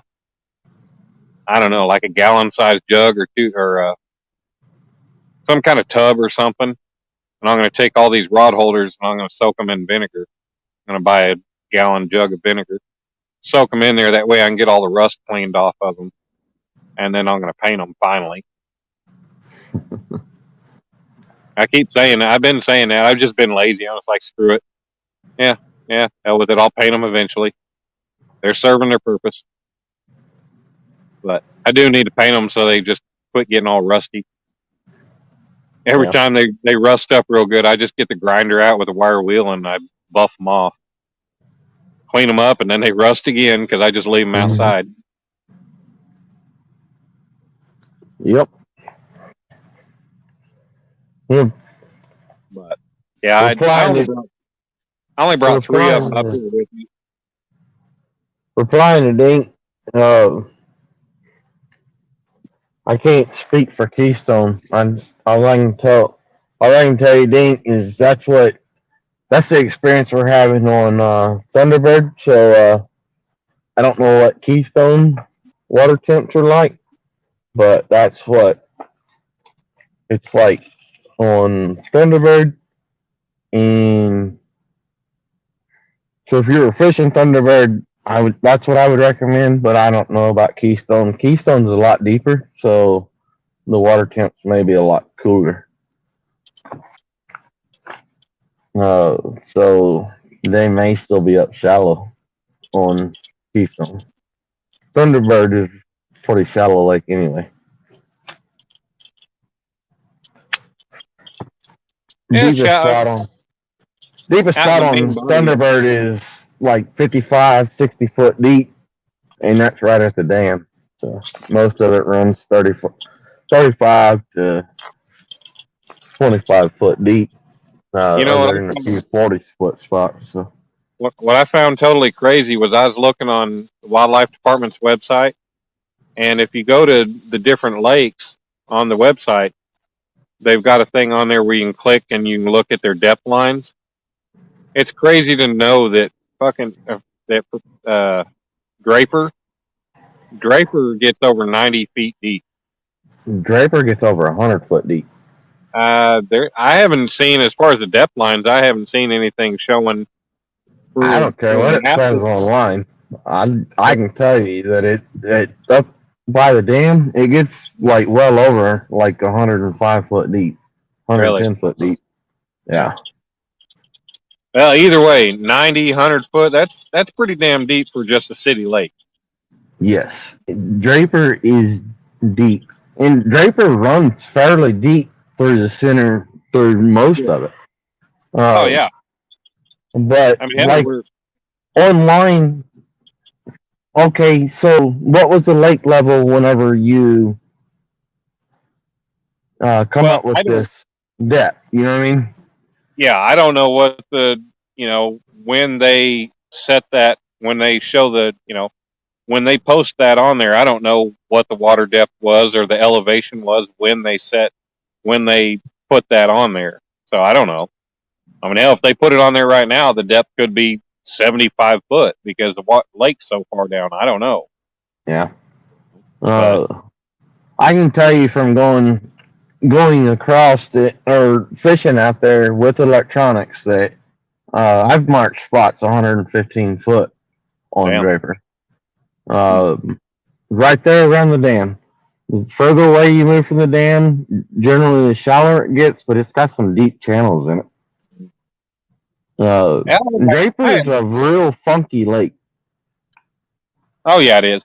Well, I mean, hell, fishing out, you go to Dock 23, like when the water level was up to normal, I ended up dropping what I did. Oh, kid lost his phone in the lake, and I was like, well, the next time I went out there, I took a magnet that my dad had, and I tied my stringer onto it. I had 25-foot stringer, and I tied that on there, and it still wasn't deep enough, so I tied my buddy's 25-foot stringer on there, and just right there off the corner, the southwest corner of 23, was about 35 foot.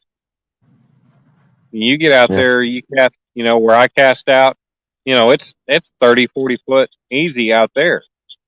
Yeah. And everybody tells me, yeah, there's a channel that runs out there and you're pretty much hitting it. But, hell, that don't seem to matter much because I don't catch much. I know Draper has big fish in it, but I got broke off by one, and it wasn't a knot break, but that was a one-time incident. I've caught some 8-pounders out of there, but that was a one-time deal that I actually had a chance of catching a big fish, and it was a rookie mistake having my drag set too tight, and some bitch broke off about 30 seconds in. Yeah. And I had to Well, cut about 15 foot of stretched line off my freaking line because it stretched the hell out of my line. just want a pigtail. Huh? Just want a pigtail. You know, just curl up like Yeah. corkscrew. Well, I checked the line after it broke off when I was reeling it in, and I checked it, and you could feel a thickness deviation from the end all the way up to about 15 feet up the line. I mean, he stretched it good. So it had to have been, I think it was 30-pound line. And so he had to have probably been, maybe a 40-pounder. Because it wasn't even a slack. He straight up pulled. There was never any slack in that line. He just straight up pulled and broke. Yeah. It was up there on what I call the north end of Thunderbird, or Hog Creek area. If you look at maps, they call over there by the dam Hog Creek area on some maps, and then some is back up that end. But up there in the trees, like where me, you, and Max was fishing, I've been spooled up there 3 times. And but that's running 25, 30-pound line on spinning rod. Right. But just literally like take 3/4 of your spool before you even pick the rod up. Just sound like it's catch on fire. Yeah. And you just couldn't stop them. Oh, yeah. Well, hey, guys, I hate to have to do this, but that lightning is starting to get more prominent, and it's getting closer, and I'm actually starting to hear some thunder. So, yep, there's thunder overhead. I hear you. I already pulled off, so. You already what? I already pulled off a lake for the same reason, so. Yeah. Where we're gonna? Well, I'm going to go ahead and cut this off. Go ahead and say my goodbyes.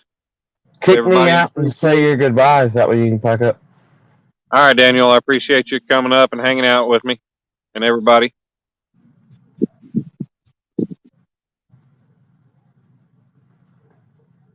He ain't dropped out, but either way, it don't matter. I'm big here, but yeah, I appreciate everybody for coming in and hanging out.